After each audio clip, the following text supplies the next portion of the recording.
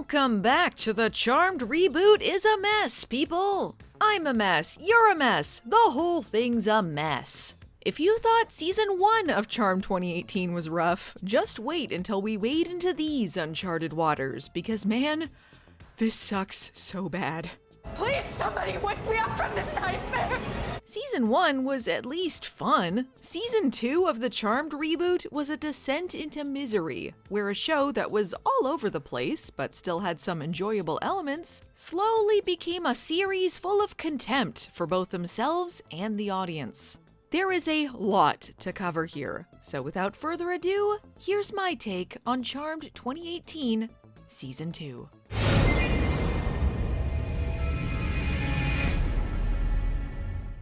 Before we get too far, I'm going to start with the section that's going to make the most people uncomfortable, and that's me, a white person, talking about race again. Please take solace in the fact that this section will turn away all of the worst people who think the show is bad because brown people existed on it and will be mad that I don't validate them. Anywho, so this is where I start with my apology. In my review of Season 1, I discussed the controversy with the casting and stated that Melonie Diaz was the only Latina lead. But Madeleine Mantock, who is part Afro-Caribbean, is in fact Latina. I truly didn't know that the Caribbean fell under the Latina banner, and for that I have to say I'm sorry. And I am sorry for hurting biracial people as well, because I inadvertently made it appear that I was erasing their identities. That wasn't my intention. The thing that confuses me is that I didn't make up this controversy. I got my information from reading articles that were published at the time, which also stated that Melonie Diaz was the only Latina lead. So either the information from those articles is incorrect, or the information about Madeleine Mantock's ethnicity is incorrect. But either way, I'm not here to police who's a true Latina. Same with who's a true Puerto Rican. I mistakenly referred to Puerto Ricans solely as an ethnicity, and that's not really correct either. There are Puerto Ricans of all races, and no one Puerto Rican fits a certain mold. For all of that, truly, I am sorry. My intention bringing up the controversy was not to determine who belongs where, but only try to report accurately how the show was received and why it was criticized. I don't know if this helps, but I'll show this clip. Kill Whitey! But it is pretty impossible to talk about Charmed 2018 without discussing race, because it is pretty well baked into the story and how the audience interpreted some of its choices. As you can imagine, this show had a huge fan base of color. So when, starting this season, the show supposedly about 3 POC sisters suddenly got hijacked by 2 secondary white characters, the fan base had something to say about it. And the new showrunners didn't really like that. And you could tell. The stink lines from this stinky show were stinking off the screen. They didn't like Charmed, they didn't like the fans, and they didn't like you. This is very bad. Yeah, no There was a huge backslide in this show's dedication to diversity. Because while there were still plenty of people of color in the cast, so much of the plot is dedicated not to them, but to the white characters around them. In one episode, Macy doesn't even appear except for briefly in Harry's mind. And while Harry's doing plot stuff, Maggie and Mel are just throwing tofurkey at a demon dog in the background. Though it is nice that when they make friends with the demon dog, it does fix the wall it just burst through.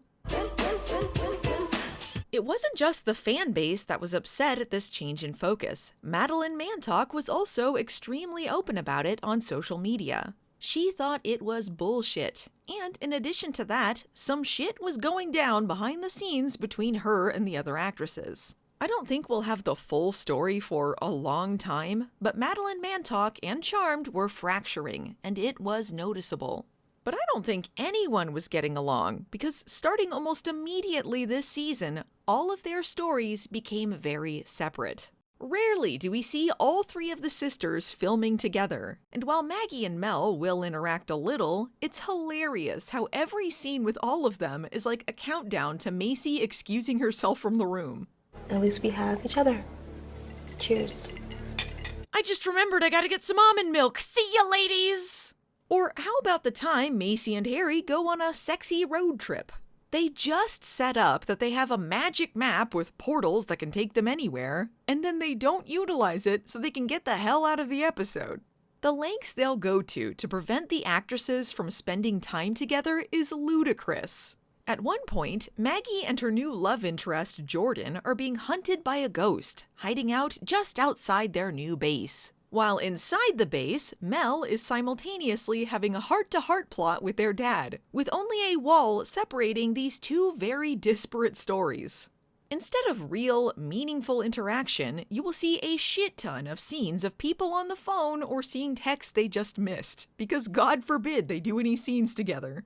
Honestly, I don't know how people lived before cell phones. Even though I did. And all of this happened before COVID came into play. COVID happened near the end of the season, but you would never know looking back on it now, because they were treating each other like the plague for COVID-19 whole episodes. Oh, and you can tell. You can tell. Look at this scene where Mel says she's going into a life or death situation, with or without them, and Macy's reaction is to just sort of sarcastically pout at her. Does this look like the face of someone who cares about her sister? I'll get into this more as we go along, but folks, it is dire. This is bad. As much as I prayed for the cancellation demon to come a-callin', unfortunately, this show lasted 4 seasons, which is half as long as the original show, but 4 times as long as it deserved. But it was not something the network was happy with, that's for sure. After being dunked on hardcore during season 1, they decided to change writers and showrunners, taking the series in a new direction. A darker, more boring direction. Whose stupid idea was that? In season 1, the show was headed by Carter Covington, who was known for producing shows like Greek, 10 Things I Hate About You, and Heart of Dixie. He was replaced with married duo Craig Shapiro and Liz Kruger, known for producing Necessary Roughness, something called Salvation, and the scripts for the hit Mary-Kate and Ashley films Passport to Paris and Our Lips Are Sealed.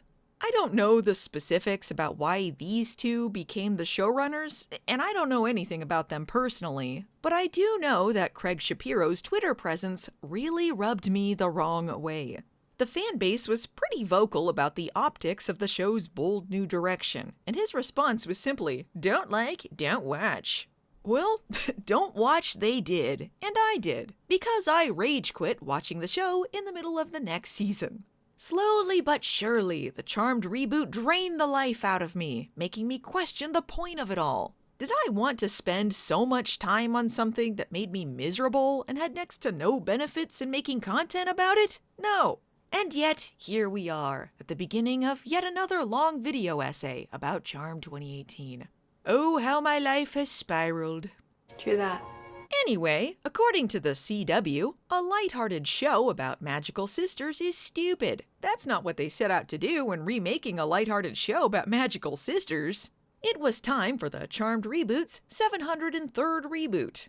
According to the new showrunners, there would be less focus on sisterhood and more on the supernatural. Yes, that's what we wanted. Oh, by the way, I hope you weren't too attached to anything in season 1, and I mean anything, because that is all spectacularly destroyed within the first 9 minutes of season 2. So do I throw it all away? Remember how the Charmed ones were gonna be the new elders and lead all of the magical folks into a new era? Just kidding, fuck all of them. Throw it all away. The season immediately begins by destroying the Book of Shadows, dumping the girls into Seattle, and stripping away their powers. Throw it all away. Why did they even need to move from Michigan to Seattle? It's ultimately pointless. But hey, I'm glad we're focusing more on the supernatural now, with them not having powers and all. You know what the most magical thing of all is? No magic! Did you want to see a show about witches who can't do magic? Eventually, they'll get new powers through the season, but it takes forever to get anywhere, and they'll never get their original powers back. And who cares about their charmed powers? It's not like that was important. And when they do cast spells, they sort of gloss over whatever they're doing, and I just have to comb through the wiki to see just what the hell was even accomplished. They don't even do Monster of the Week stories anymore. It's all one long, insufferable 19-hour movie, because that's what shows are now. So if they've taken away the sisterhood to focus more on the supernatural, but then also take away any of the supernatural elements, what are we left with? 3 miserable, mopey people? The answer is, sadly, yes. We're watching a show about people moping mostly. Everything's more boring. Everything looks more boring. Everyone even dresses more boring. And they must have gotten the memo that there were too many things happening last season, so they decided to pare it down, but then tried to keep the pacing going by just jumping back and forth between all of the boring plots every minute or so, lest the dumb audience become bored with all of the boring things they're doing. And in case the audience is also too dumb to follow along, they'll constantly cut to flashbacks anytime someone references anything at all, because the audience is made up of a bunch of dumb babies. This includes such necessary flashbacks as Macy can't handle her liquor and Macy has fought demons in the past. And because the show is so boring and slow, it really stands out that they go to every single commercial break with a loud music sting to try and trick you into thinking there's some excitement involved.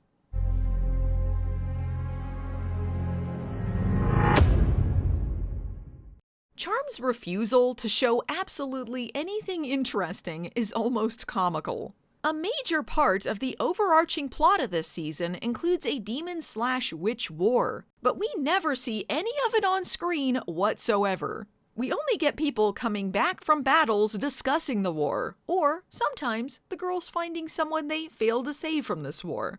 And while all of the exciting things are happening off-screen, they still have to have the stuff that does happen on screen tie into the mystery box. So it's always dull scenes of people doing research or discussing the plot, and then having to clunkily segue into a relationship talk at inappropriate times. A provenance spell. We can extract its essence.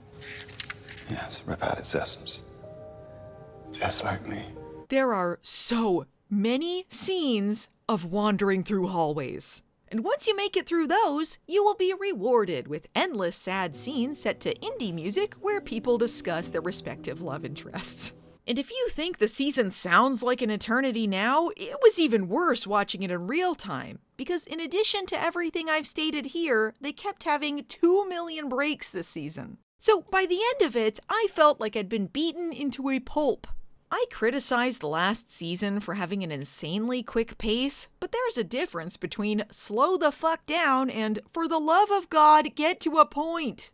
And they just kept retooling the show even within this season. But it was never anything good, it was just different shades of boring. It was like you could hear the network giving them notes as the episodes were airing.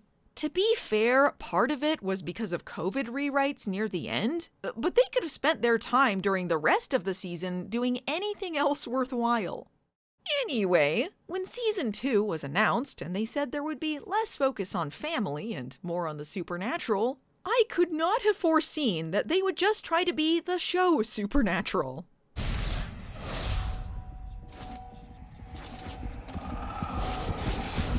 Supernatural was the longest-running series on the CW, with 15 seasons of Sam and Dean Winchester hunting monsters and possibly being gay with their angel friend. I love you.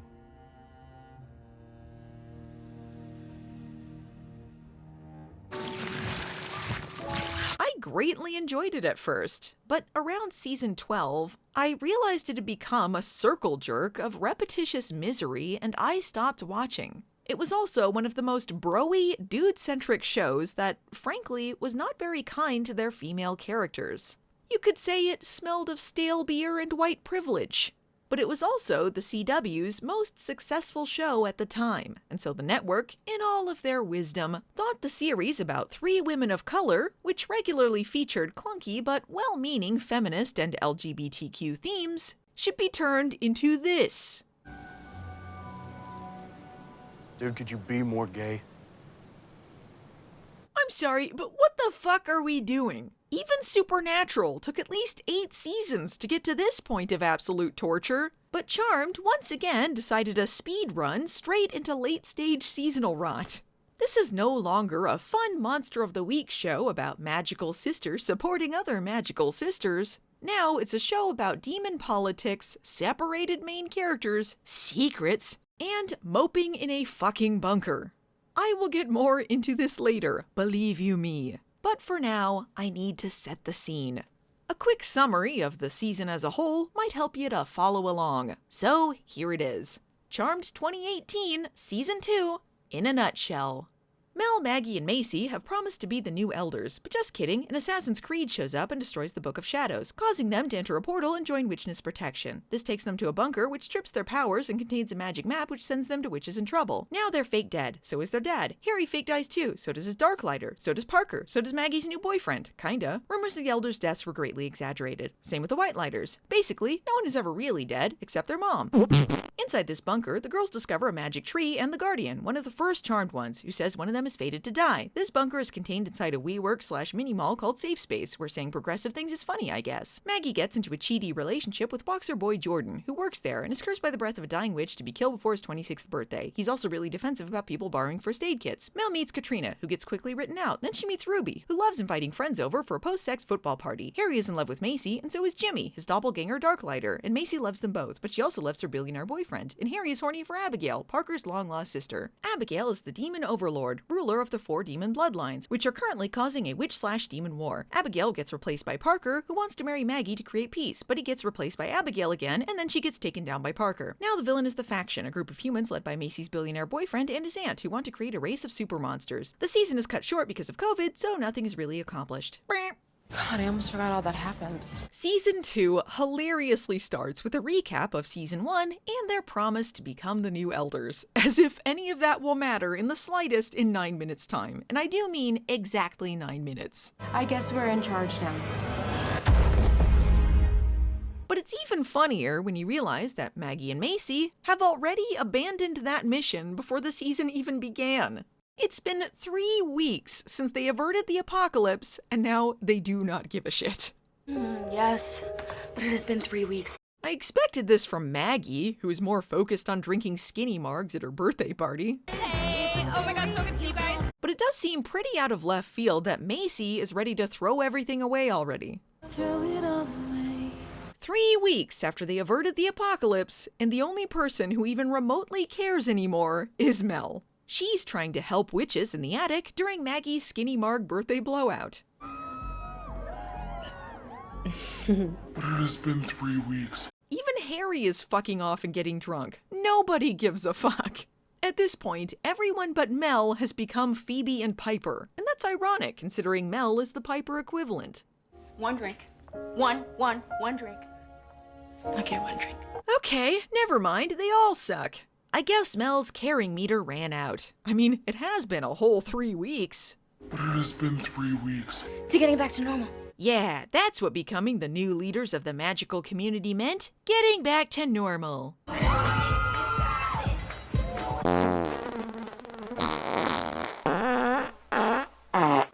Well, cool. I'm glad it took them approximately 1 season and 5 minutes to piss away all of the goodwill they had, when the original show took at least 4 seasons. Speedrunning aside, maybe this is too accurate of a remake. Hey, why did Maggie and Mel just leave Macy passed out in garbage on the floor? You don't waste any time killing the buzz, do you? Why are you going into bummer mode when we haven't even had coffee yet? But it has been 3 weeks. We're supposed to be in charge. So what? So we're just never supposed to have fun ever? No wonder Macy's bailing. But it has been 3 weeks. Why are Maggie and Macy, like, the worst? Like I said, I expected this from Maggie, but Macy used to be a good character. But at least Macy does sort of have an excuse. She's been offered her dream science job, doing science, and she says a fresh start would be great after everything that happened. You know, when they had that storyline that emphasized the importance of love and sisterhood or whatever. Anyway, gotta get away from those stupid sisters. You're better together, your differences are your strengths, and nothing is stronger than your sisterhood. Sure, we'll be the new elders. I need to get away from all of this. A fresh start. But we have a job. You have a job. I'm a scientist, and being in charge of magical creatures was never part of my plan. I guess we're in charge now.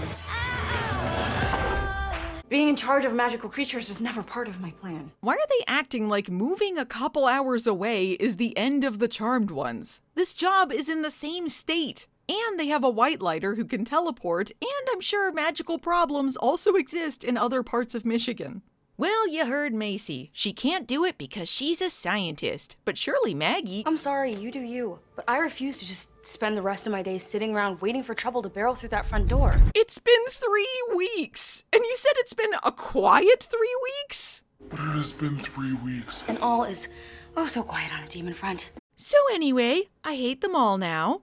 This OG Charmed One bitching session is interrupted by an assassin's creed, ready to destroy any last vestiges of their one good season. Harry helps them out, though, by orbing them to the attic? He can literally orb them anywhere on the planet, and yet he takes them upstairs so the assassin can immediately kill them? I mean, it's lucky the sisters get away, but he himself is actually murdered at the end of this scene. And if it weren't for a plot-relevant loophole, he'd be permanently dead from his own stupidity. As expected, the Assassin's Creed immediately follows them upstairs, and then destroys the Book of Shadows in a 2-second aside. I'm giving it more consideration than the show decided to, but he destroyed the Book of Shadows in a 2-second aside! Just to repeat, he destroyed the Book of Shadows in a 2-second... Well, hope you weren't too attached to that huge part of Charmed lore, both for the remake and the original series, because it's fucking gone. They're gonna sorta get it back later, but as far as this season is concerned, fuck it. Officially, the Charmed remake is no longer interested in being charmed in any way, shape, or form. The Book of Shadows being destroyed doesn't even warrant a reaction shot from Mel or Maggie. That's how important that was. They don't even have any lines about it afterwards. No one is concerned or sad about losing this powerful family artifact. I'm sorry for giving the original show so much flack for the "good thing we didn't throw this away" line. So we could get the next generation ready to pick up where we left off. It's a good thing we kept this. Remember how last season, new Whitelighter Tessa did a training session with the girls where the Book of Shadows is fake destroyed to demonstrate how they need to be more on their toes? And now the show just did that scenario unironically to get rid of stupid charm stuff they don't like anymore? And treated it with less gravity in the scenario where it actually happened? Throw it all away. This one moment really sets the scene for what you're in for the next 2 seasons. Brace yourselves. So now that that's taken care of, there's just this small matter of getting rid of everything fucking else. A mysterious portal appears, and despite the fact Harry's whole job is to protect the Charmed Ones, he encourages them to jump into this strange thing they know nothing about. Macy, jump now, think later. Again, I expected this from Maggie though. Luckily for them, or perhaps unluckily considering how the season pans out, this portal was set up as an emergency protocol by the Elders. It was for Marisol, because the Elders only care about themselves. We find out later that other witches have used this sort of thing before, but apparently the Elders didn't think the 3 witches prophesied to save the world were worth protecting over sweet, innocent Marisol. But seeing as how all of the Elders are dead, including sweet, innocent Marisol, this is an escape route for the Charmed Ones now.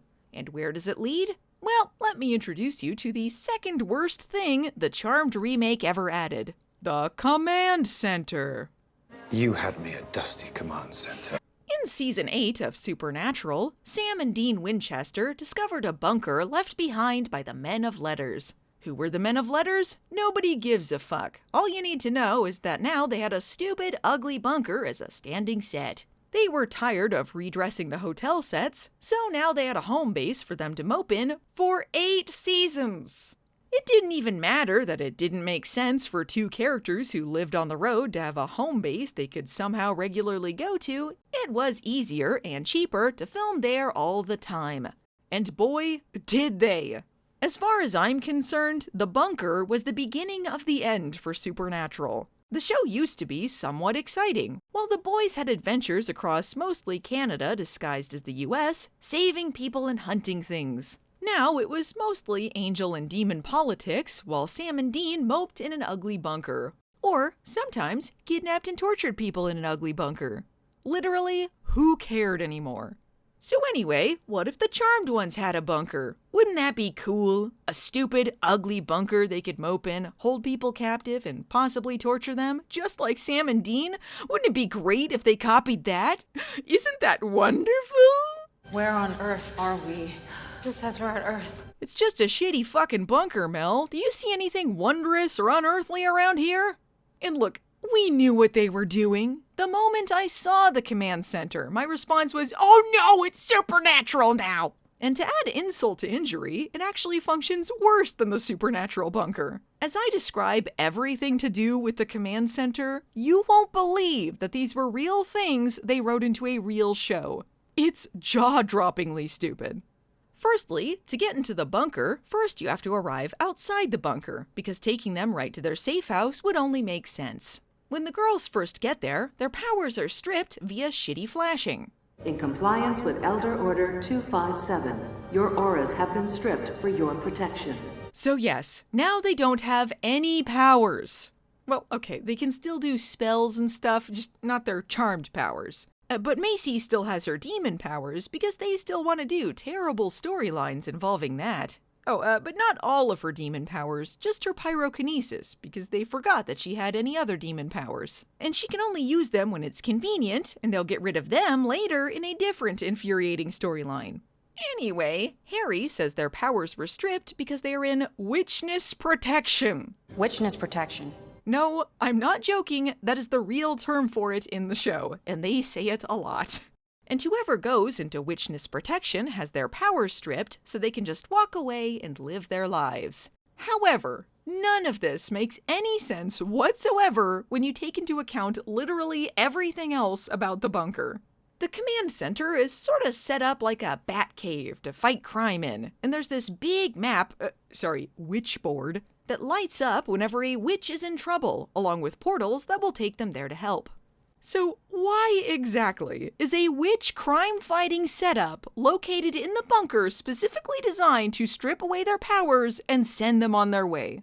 Even if they had known all about the map and the portals and whatever else, they would still have their powers stripped when they got inside, thus rendering their help in the magical world pretty damn useless. And how does stripping their powers ultimately protect them anyway when they're now completely defenseless? They try to tell us late into the season that the bunker is actually used for witches who want to retire, but that's not the same thing as witness protection. And how is retiring or witness protection connected to magical crime fighting?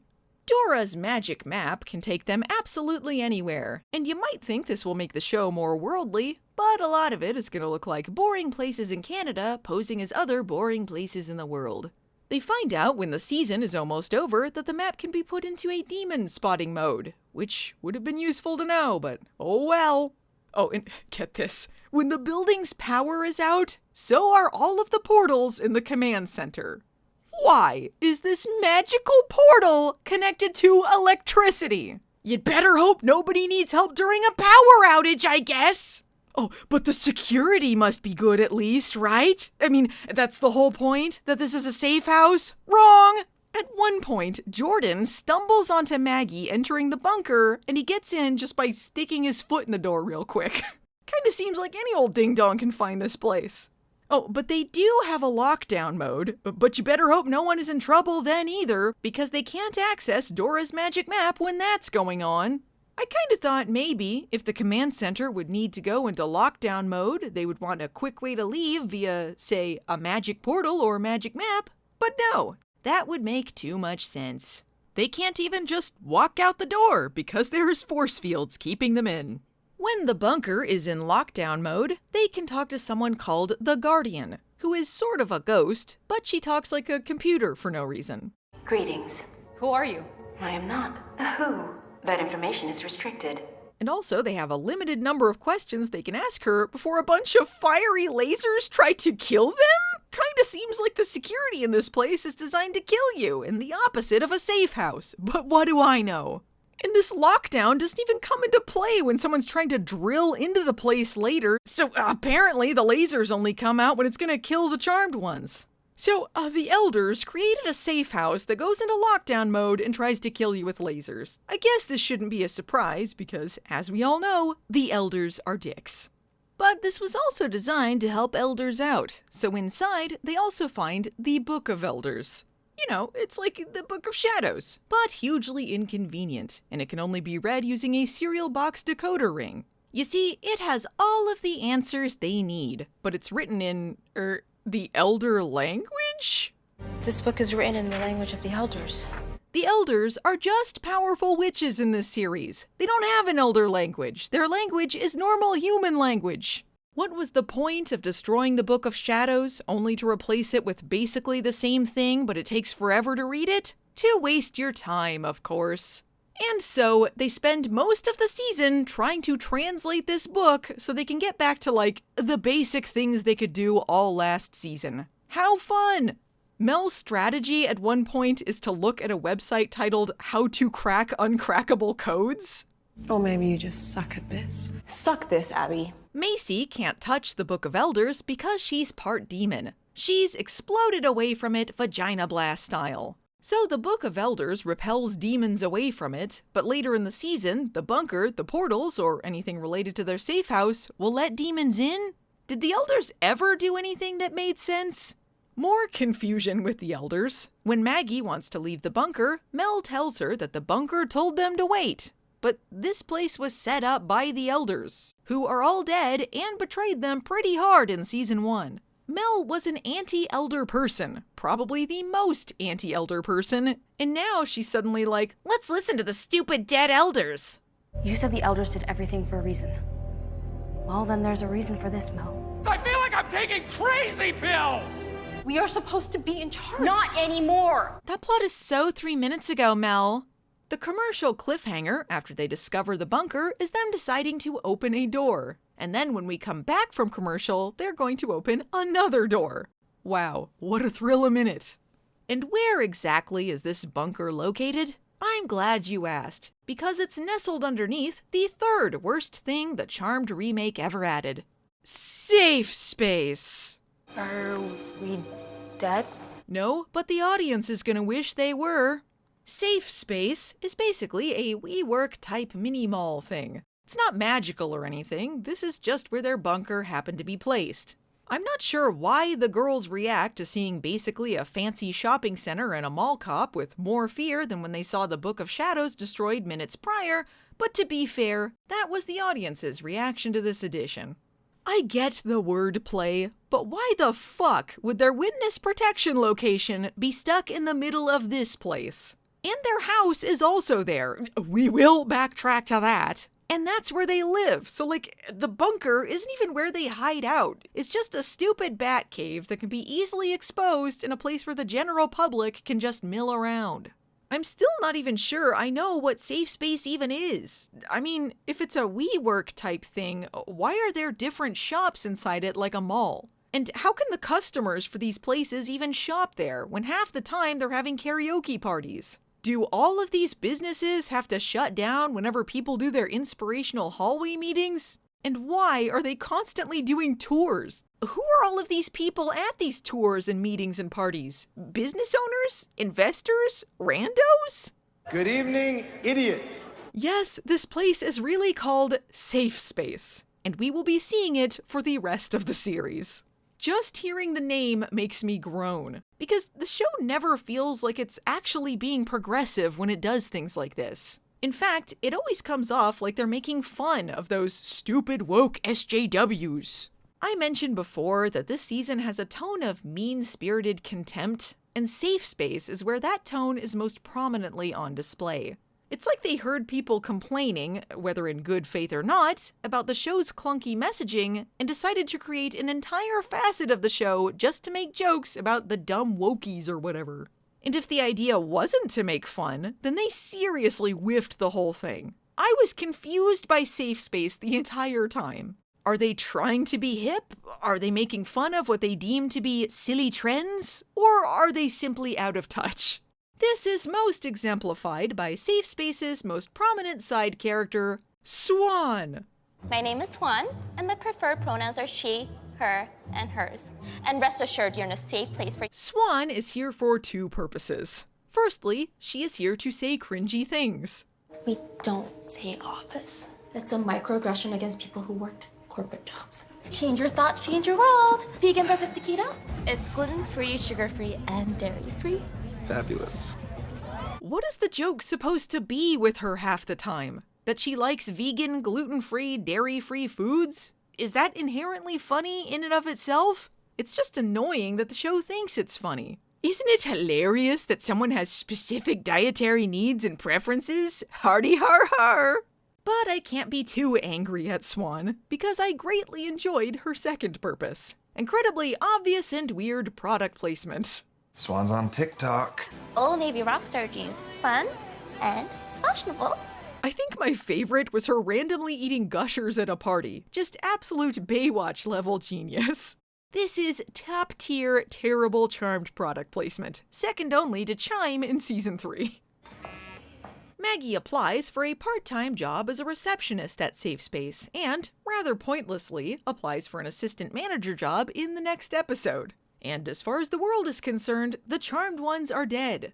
It isn't until episode 10 that they even passingly mention that the girls are using fake names. And even then, they're still using their own first names, and it's never established when or how they got their fake identities. But it's possible that they only started using fake names then, because the episode before that, we see that Maggie is using the last name Vera. So it's kind of surprising that more people didn't find out that they're supposed to be dead. And one time, when Maggie is going on a mission, she just tells Macy to do her job at Safe Space, as if you can have someone who isn't employed there just sub in for you. Macy's time at Safe Space is when the show's contempt for their own social messaging comes out in full force. Something which is even more screamingly obvious next season when they inexplicably put her in charge of the whole building. Greetings, visionaries. I am just a work in progress. Who wants some kombucha? We have that here. Look at her, she loves it. I bring all of this management business up because guess what? The command center is about to get even dumber than you thought possible. Because the girls can't get back into the command center without a Safe Space key card, which is abso-fucking-lutely the thing that makes the most sense for a safe house. Holy shit. I bet you're thinking to yourself that this is an annoying but brief obstacle to the girls. But you weren't one of the geniuses behind Charmed 2018, because getting a key card is a multiple episode story arc. A huge swath of just the first episode is dedicated solely to stealing a key card so they can get back into their stupid bunker. They just obliterated the Book of Shadows, but somehow we're supposed to care more about them getting a key card. In the next episode, they have to keep stealing key cards to get inside instead of, I don't know, keeping the first ones they stole. This is also the episode where they get locked out of Safe Space due to maintenance. Seriously? So the elders, I guess, intended whoever hid out in this bunker to help people, but only during mall hours. The episode after that, the key cards are only given to management, which is why Maggie applies for the assistant manager job. Why the fuck is this a running storyline? After they've wasted half of the season opener trying to open the key card door, then they gotta figure out how to open the second magical door to get to the command center. Oh, who cares? In case you're wondering, they just have to say that discover the secret path but in Spanish spell again. Descubre el camino secreto. And while Mel and Maggie snoop around Safe Space for key cards and white privilege, Macy is poisoned and bleeding, and Harry might be dead. But sure, I guess they have time for 2 separate meet-cutes. Don't get too attached to Katrina, Mel's love interest, because that's a whole other can of worms. There's more to the universe than we can explain. True that. What's important to know right now is that despite the fact Katrina owns a magic shop, Mel doesn't think to look for something to help with Macy's magical poisoning, and instead asks to borrow her phone. Meanwhile, Macy, who has been left to just bleed out on her own, I guess, slinks out of Safe Space and leaves a giant trail of blood that absolutely no one there noticed. This place matches precisely 0 interpretations of the term safe space. So they finally get back into the bunker, which leads them to Dora's magic map, which sends them to a magical bed and breakfast. Okay, the elders officially suck.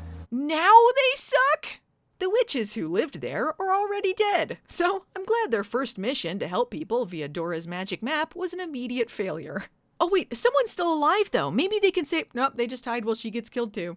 This is when Macy discovers she still has her demon powers, which allows Harry to track them down and reveal that, just kidding, he isn't dead. He heals Macy and absorbs the poison, which will cause his powers to not work properly for a while because, hey, they're focusing more on the supernatural this season.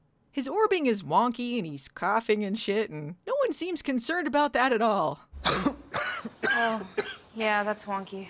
I guess in the end it didn't really matter, but you could show a little worry. Like the others, he slowly gets his powers back through the season, but even when he can orb again, he still uses the redundant bunker portals to try and justify this stupid addition to the show. They return through the portals via magic marbles they take along with them, but during one fight, Macy's pocket gets blown up and the marble is either lost or destroyed, so maybe changing their mode of transport to marble is dumb as fuck. Haven't you heard there's a war going on? We're coming for you. Witches! Oh wow, you mean demons are going to try and kill witches now? What a new, intriguing development! So now they have the season set up. Some vague demon war is brewing. The girls must use their magic map to help witches everywhere. They have no powers, and they live in Seattle now, for some reason.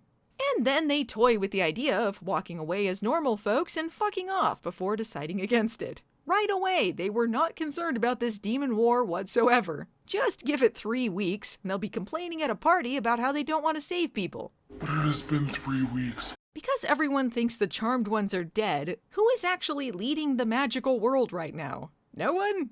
I guess they don't care. They seem to act like the Charmed Ones are in charge later in the season, but according to who? Everyone thinks they're dead. But I mean, they have to pretend they're dead, because if the demons find out they're alive, they'll be looking for them, and just kidding, the demons find out they're alive in the 2nd episode, thus rendering this entire thing pointless. But for some reason, they still have to pretend they're dead to the rest of the world. Cool.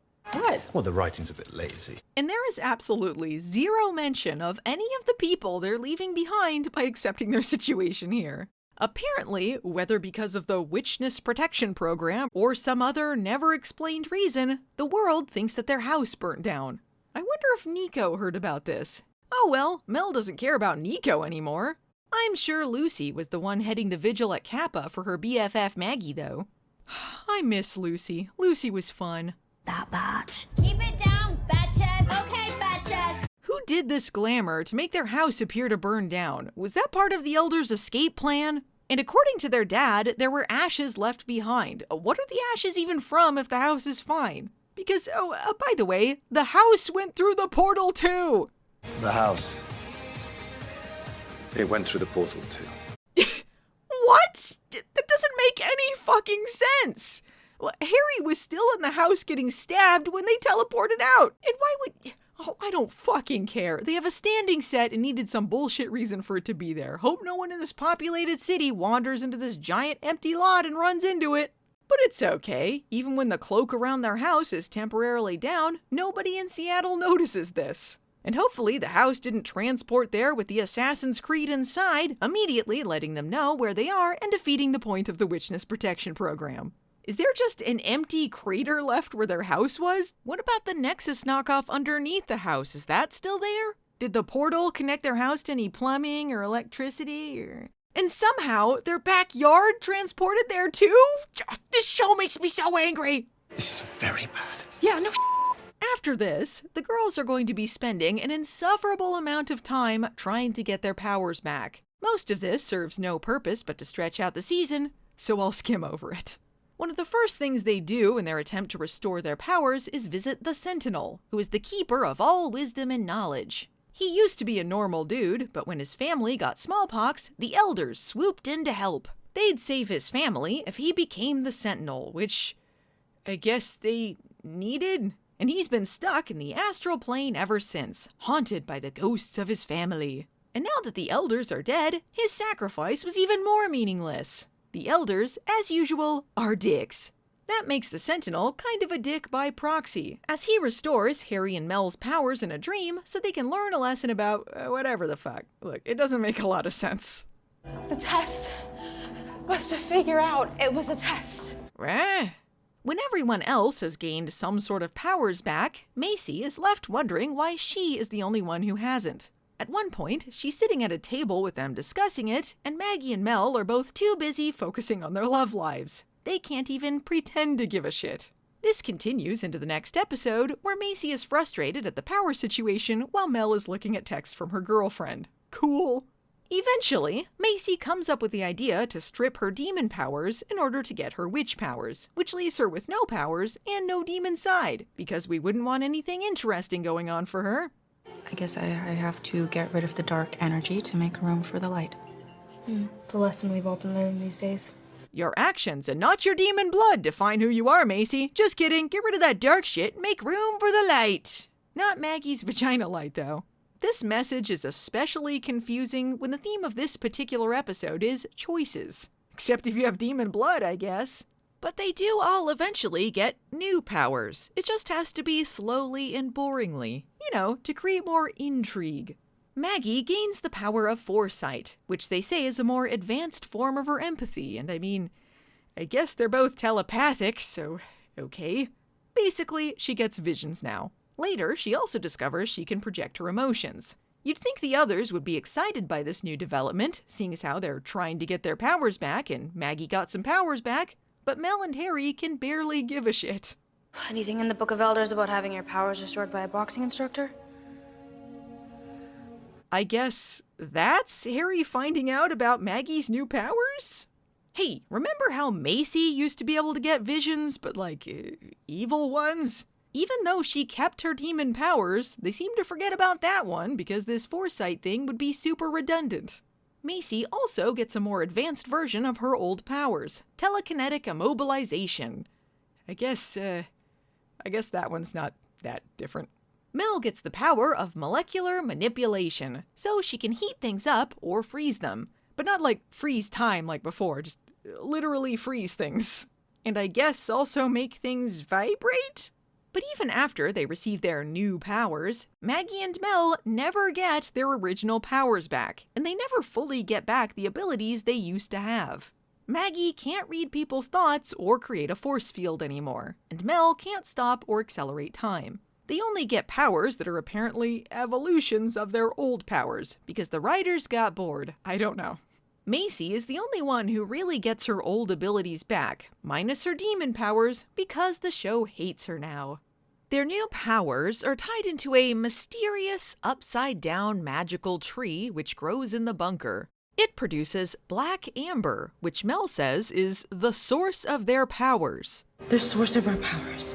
But I thought the source of all magic was Fiona, who cares? When they try to dig up the tree, this activates a lockdown protocol and traps them inside a slowly shrinking web of lasers. The girls react in horror when they realize they've been forced to share screen time together.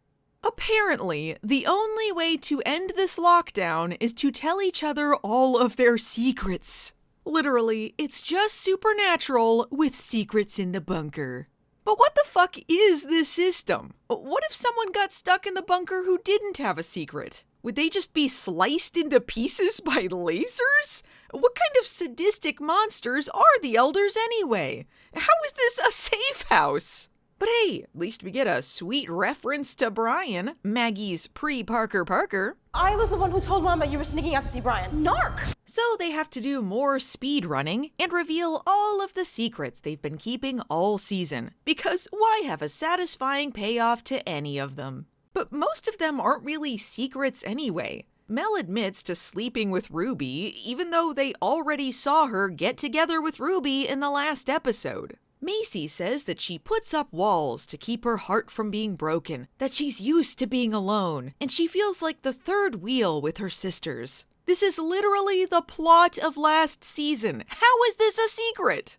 With all of these non-secrets secretly revealed, the girls are given access to yet another secret charmed room. You thought we were done with stupid bunker shit. Well, think again. Inside this chamber of secrets, they get to meet the Elder Customer Support, aka the Guardian. She's a spirit who guards the past and protects the future, whatever the fuck that means. More importantly, she was one of the first charmed ones. Yes, in every generation, there are 3 chosen ones. They alone will bitch at each other, fail to save people, and go on lots of dates. They are the charmed ones. Sounds like material for an evil origin story if I ever heard one. Yeah, so now there are multiple generations of Charmed Ones. So I guess the OG fans can try and make this make sense with the original show, even though it doesn't, and ultimately won't matter because apparently the original show is in a different dimension.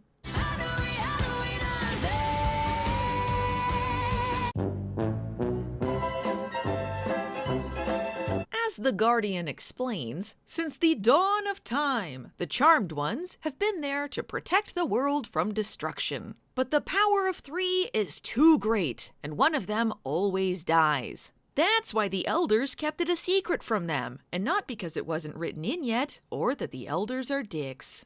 You'd think that one of the sisters always dying would be hinting at Prue, but when they look at the names of the past Charmed Ones earlier, the Halliwells aren't listed in there. Hey, real quick, did any of the previous Charmed Ones get killed by lasers? The Guardian says that they're no exception, and one of them will die. Yeah, I already did. Oh, well, I guess we're good here then. Bye!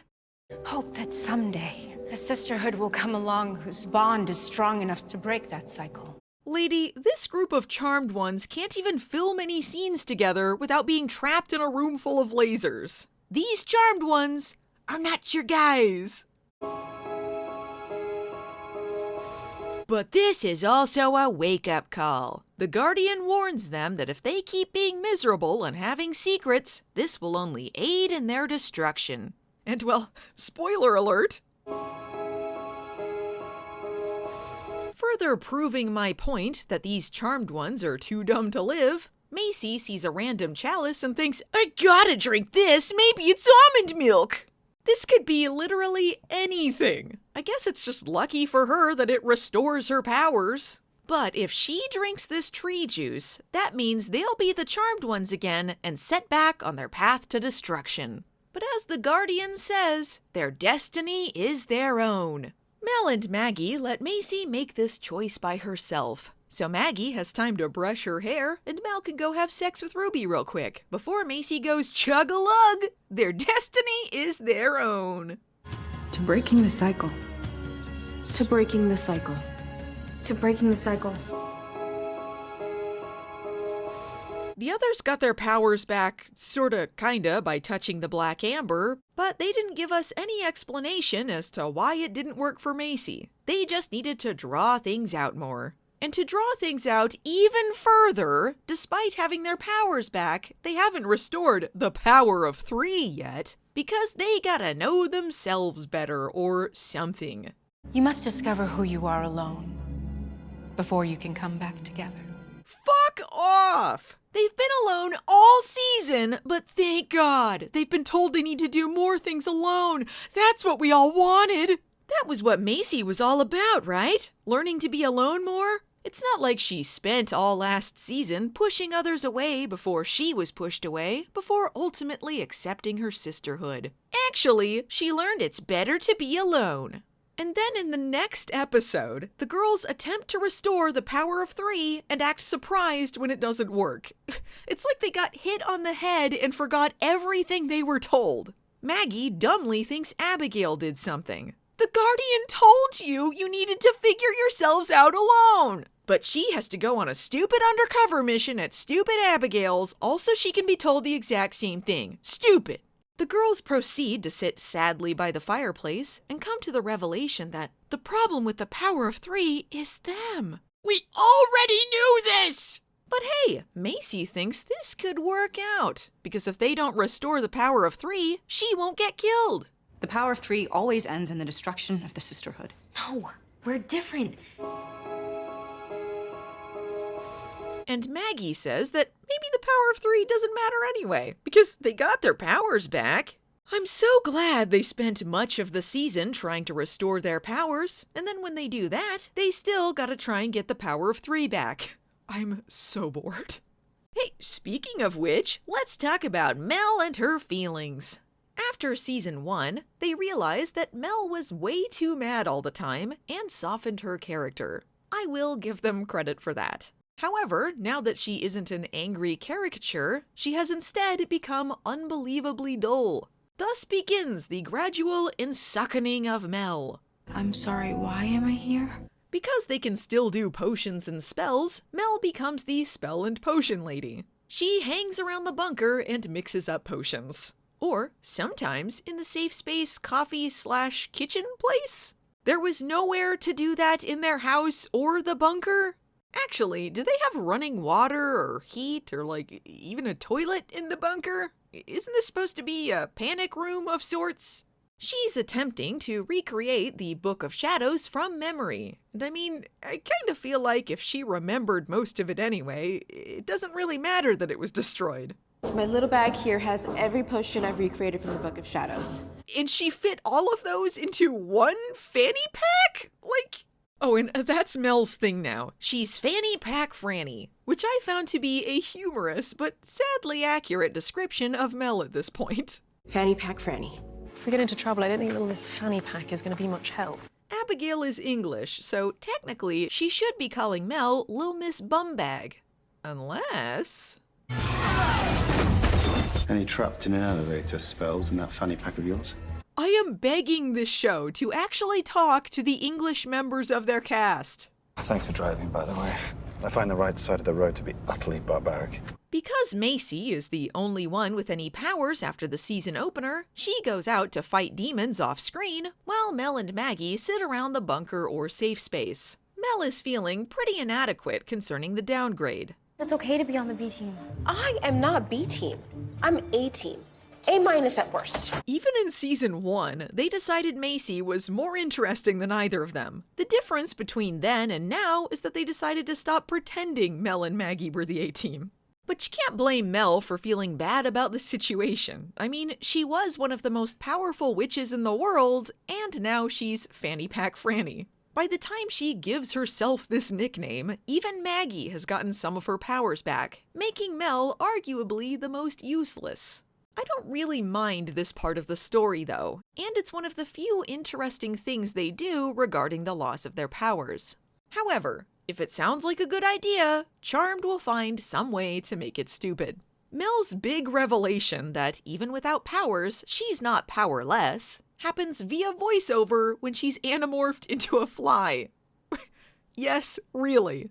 I may not have powers, but it doesn't mean that I'm powerless. Not that this revelation matters anyway, because she gets powers by the end of this episode. Just kidding, having powers is way better than no powers!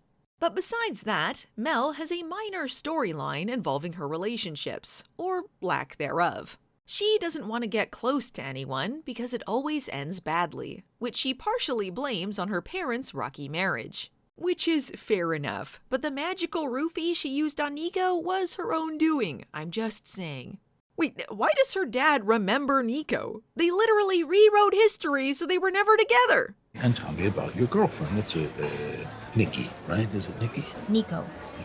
Anyway, their new witchness protection situation gives Mel the perfect excuse to avoid relationships entirely. In fact, her sisters can't date either, she says. They're supposed to be laying low. Therefore, none of them should be doing any dating. Take that idea and throw it away. Throw it all away.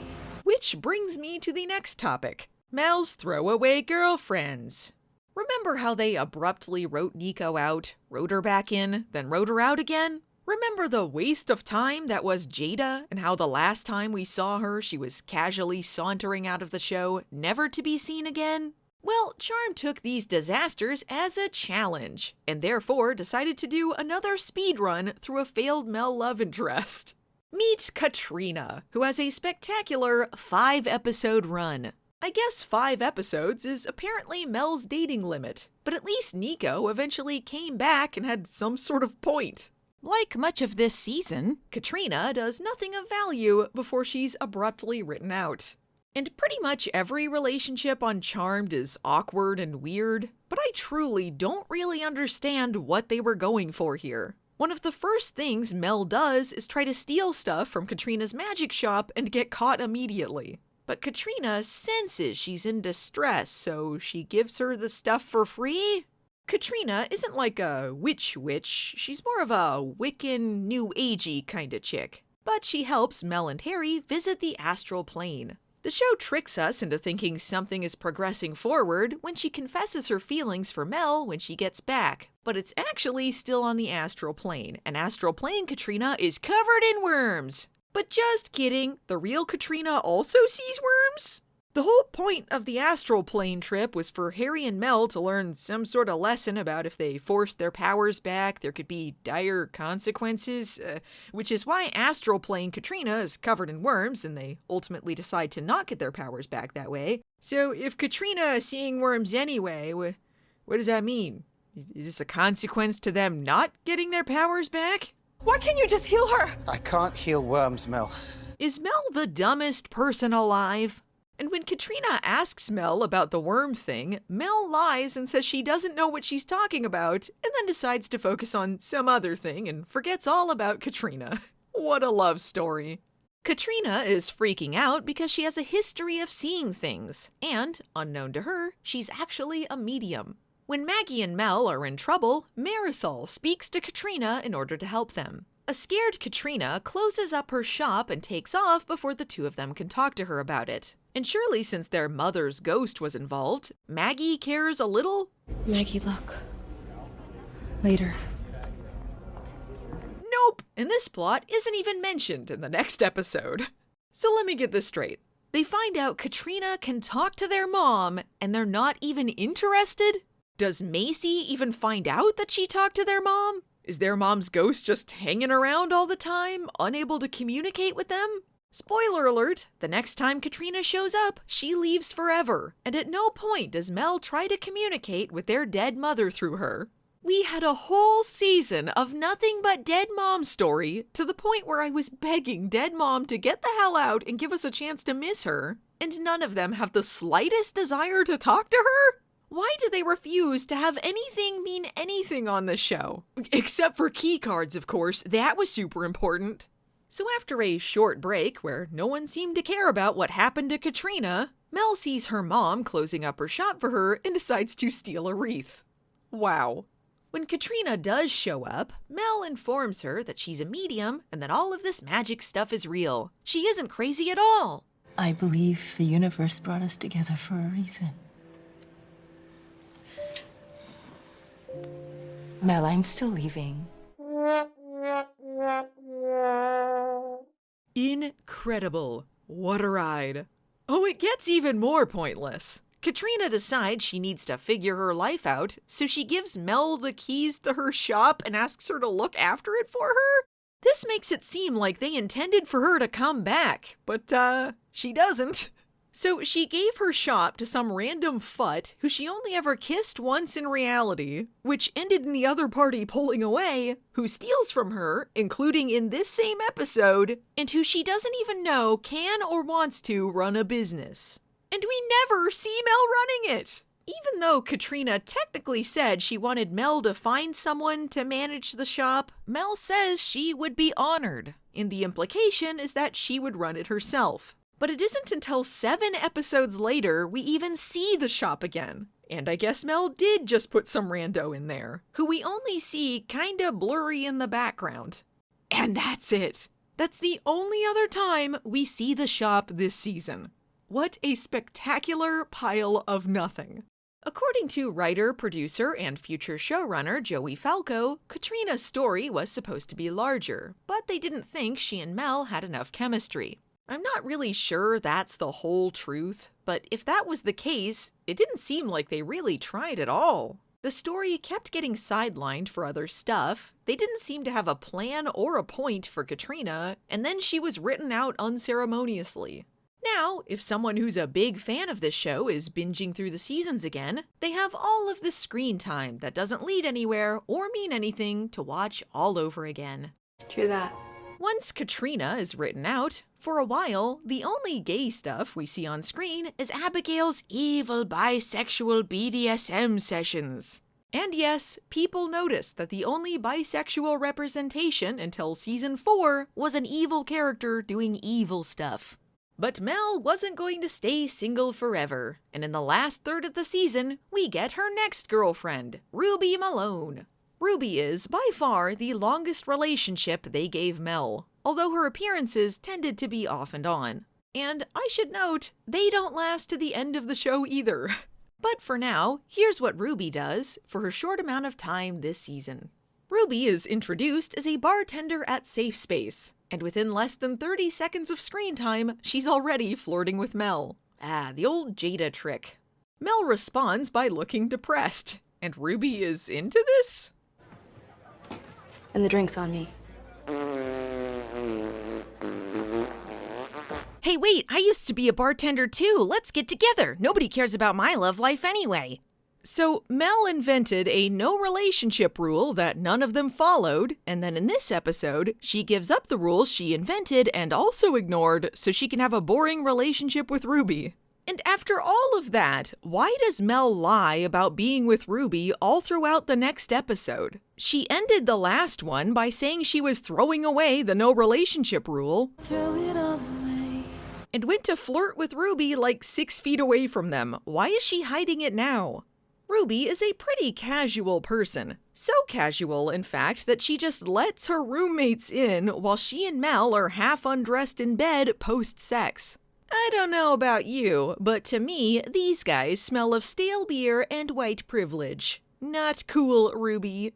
In the very last episode of the season, likely as part of another hasty rewrite, we find out that Ruby is a retired witch.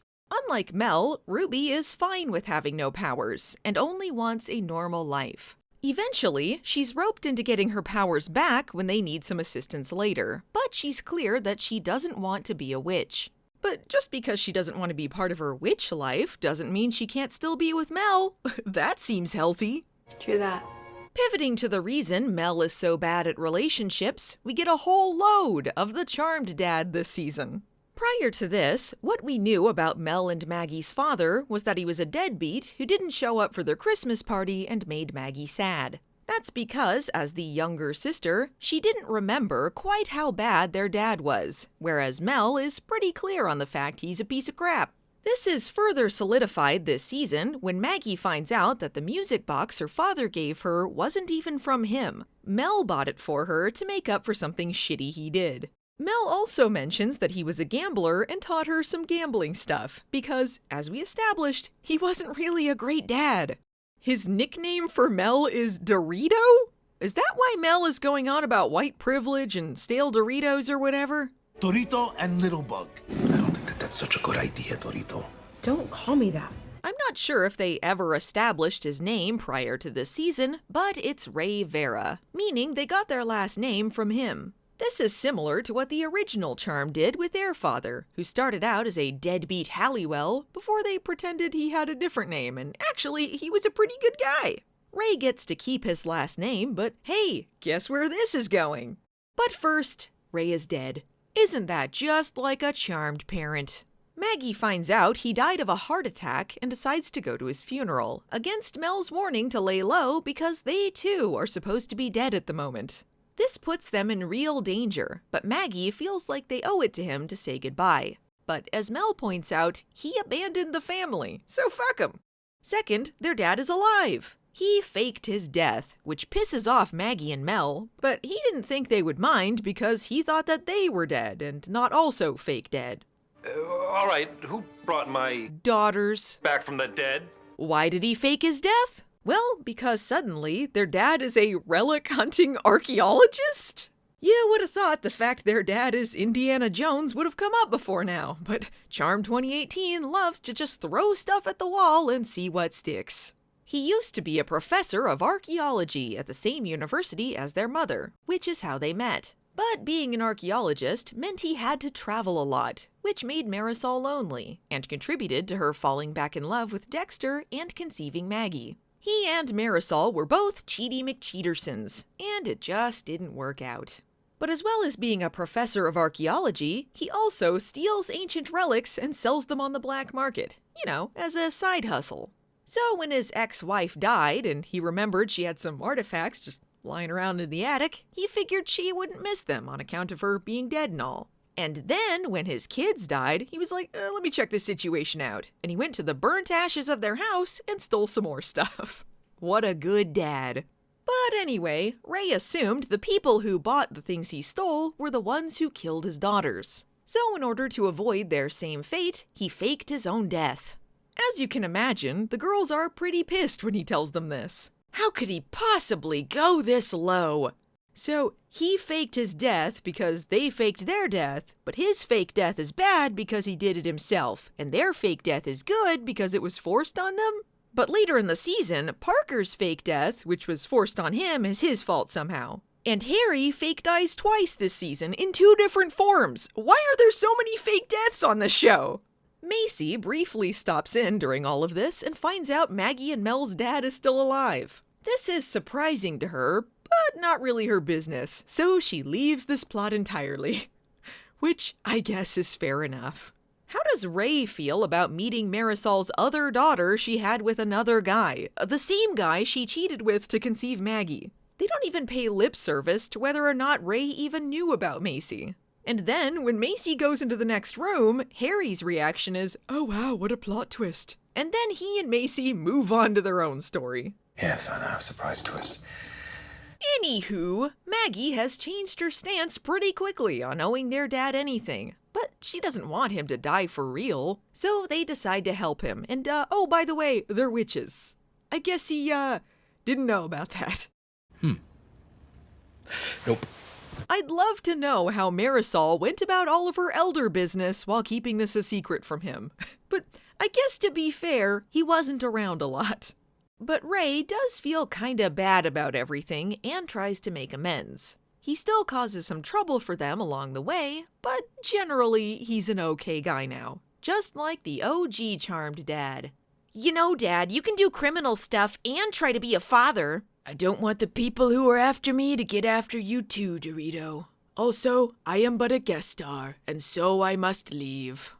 Fast forward to the end of the season, and actually, Mel has been working with their dad in secret this whole time. I guess he's okay with those guys tracking his daughters down after all, as long as it's kept from Maggie and hurts her feelings. Not only have Mel and Ray been working together on magic stuff, but they've also been mending their relationship. Which makes sense considering he was trying to make things up to them. But it's a pretty big jump to go from where they were to goofing around together and being online gamer buddies? What's Battleground? Oh, it's an online game we've been playing. You're not even a gamer. What? Look, this is a character known for breaking promises and constantly letting them down. How do you go from, we don't know him anything, to sip on some gamer fuel, Dad, we're going on a raid? And at what point during this witch/demon war did Mel and her dad have time to stop for these gaming sessions? True that.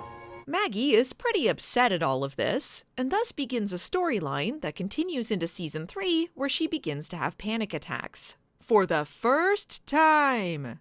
Mel came with me to make sure I didn't have a panic attack. Actually, not for the first time, because it turns out she used to have panic attacks as a kid, and Ray and Marisol had her see a therapist about it. But it was like a secret therapist who they didn't tell her was a therapist because secrets. Their mom and dad sure love to keep secrets. All of this makes sense.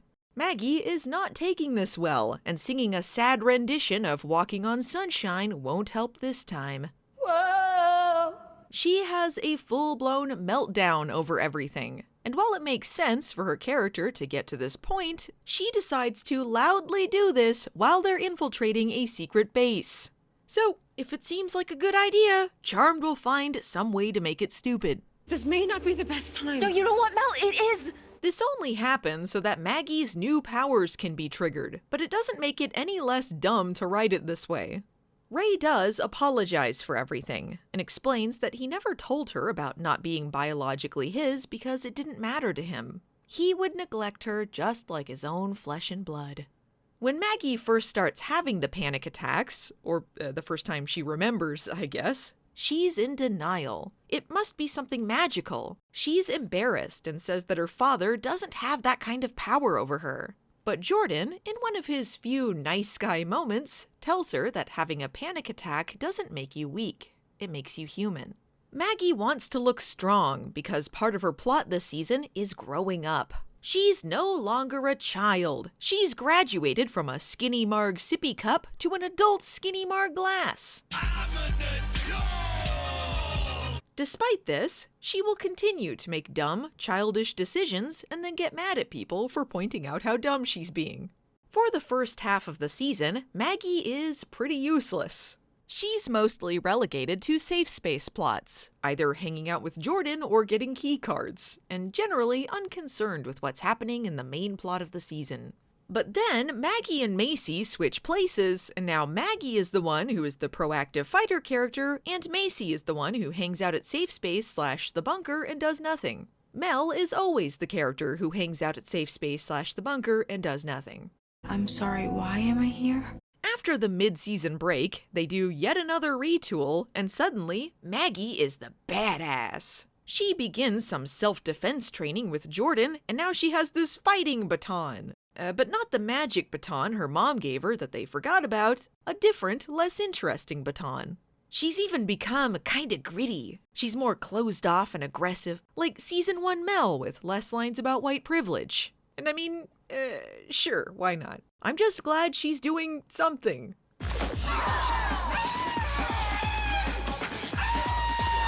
Maggie's primary love interest this season is, unfortunately, Jordan Chase. If he seemed alright to you in the brief glimpses you've gotten this review so far, well, hold on to your butts, because things are going to get really, really weird. Jordan is a jack of all trades, master of none. He's a boxer, he was a medic in the army, he's studying to be a lawyer, and he does volunteer work for organizations like Big Brother and the ACLU. He has almost a Gary Stu level of background, and yet practically none of this will matter this season outside of the fact he owns a boxing gym. So like a butterfly sting like a bee, right? Ali, I'm impressed. You're impressed that she knew one of the most well-known quotes from the most famous boxer of all time? Anyway, Jordan is introduced in the strangest way possible, by getting super suspicious and paranoid at the prospect of someone borrowing his first aid kit. First, you need a bandage for your sister. Next, you'll need to borrow money for the medical bills. Ah, the old first aid kit to asking someone to cover all your medical bills scam. Oldest trick in the book.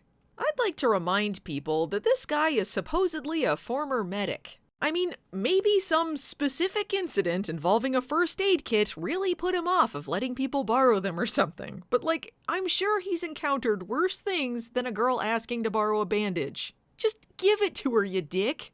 And the fact he's a former medic is mentioned early on, but until the episode before the season finale, the only medical thing involving him is this first aid kit incident. Why have you been so nice to me? He hasn't.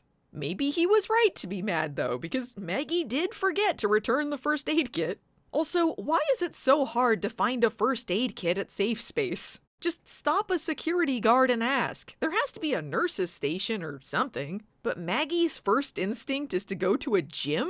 Why does this episode treat a busy mall as some sort of dystopian scavenger hunt? Okay, so Jordan is an asshole. But lest you think he's the only jerk here, Maggie is also extremely annoying. I get it, most girls don't want to give personal Girls? info to... I'm 20 years old, dude. I am not a girl. That's right, they're women, not girls. It's like just because I have clear skin and a positive attitude, the whole world thinks I'm a child. And she's humble, too. Why wouldn't you fall in love with her?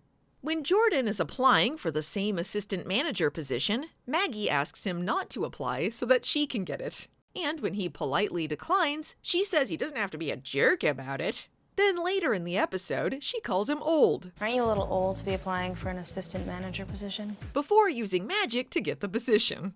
Personal gain doesn't exist anymore, so the only thing keeping them from unchecked power is their own consciences. And it doesn't seem like they have those anymore either.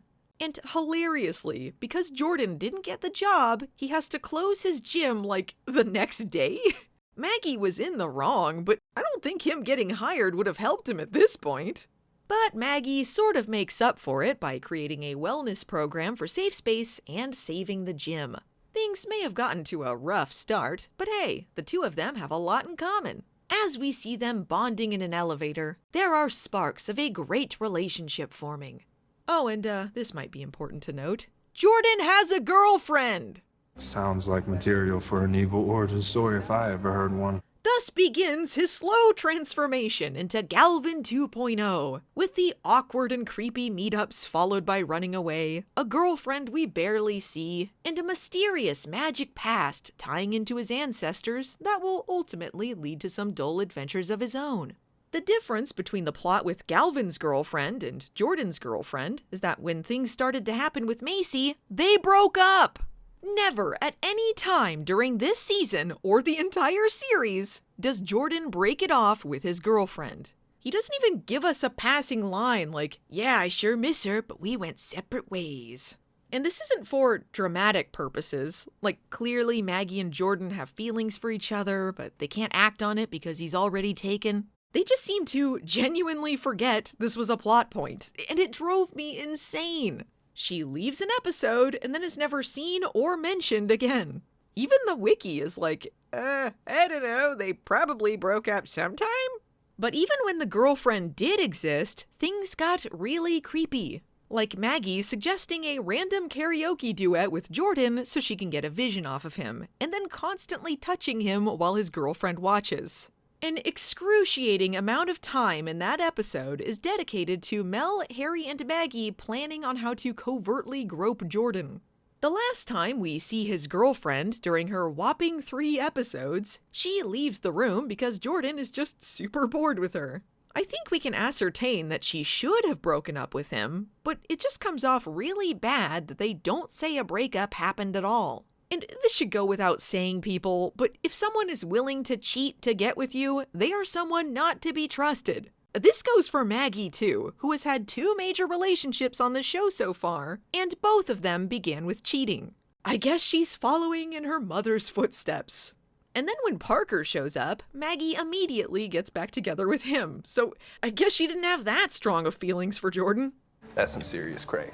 When Jordan eventually finds out that Maggie is a witch, he asks if witches and humans can fraternize. Jordan having a girlfriend aside, it is funny that Maggie is flirting with him like 2 episodes after Parker seemingly dies. In reality, Parker is rotting in a cell and sadly playing a guitar while this is happening, so it makes it even funnier. Macy and Mel are teasing Maggie about having a thing for Jordan, but she insists that she isn't ready yet after Parker. Jordan still has a girlfriend! I don't think I'm ready, after everything that happened with Parker. But when Maggie finds out Parker is alive, she starts avoiding Jordan, who is like, we had a moment, it's cool. He has a girlfriend! Then Maggie is like, I don't have time for this. He has a girlfriend! Also, that's a Phoebe line. Jordan says he doesn't care about Parker, he cares about Maggie. And it's okay if she still cares about Parker because trauma takes time to heal before they can get together. Why are they having this conversation when Jordan has a girlfriend? That's some serious cray. When Maggie gets a vision of Jordan either dying or in danger, she immediately thinks that maybe it's because he's a bad guy. The show is not helping him beat the douchebag allegations. During the course of their Jord-vestigation, Macy starts taking some boxing lessons so that Harry can sneak in and steal his ring. She gets in a cheap shot to cover for Harry, and then Jordan gets super aggressive and threatening? Like, he's going to punch her? Don't pick a fight with someone above your weight class. This scene immediately made me lean back and question what I was watching. I guess he acts like this because the audience is supposed to believe he might be a bad guy, but he isn't, so it's just incredibly off-putting. All this accomplishes is making Jordan seem like he has insane roid rage issues. Like, yeah, she got in a cheap shot, but you're a boxing instructor, dude. Do you not take the occasional hit? Add this to his pissy first aid kit rant, and my theory that Jordan is just an asshole is confirmed. A little before that, Maggie was also taking boxing lessons with him so she could steal his sweat? Stealing someone's sweat? Feels like an invasion of privacy or something. I don't think it'll ever get more insane than Maggie's vagina blast sensation, but man, did they try. Bippity-boppity-boo, the sweat reveals that actually Jordan has been cursed. Alongside a spell on his ring, we get the whole story. The ring came from his great-great-great-grandfather, Lawrence Mortimer Chase, aka the Witchfinder General. He stole the ring from a witch named Florence while on the search for Black Amber. You know, the magical tree sap. Considering where they go with that story, I don't really know why he wanted it, but okay. Florence didn't talk, so Mortimer Muffins burned her whole coven, and she put a curse on him. None of his male descendants will live past 26. Considering in Mortimer's time, the average life expectancy in the US was around 40, I think 26 was pretty generous. That's well into middle age. I'd like to say I also appreciated the episode where Jordan appears as Mortimer Muffins in a dream, because that really made me laugh. I assume Jordan's story is meant to be some sort of parallel with Abigail's, you know, suffering for the sins of your family and all that. But the difference between these two is that Jordan doesn't completely unapologetically commit murder. I might be showing my hand a bit for the Abigail section. Anywho, this curse kicks off a series of humorous misfortunes for Jordan, all of which bring me some small joy. It turns out Maggie's vision was actually Parker attacking him due to an apple mania. No, I won't explain yet. I'd rather leave you wanting more. Jordan tries to box him, and it goes poorly, as you might expect. So they had this whole setup, right? Where Jordan is cursed and the clock is counting down. If they don't intervene, Jordan is doomed to die before his 26th birthday. And all they have to go on is this vague vision to guide them. And then we get there, we see his ass blasted into a wall, and then the show carries on without even mentioning him? Deadass. This is a plot they're so invested in that they don't even bother saying one word about him after this scene. The last we see of him in this episode is a blurry shot of him in the background while Maggie weeps over Parker. We have to wait not only for the next episode, but after the mid-season break to find out if he's alive or dead.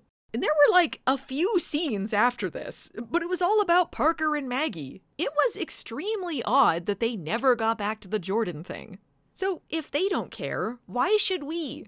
I mean, at least one person in the Charmed Reboot wiki comments was concerned at the time. Does anyone know if Jordan is still alive? Sadly, he is. But this isn't some big reveal to an audience waiting with bated breath. He's just here now. I guess he didn't die. Whew, I was worried about that curse, I suppose. Not only that, but his first scene is Maggie beating the shit out of him in a self-defense training exercise. Parker's attack left him with a concussion so bad he forgot most of the encounter, but he's apparently well enough to let Maggie beat him with a baton with no padding. And why are they practicing on the street and not in the gym? Is he just waiting in alleys to attack her at random? What if someone saw that, assumed he was a real mugger, and called the police? All I can say in the show's favor is, it's nice that after the mid-season break, they started letting Jordan out of the gym more. Jordan does remember that Parker bad, so he Googles Parker and Maggie Vera, because apparently Maggie is just using her last name, and finds some interesting Google but not Google results. Most importantly, he finds a website titled Maggie and Parker's Unusual Day at the Zoo. And oh, how I wish the show was about Maggie and Parker at the zoo instead of anything else they do this season. That just sounds delightful. He also discovers that Maggie is supposed to be dead, so good cover, girls! But Jordan's not a snitch. He won't spill the beans, but he is mighty curious about Maggie now. So he creepily follows her into a back room to talk? This is so Maggie can disappear into the bunker and make him snoop around some more, but the fact remains the dude was cornering her into a dark, sealed-off room with one exit. Hey Maggie, I know you have a crazy ex, so I thought you would love having a man you don't know that well following you into a room alone at night. So, to recap, Jordan is introduced by being overly protective of a first aid kit. They steal his ring, they steal his sweat, he turns into the Incredible Hulk and wants to beat up Macy, he gets a concussion, chases Maggie in the middle of the night pretending to be a burglar, has a girlfriend he largely ignores through all of this, and then becomes a stalker. Are you ever a jerk? Hell yeah. When people steal my first aid kits. Or punch me in the nose, come to think of it, Mel's the only one who's still totally clean. But eventually, I'll be an aggressive asshole to her too. Also, no one stole your first aid kit, Jordan. She asked to borrow it, and then you thought she was gonna sell it for drug money or something. You're thinking of your sweat. That's what they stole. I miss Galvin. Galvin was fun. Yo, that is wild. But how about Jordan's curse, huh? You know, seeing as you're cursed and everything. Right. Well, he's having a pre-birthday party, so time is running short. But not so short that we don't have time to make fun of Swan's super vegan, dairy-free, gluten-free cake or whatever. Insert laugh track here. For some reason, even though Jordan is not yet 26, the girl seems certain that they've already beat the curse, because they're morons. Maggie has to save Jordan from a sign falling on him. The best part of the Jordan curse storyline is the visions of him hilariously dying. But immediately after a giant sign collapses and almost kills a guy, everyone at the party is just chilling eating cake? Safe Space is continuing to confirm the not safe at all allegations. And what cake are they eating? We saw that the cake was crushed under the sign. Did Swan just dig that out from underneath that? During this whole ordeal, the sign is shattered, but presumably Leo showed up and healed it, so the curse is still on. So Maggie does the most logical thing for a character who previously had empathy powers to do. She captures the ghost of the witch who cursed Jordan's family in a mirror and then taunts her. Who's the bad witch now? This is like comical villain stuff. You can't write a sympathetic ghost who is taking vengeance for a great wrong done to her and then have your hero kidnap them while sneering neener neener neener. And then Maggie's trying to negotiate, how about you call the curse off for me? Women supporting women! This takes an even more hilarious turn when Florence escapes and possesses Swan, of all people. LOL gushers! But Maggie, dear, sweet, empathetic Maggie, is fine with just brutally assaulting Swan, regardless of what that may be doing to her body. During this fight, Swan spins her head 180 degrees like the Exorcist? How is she not dead? Then, later in the episode, after she's unpossessed, we find out they just left her on the couch? What the hell? Don't worry, Harry and Macy have shown up to help. And they immediately split up again. Well, that was a good 2 seconds of interaction between them all. Anyway, long story short, Maggie has another talk with Florence, convincing her that if she continues to punish innocent people, she's just as bad as Mortimer Muffins. This touching scene frequently cuts to shots of the others in front of a weed dispensary. He's a kind and decent man. First, you need a bandage for your sister. Next, you'll need to borrow money for the medical bills. Don't pick a fight with someone above your weight class. He's a kind and decent man. Then Maggie gives the ghost back her ring, saying Jordan wanted her to have it. But that's not even true. Maggie just asked for it, and he was like, sure. After that, it seems like the witch is at peace. But they also cast a spell on her to make her leave? But before she pieces out, real quick, she whispers something into Maggie's ear. Wow, I wonder what she could have said. I'm on pins and needles waiting to hear what... Oh wait, right after the commercial break, she just tells Jordan what the ghost told her. Well, I'm glad I wasn't held in suspense for too long. Maybe Florence got kinda pissy after the girl seemingly brought her closure and then immediately cast a spell on her to send her ass back to the ghost realm. So she decided that actually, the curse is still on. But now, in order to escape certain death at an unspecified time, Jordan must balance the scales of justice, whatever that means, but basically, he's part of the team. With the knowledge that the girls are witches and this new mission in mind, Jordan is now basically just kinda forced to be less of a creep or die. That's right, he has to give his first aid kit to whoever asks for it and not be a whiny bitch about it. No! It was cool to see them doing something more interesting with his character than just hanging out in his gym, but the whole thing is slightly undercut by the fact he's only helping them because he's cursed. And it's not like he's some anti-hero, they meant for his character to be an asshole forced to do good. They just act like he's a nice guy who's doing this out of the kindness of his heart. But they also told us that if he doesn't, a witch ghost will kill his ass. And then there's one time where Harry asks for Jordan's help on a mission, and then Jordan once again starts acting weirdly aggressive for absolutely no reason. Jordan says he doesn't know anything about him other than he hangs out with the sisters and stole his ring. And by this point, he knows the reason for both of those things. So why is this conversation happening? Why the hell did you do that? And then we find out that Jordan doesn't even know Harry is a white lighter. This is 3 episodes until the end of the season, and no one told him this? He's gone on several missions by now, all of which have almost killed him, and they didn't even mention that they had, like, a guy who could be summoned to heal them? Not that they ever utilized Harry in any of these situations, because it would have taken too much time to call his name and have him instantly teleport there. Jordan even points out that he's almost died on every mission, so they can do a comedy bit where Harry is like, "Haha, no seriously, you need to die for this one." Jordan's reaction to this is great. He's realizing he's become the new Daryl. For episode-related reasons, Jordan has to be under a fake death potion. And while he's under, he once again sees Florence's ghost. For some unexplained reason, her face is fucked up again. Did the girls even accomplish anything in her last appearance? Weren't they supposed to have made her move on or something? Your love has broken the curse and freed my soul. Really? Nah, I'm just screwing with you. The only reason for this scene is so that Florence can give a creepy warning about a storyline they abandoned involving an evil counterpart to the Charmed Ones. For where sisters lurk, danger resounds. The trio of dark and light shall be found. Whatever that means.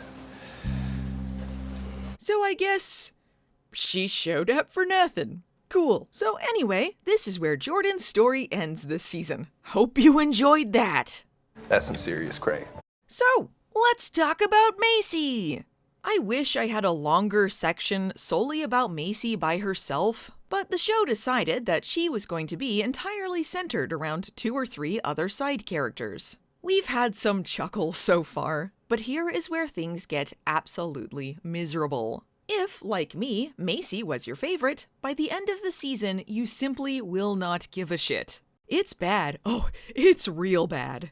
And it didn't start out that way. In fact, I was really enjoying her character arc at first. But that story rapidly devolved into pointless drama and mean-spiritedness. And that leaked into her character, who became incredibly negative and boring. I don't know how much of that came from Madeleine Mantock's displeasure at how the show was going, or simply because of the gritty new direction the series took. But things went downhill quick. While all 3 sisters are separated through most of the season, Macy is the one by far who is kept separate the most. And I just don't believe it comes from anything else other than they didn't get along. Couple that with Macy's darker plot this season. Yes, darker than becoming the source of all evil. And there's just stink lines everywhere. Because initially, Macy is the only one with any powers remaining, she is the one who goes on missions to save witches from this demon war. Which is fine, because in the tradition of OG Charmed, only one of the sisters even cares about saving people. When they fail to save someone, Macy feels terrible. She becomes reckless because she doesn't want anyone else to die. She even makes a list of witches they've lost so they won't be forgotten. Because they're more than just lights on a switchboard. They are women with names and dreams and people that love them. But Harry makes it a point to add a list of people they've saved. When you're in a war, it's especially important to remember the victories. There will be losses, but they've done a lot of good too. The only other person who adds anything to it is Mel, who writes the name of a witch they lost, but notably does not add the name of the witch Harry also just mentioned they saved. Oh no. Anyway. And, yes really, that bit is the last they will ever mention of the chalkboard. And that is, let's see here, the episode after it was introduced. You might see it in the background, but it just sits there collecting dust and none of them bother to update it. And Macy just stops caring. There's an episode where they're in a room full of people who just died, and Macy is like, well, I saved Jordan, and doesn't even acknowledge the room full of corpses. She just races out of there to get back to her Harry/billionaire boyfriend plot as quickly as possible. Jeez, Macy, that's dark. But Macy is getting run pretty ragged being the sole person who does anything on this show. She can't take a break from fighting because she's the only one with powers, except for those potions and spells they can cast, and Harry's unreliable orbing and healing, and those other powers they forgot he had. It's not lost on me that they keep acting like two powerless witches, a half-powered white lighter, and a part demon witch are humanity's only hope when they're spending the entire season in a bunker tracking down other witches who do have their powers. But they never seem to put two and two together that they could ask for their help. They go to great lengths to pretend that they need fucking Abigail's help when all she does is murder and betray them, but they never think to recruit any of the thousands of lights on that big witch-finding map on the wall, who are, I must note, also fighting in this demon witch war, which is the whole reason they're in danger in the first place. A teenager that they save earlier in the season mentions that she teamed up with a bunch of other witches to protect each other. So it kinda seems like the other witches are doing stuff without the charmed ones. And better stuff too. I mean, they actually have strategies. And most of the time, we don't see the girls saving anyone anyway. So what are they even doing? And if any old ding-dong witch can fight in this war just as well as them, aren't the powerless charmed ones basically the only people who can't save the day? Aside from Macy, they aren't even smart, so what's even special about them anymore? I am hard-pressed to think of anything the charmed ones do this season that cannot be accomplished by a Halloween animatronic. Yelp this, bitch. Only when Macy is kidnapped can Maggie and Mel get off their asses and go fight demons. Weird how they weren't able to do this when Macy was dying of exhaustion and about to have a breakdown. While they're on the search for Macy, they accidentally save someone else, so I guess that's something. And I'm not sure why Macy's always teamed up with Harry, whose powers are unreliable or non-existent, while Maggie and Mel could use some of those spells and potions, while he gets a job at Safe Space because they need a key card. That would actually make more sense, because the world doesn't think he's dead, and his resume features being a women's studies professor. Women's Studies Emergency. While Maggie's includes being in a college a cappella group. Whoa!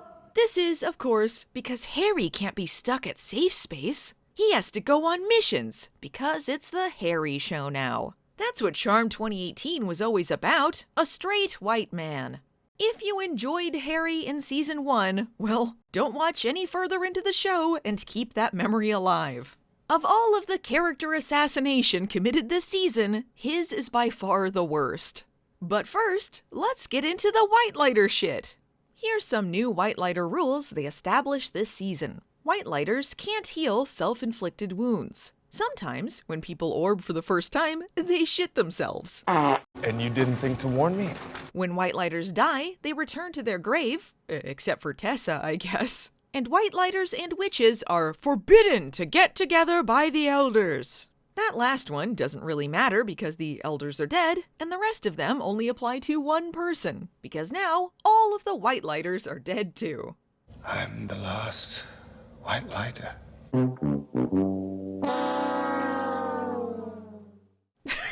Yes, apparently when the elders died, their life force was connected to the White Lighters or some shit, and the White Lighters died too. Why were their life forces connected to the elders? Because the elders are dicks. But Harry, who was disconnected from the elders last season, was spared, thus not only giving that development more of a point, but making him the last White Lighter. I have questions! Part of the White Lighter's job was to cover up magic exposure, so how's that working out now that they're all dead? When all the other White Lighters died, does that mean half White Lighters like Jada died too? What about all the retired White Lighters that took the memory juice? And I mean, come on, if you're watching these seasons back to back, they just killed off all of the elders like an episode or two ago. And we only ever met one other White Lighter before this who was already killed. So how impactful can this story be? They don't even care in-universe. Immediately after finding out that every single White Lighter is dead, we cut to the girls at the Safe Space bar/food court having a casual wrap-up talk. Guys, real talk. This is a chance for a fresh start. Guys, real talk. This is the show's chance for a fresh start. A stinkier, more boring start. So in addition to the girls abandoning their promise to become the new elders, they also don't give a shit that every other witch in the world just lost their white lighter and is fucked.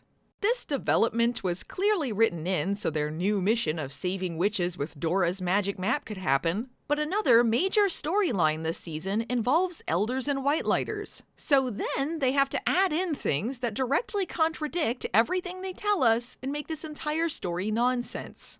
It doesn't even make sense within the very episode where we find out they died. When Mel is helping out magic folks in their attic, it's implied that the Assassin's Creed killed this witch's white lighter. Wouldn't he have already been dead for at least 3 weeks at this point? But it has been 3 weeks. The same episode contradicts itself again when Harry throws out this line. Those lights represent all the witches left in the world. Every century, a new white lighter is selected to watch over them. What? Like, one for every single one of them? Was Harry the one? I thought every witch had their own white lighter. Why did all of those other white lighters exist if only one was chosen to watch all of the witches? What is Harry talking about? This doesn't even make sense with what they say in the rest of the scene. Not that any of this makes sense, because guess what? There's still one elder left. No! God, please, no! No! No! No! Meet Elder Celeste. Who did not die? Well, it's not like it was important that when the elders were killed, it triggered the apocalypse that the entire Season 1 arc hinged around, nor is it important to one of the major arcs this very season, where all of the white lighters died because the elders were gone. These were small details that were easy to miss. What show doesn't completely paradoxically contradict both of their major storylines in one fell swoop? Oh, and if you're waiting to hear what loophole they came up with to explain this all away, get wrecked, because there isn't one. They just hope you forgot everything you've ever watched up until this point. And I guess to be fair, it was really difficult to retain anything from this show because no stories ever mattered.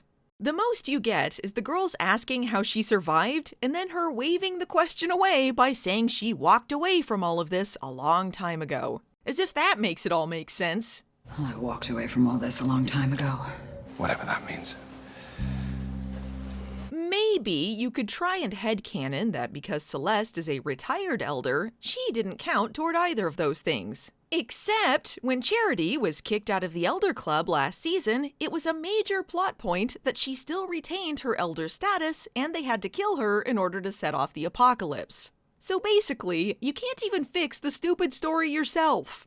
Oh, but it's all worth it for Elder Celeste, a rich character with so much to contribute. They simply had to include a cantankerous old bitch to exposition dump elder things they could have easily found in the Book of Elders. What the show needed was drunky Celeste, hobbling into scenes from the safe space bar to scold the charmed ones for problems she or the other elders caused. I don't say this lightly, she has big Piper energy. Hey, maybe all of the elders were drunkies, and that's why Marisol named Maggie Margarita. But Maggie made those epic skinny margs. Those skinny margs. Elder Celeste comes barreling into the story 15 episodes in, when the girls rescue her from a trunk. Who the hell are you? Guess she didn't hear about the charmed ones, the witches prophesied to save the world from the apocalypse during her retirement. The girls are pretty shocked to find an elder still alive, seeing as how that contradicts a lot of the things that have happened to them, and she proceeds to bitch a bunch. But Macy is not having any of it. Sacrifice is part of the job description. That the same job you walked away from when it got too tough? Boom. Roasted. It gets dumber. You see, Celeste isn't just any old elder, she's the old elder. She's like centuries old. Because in the 1500s, she and Leonardo da Vinci created a watch that stops her from aging. Sure, why not? The reason they added this insane backstory is because they had to take a bunch of elements that don't go together and forcefully jam them into something semi-coherent. Because Elder Celeste created the White Lighters! Yes, I know, surprise twist. Which brings me to the new White Lighter / Dark Lighter origin. After the Salem witch trials, Celeste figured witches needed a little extra protection. And of course, the obvious solution was to resurrect dead bodies, split their souls into light and dark halves, give the good halves amnesia and make them live to serve them, and then bottle the evil half as sentient smoke that lives in endless torment. By her own admission, it was kind of a dick move, and she feels slightly bad about that. And I suppose she never could have foreseen that, should the evil counterparts escape the extremely breakable glass bottles, they might seek revenge on the people who trapped them in hell. Now White Lighters are basically one half of an Elder experiment, cruelly created for their own selfish needs. The Elders are an entire planet of dicks. And Marisol was part of this, by the way, so add that to the list of unforgivable things Mama Sol has done. Who are the guys in black robes doing the White Lighter ritual in this flashback? Harry calls them the Elders' acolytes, but we know Elders are women in white robes, and we don't even see one there until later, when they insert a new shot of Celeste watching because she was totally there the whole time. Why are these middlemen involved, and what do they do? We find out next season that men can't be witches, so what's the deal? Darklighters are new to the reboot, but not to Charmed. In the original series, Darklighters were evil counterparts to Whitelighters, who tried to kill off as many said Whitelighters as possible in order to make witches vulnerable. In the reboot, they're identical evil twins of Whitelighters, and half of the same whole. For that reason, in the reboot, Darklighters and Whitelighters can't kill their other half, and if one of them dies, so does the other. Reboot Darklighters use a glowing green poison, which is also at the magic bunker tree, and I missed why any of that connected. I don't know. I got a good chuckle out of seeing that Harry's Darklighter bottle has a label with his original name. You wouldn't want to mix any of these up. And they lock these breakable glass bottles with a key? I thought maybe there was some magical protection on the bottles so that they don't break like normal glass. But then we see that if someone tries to take a jar out, it causes an earthquake that breaks a bunch of the bottles. Why would that be their line of defense in a room full of glass? Why the hell did you do that? Each Darklighter has a talisman, and whoever controls the talisman controls the Darklighter. Why did the Elders make a Darklighter controlling talisman and then seal them in jars for eternity? What's the point of that? Were they planning on using them for something later? That's sinister, dude. Harry, who was previously unaware of any of this, finds out about Darklighters when he meets Helen, the first Whitelighter. Because, oh, by the way, we wanted to undercut the death of all the Whitelighters too. Why the hell did you do that? I'm not entirely certain that they explained how she survived when all of the Elders supposedly died either, but I guess since Harry had a loophole, you can assume she did too. Since Helen was the first, she was considered sort of a failed experiment, as was her Darklighter, so both of them were confined to an institution since 1693. The Elders are a giant, sentient dick the size of an entire universe.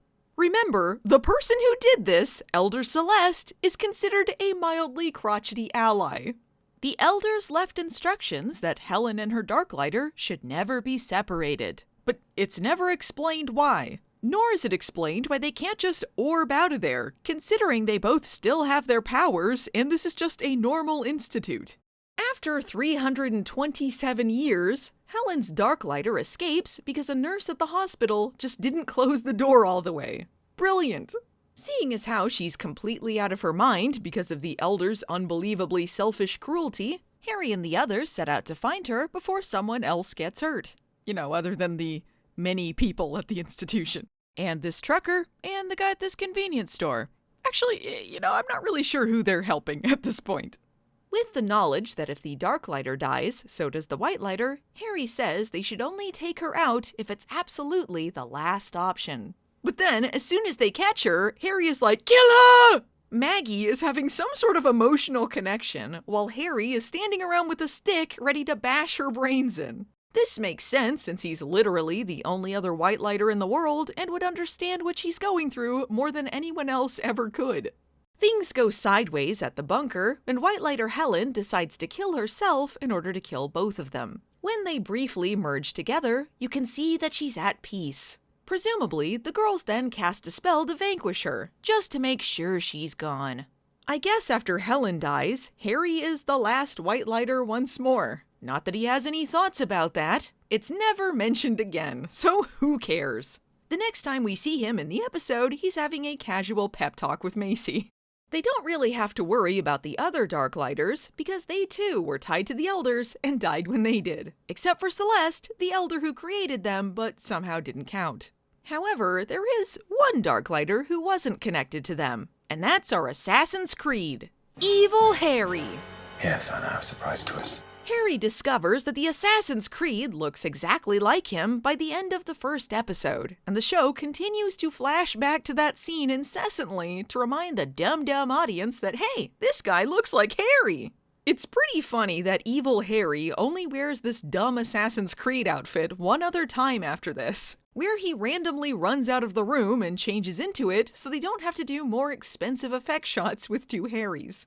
Darklighter orbing is called black orbing, according to the wiki, but somehow the evil Harry is able to disguise his orbing to look like normal whitelighter orbing until we know he's not the good Harry. No, I don't know why.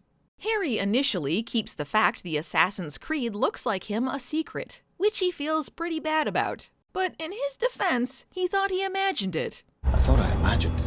You know, when you get murdered and you see the guy's face, sometimes the mind plays tricks on you and you think it's an exact double of yourself.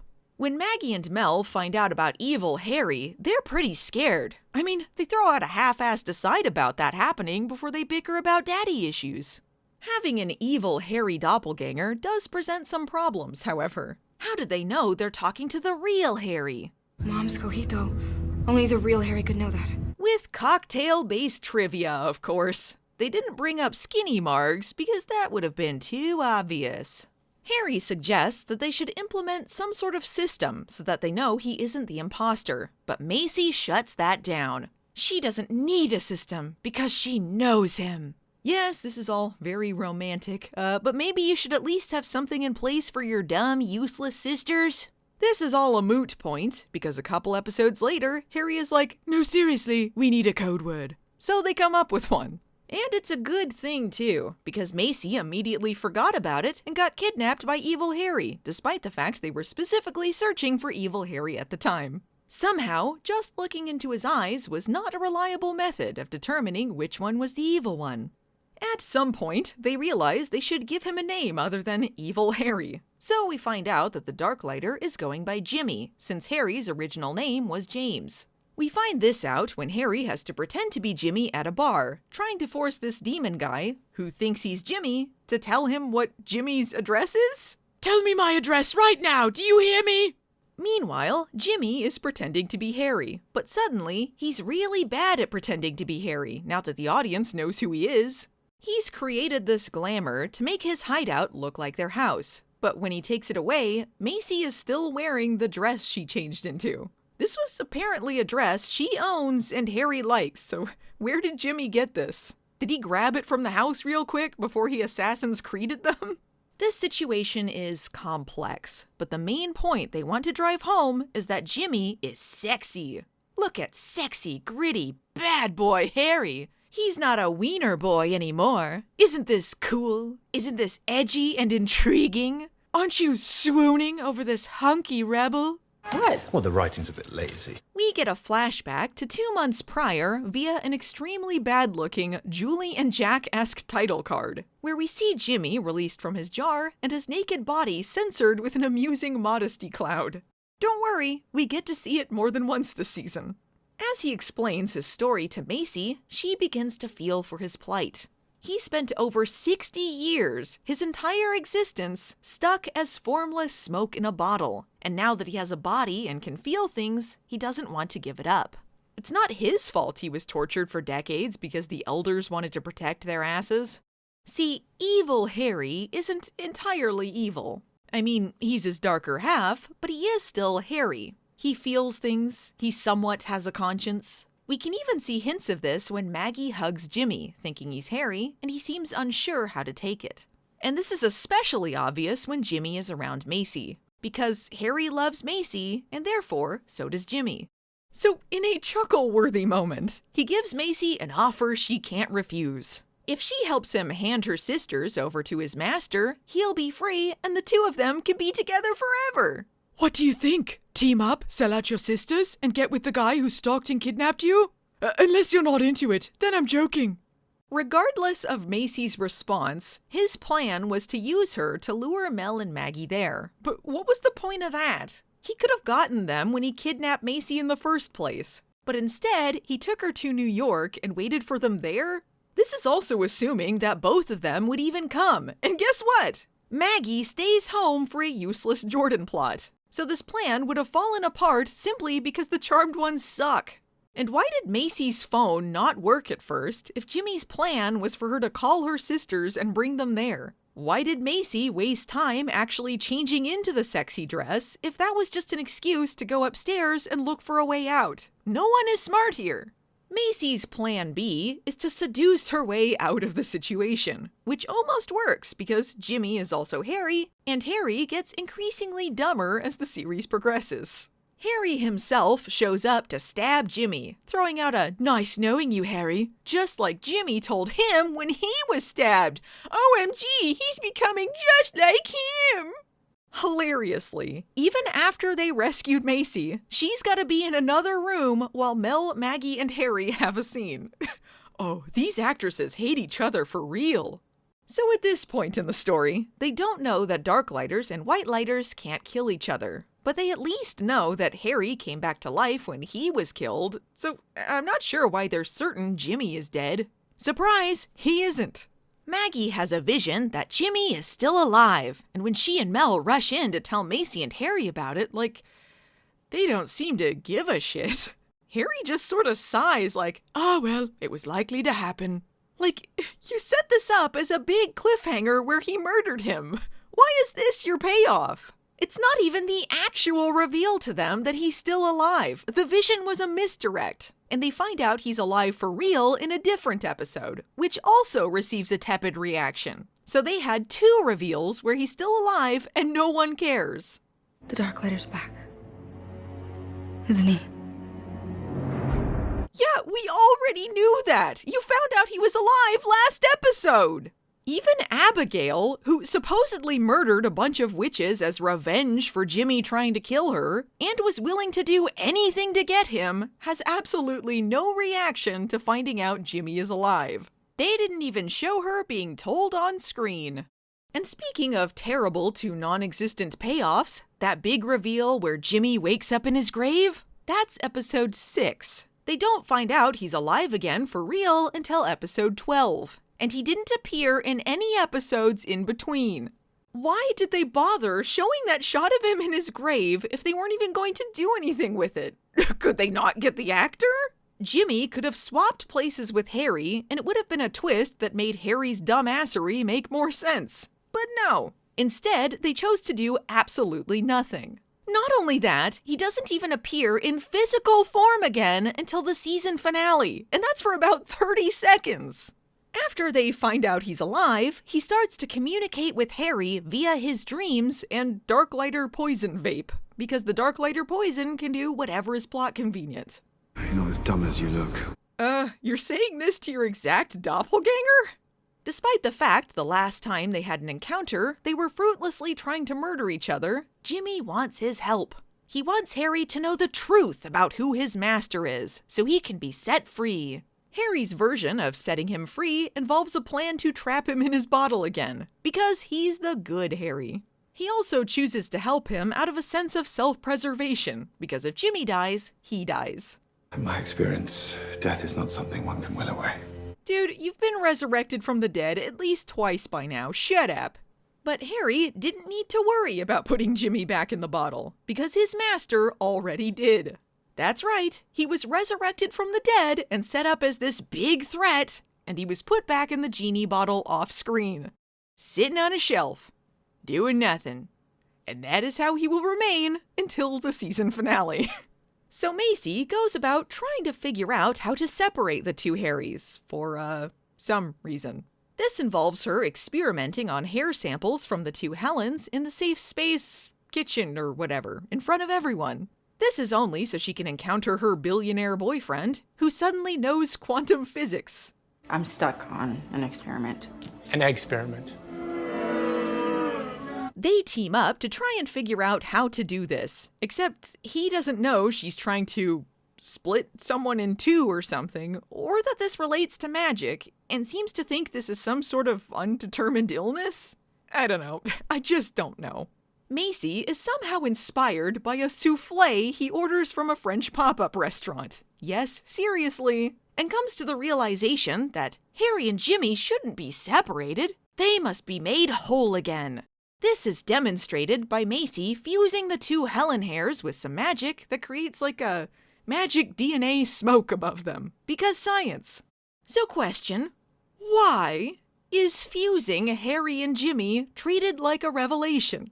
Before the Helens died, they were planning on fusing them together, and when they did fuse together, they were at peace. And all season, Harry and Jimmy have been talking about being half a man, and no one thought they should fuse them together? Isn't this the obvious conclusion? They leave this story on a bit of a cliffhanger, and you know how much those mean on this show. If they merge the two Harrys, they don't know exactly who he'll be. It's a scary thought, but it's ultimately Harry's decision. Not Jimmy's, though. Fuck that bottle loser!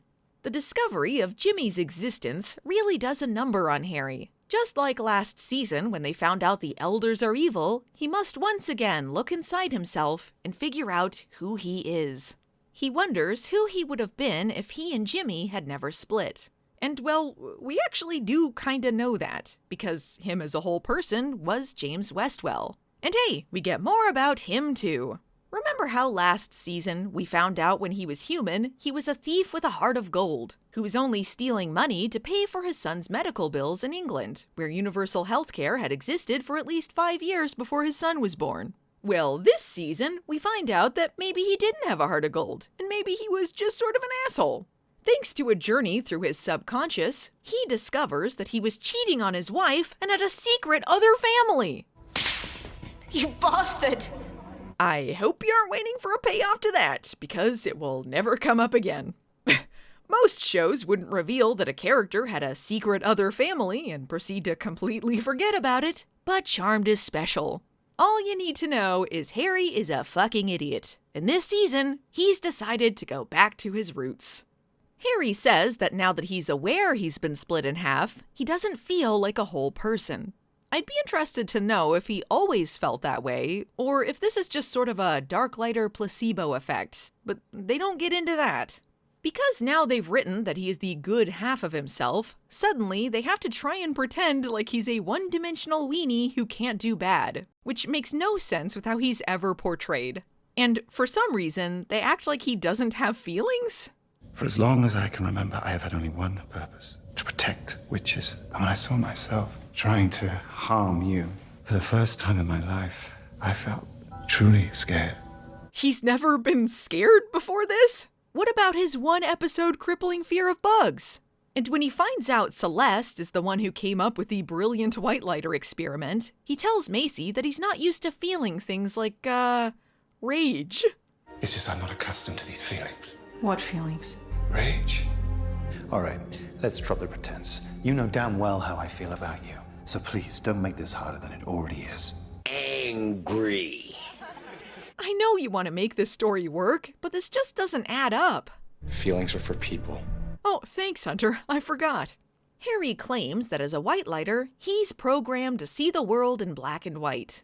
Which, I mean, in season 1, he definitely resisted the idea of the elders being the bad guys, but he did eventually come around to it. So it seems odd to pretend like this is just how he's programmed.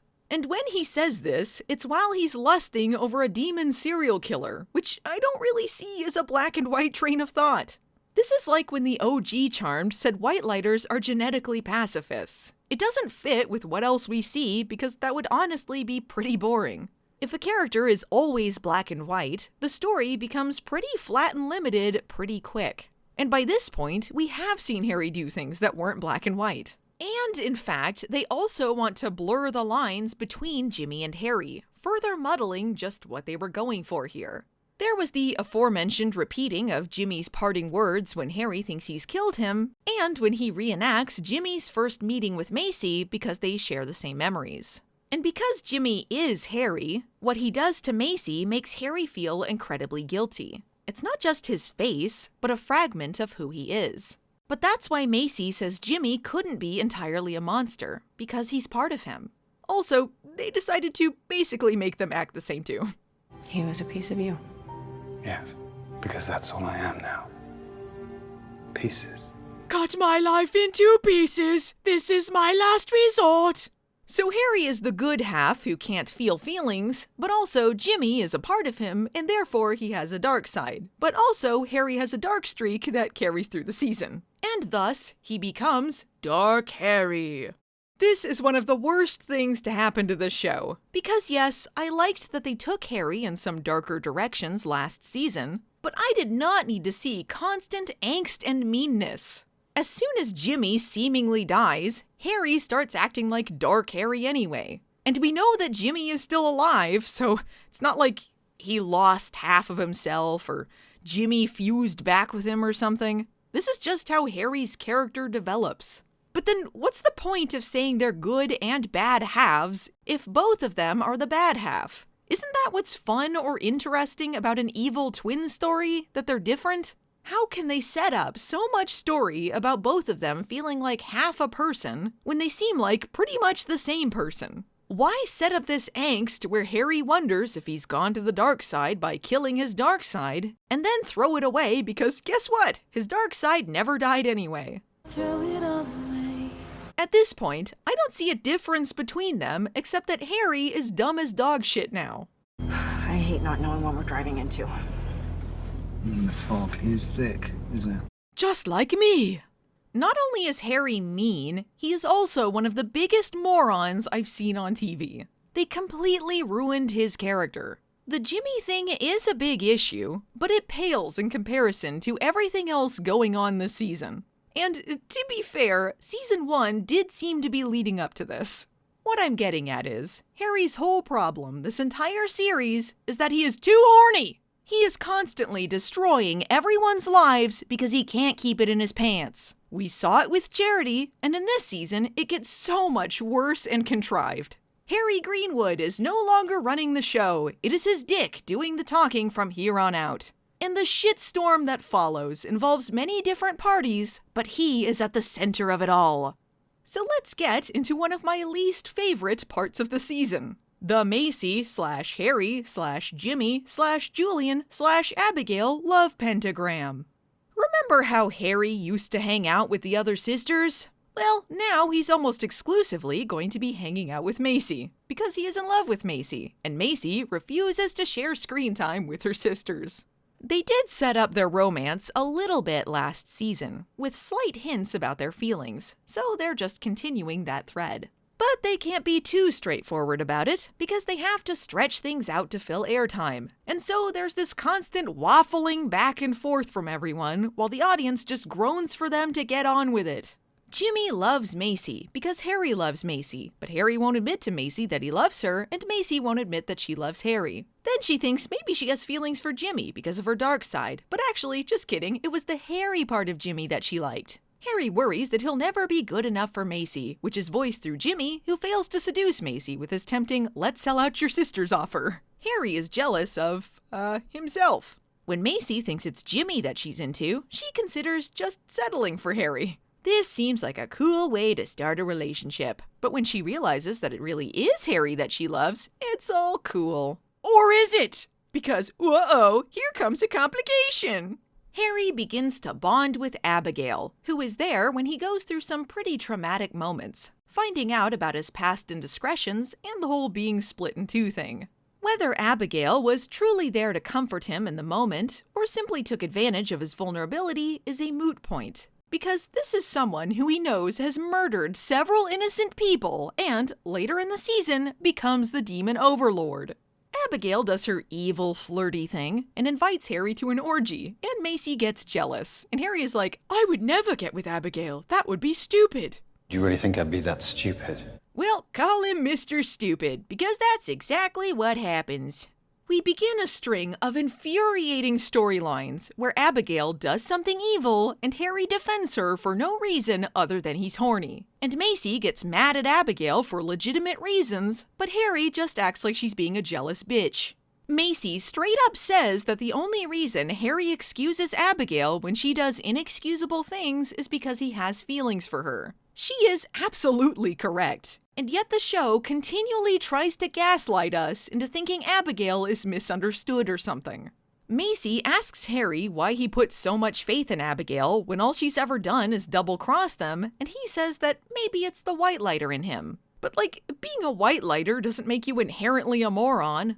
Harry throws this back in Macy's face by asking why she puts faith in Jimmy when he isn't good either. But Jimmy is half of someone she knows and loves. Jimmy has a real reason to be bitter. And Macy actually tried to stop him when he was doing evil stuff, instead of just going, I guess he's our friend. I'll continue to team up with him and tell him all of our secrets, fucking ourselves over for no reason other than my stupid boner. At one point, Abigail runs into the story to hug Harry like she's happy to see him. At this point in their relationship, she's falsely admitted to committing a dryad genocide before getting chucked into demon jail. Are they at the hugging stage? She says she's there to help them save Maggie. But wait! Harry puts on his big boy pants and says that if she betrays Maggie, he'll expose her. But then she exposes herself when it's revealed that she didn't care about Maggie, and this was all a ploy to kill Parker and become the demon overlord. So Harry's mild pushback didn't mean jack shit. But surely after that betrayal, Harry finally sees, just kidding, she fake murders Parker, and Harry's like, thanks a lot, and they make out. How can one man function with only a single working brain cell? Why the hell did you do that? This is when Macy decides Harry will be her silver medal and walks in on them kissing. Whoa! So, we're supposed to believe Macy is super hurt after she decided to get with Harry as a consolation prize when she thinks Jimmy is dead? Now she's gotta make Harry jealous, and since Jimmy is supposedly gone, she's gotta find someone else with a J name. So in comes her billionaire boyfriend, Julian Shea. He's a major investor at Safe Space, and Macy invites him to dinner in order to stop him from doing some sustainable farming under the building that will expose their precious, precious bunker. Even though this is meant to protect them, Harry reacts to this dinner news with, of course, pointless jealousy. Macy isn't even at a romantic point with Julian yet, and Harry's already being a prick. But perhaps Macy does see something in this rich, handsome man. I mean, he's smart, and he gives credit to lady scientists. I'm not most guys. Part of the reason Macy likes him is literally because everyone around her is so dumb, and it's just nice for her to be able to talk to a smart person. Yes, really. And Julian, in turn, likes Macy because she challenges him, aka argues a lot. What is the Wi-Fi speed in the building? Have they analyzed the acoustics? Are they carbon neutral? What is your vision, visionary? None of your damn business. But Macy isn't interested in him that way because she loves Harry and, oh wait, Harry says he has feelings for Abigail, and when Macy points out that she's evil, he pissily tells her to mind her own business and fuck off with her billionaire boyfriend. You know damn well how I feel about you, so please don't make this harder than it already is. You should have whomever your heart desires, Macy. Goodbye. He acts like he's somehow been forced to settle with Abigail because Macy wasn't reciprocating his feelings, when she's not even romantically linked with this guy yet. And Harry jumped on the Abigail train before Julian was even written into the story. Harry is just being an absolute fucking shit for no reason. Macy kindly says fuck you and goes to have sex with her billionaire boyfriend in Aspen. And honestly, get it girl, you deserve it. Oh look, now Harry is watching Macy make out while he's sad. This is just a reverse of Macy seeing him and Abigail. Except in this case, Julian isn't a serial killer, and the kiss isn't a surprise because Harry told her to get with Julian. But Harry's still jealous because he's toxic and shitty now. Don't tell someone to get with someone else and then get upset when they get with them. Literally, Harry caused all of this. This is very bad. Yeah, no. When Harry is poisoned, Macy is willing to go to any lengths to save him, so she asks if she can borrow Julian's aunt's super special blood testing machine. But Aunt Billionaire says she'll only let her borrow it if she breaks it off with Julian, which Macy easily does. She's willing to give up Julian for Harry, but Harry isn't willing to give up Abigail for her. But in case you were invested in Macy's billionaire boyfriend romance, not to worry, he knows what happened right away and they get back together. This happens in the same episode that they became a couple in the first place. So does the audience care that they had a brief breakup and then immediately ended it? All we know about their relationship so far is that they both like science, and Julian is apparently cool with his aunt hanging out in his kitchen post-sex. An experiment. The fact they immediately jump to Harry liking Abigail and Abigail suddenly having feelings for Harry makes me feel like I missed something. They never show you any of the things that lead to it, nor any of the moments afterward. They just sort of tell you it is what it is, and the audience goes, huh? Mel says Harry could never love someone as evil as Abigail, and Abigail's like, oh yeah? Well, Harry is freaky in bed. I guess that proves he loves me. In the next episode, Harry implies that they've never had sex, so one of them is lying, and whoever it is, we're supposed to believe these are characters who care about each other? 2 seconds after meeting Jordan, Abigail is flirting with him. Yeah, she's really in love with Harry. At one point, she even seems to flirt with Mel. Maybe you've inspired me to try being bi-magical. Okay, so maybe she's just a flirty character. But I don't really see what the difference is between the flirts with these two and the flirts with Harry. They certainly don't show Abigail or Harry being in love. They give us absolutely no reason for Harry to have feelings for Abigail other than to make Macy jealous. There's not even any chemistry between them. It's all just a long, extended reason to create pointless drama. Maybe they bonded over being the only 2 British people to say fanny pack. I don't know. But nothing that is shown on screen ever makes the feelings part of their relationship make sense. I believe that they're horny, but never do I buy that these 2 even have anything in common, much less that they care about each other on a deeper level. Every time she says she cares about him, it's part of some selfish manipulation to get what she wants. And yet the dumbass keeps acting like it isn't, even when he finds out it is. That lie about wanting to save Maggie just so Abigail can take the title of the demon overlord? The one that involved manipulating all of them, turning Parker into their enemy, and then fake killing him? The next time they see her, suddenly Macy and Harry know that it was all a manipulation. But they never tell us when or how they found this out. Them thinking she was helping them was the whole reason they were keeping her around, and why Harry made out with her, and yet now they know it was a lie for some reason, but they still act like they need to keep her around, and Harry still has feelings for her. Why? Well, the writing's a bit lazy. In that same episode, she poisons herself in order to get Harry to feel sorry for her. And then she has to come up with a lie as to why she poisoned herself, and gives this big speech about how she actually cares about him. Harry is kissing her butt, and Macy is pissy, and Abigail's like, maybe Harry likes her better because she actually cares about him and not Dark Harry. And then, when Harry finds out that Abigail poisoned herself this whole time, his only reaction is, weird. She faked it. Why on earth would she do that? Oh, come on, Harry. What the fuck? Get a brain, dude! Not only that, he goes to gently break it off with her. Like, yeah, he has feelings for her, but it would never work, man. Literally, the only romantic things that have happened between them is her inviting him to an orgy, and then making out with him after murdering their ally based on a lie. And after all of that, Harry tells Macy he's going back to Abigail's to make sure that the antidote to her own poison worked okay? She did it to herself! Who cares? When I tell you this, I mean it with all of my heart. Abigail might make me more angry than Phoebe. At least I could laugh at Phoebe sometimes. But don't think Harry is off the hook, because this whole storyline made me completely loathe his character. The whole thing was contrived and miserable, and it made me dislike Macy too, because so many of her scenes were just infuriating to watch. And the show's absolute insistence that you cared about this story and about Abigail herself more than the Charmed ones meant that there was a lot more focus on her and Harry than they deserved. It felt like the show became all about them, and oh, by the way, the sisters are dinking around at the bunker or safe space, I guess. And it didn't seem to even mean anything to either of them.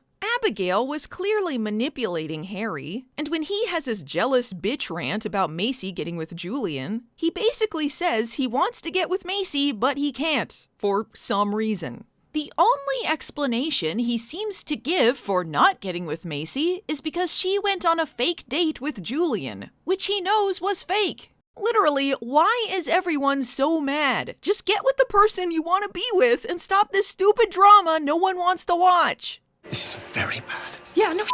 There's an episode where Macy goes on a dream quest, and honestly, it's a pretty decent encapsulation of how much this entire storyline sucks ass. In this dream, Harry and Abigail are married with kids, the most British kids to ever exist. Scone, please, with clotted cream. Not only has Abigail replaced her with Harry, but she's replaced her with her sisters too. And this is, it's basically what the show does with her anyway.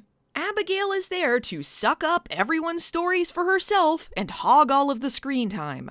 Even in this dream reality, Abigail betrays them. But we do at least get a satisfying scene where Macy beats the shit out of her, so I'll give them that.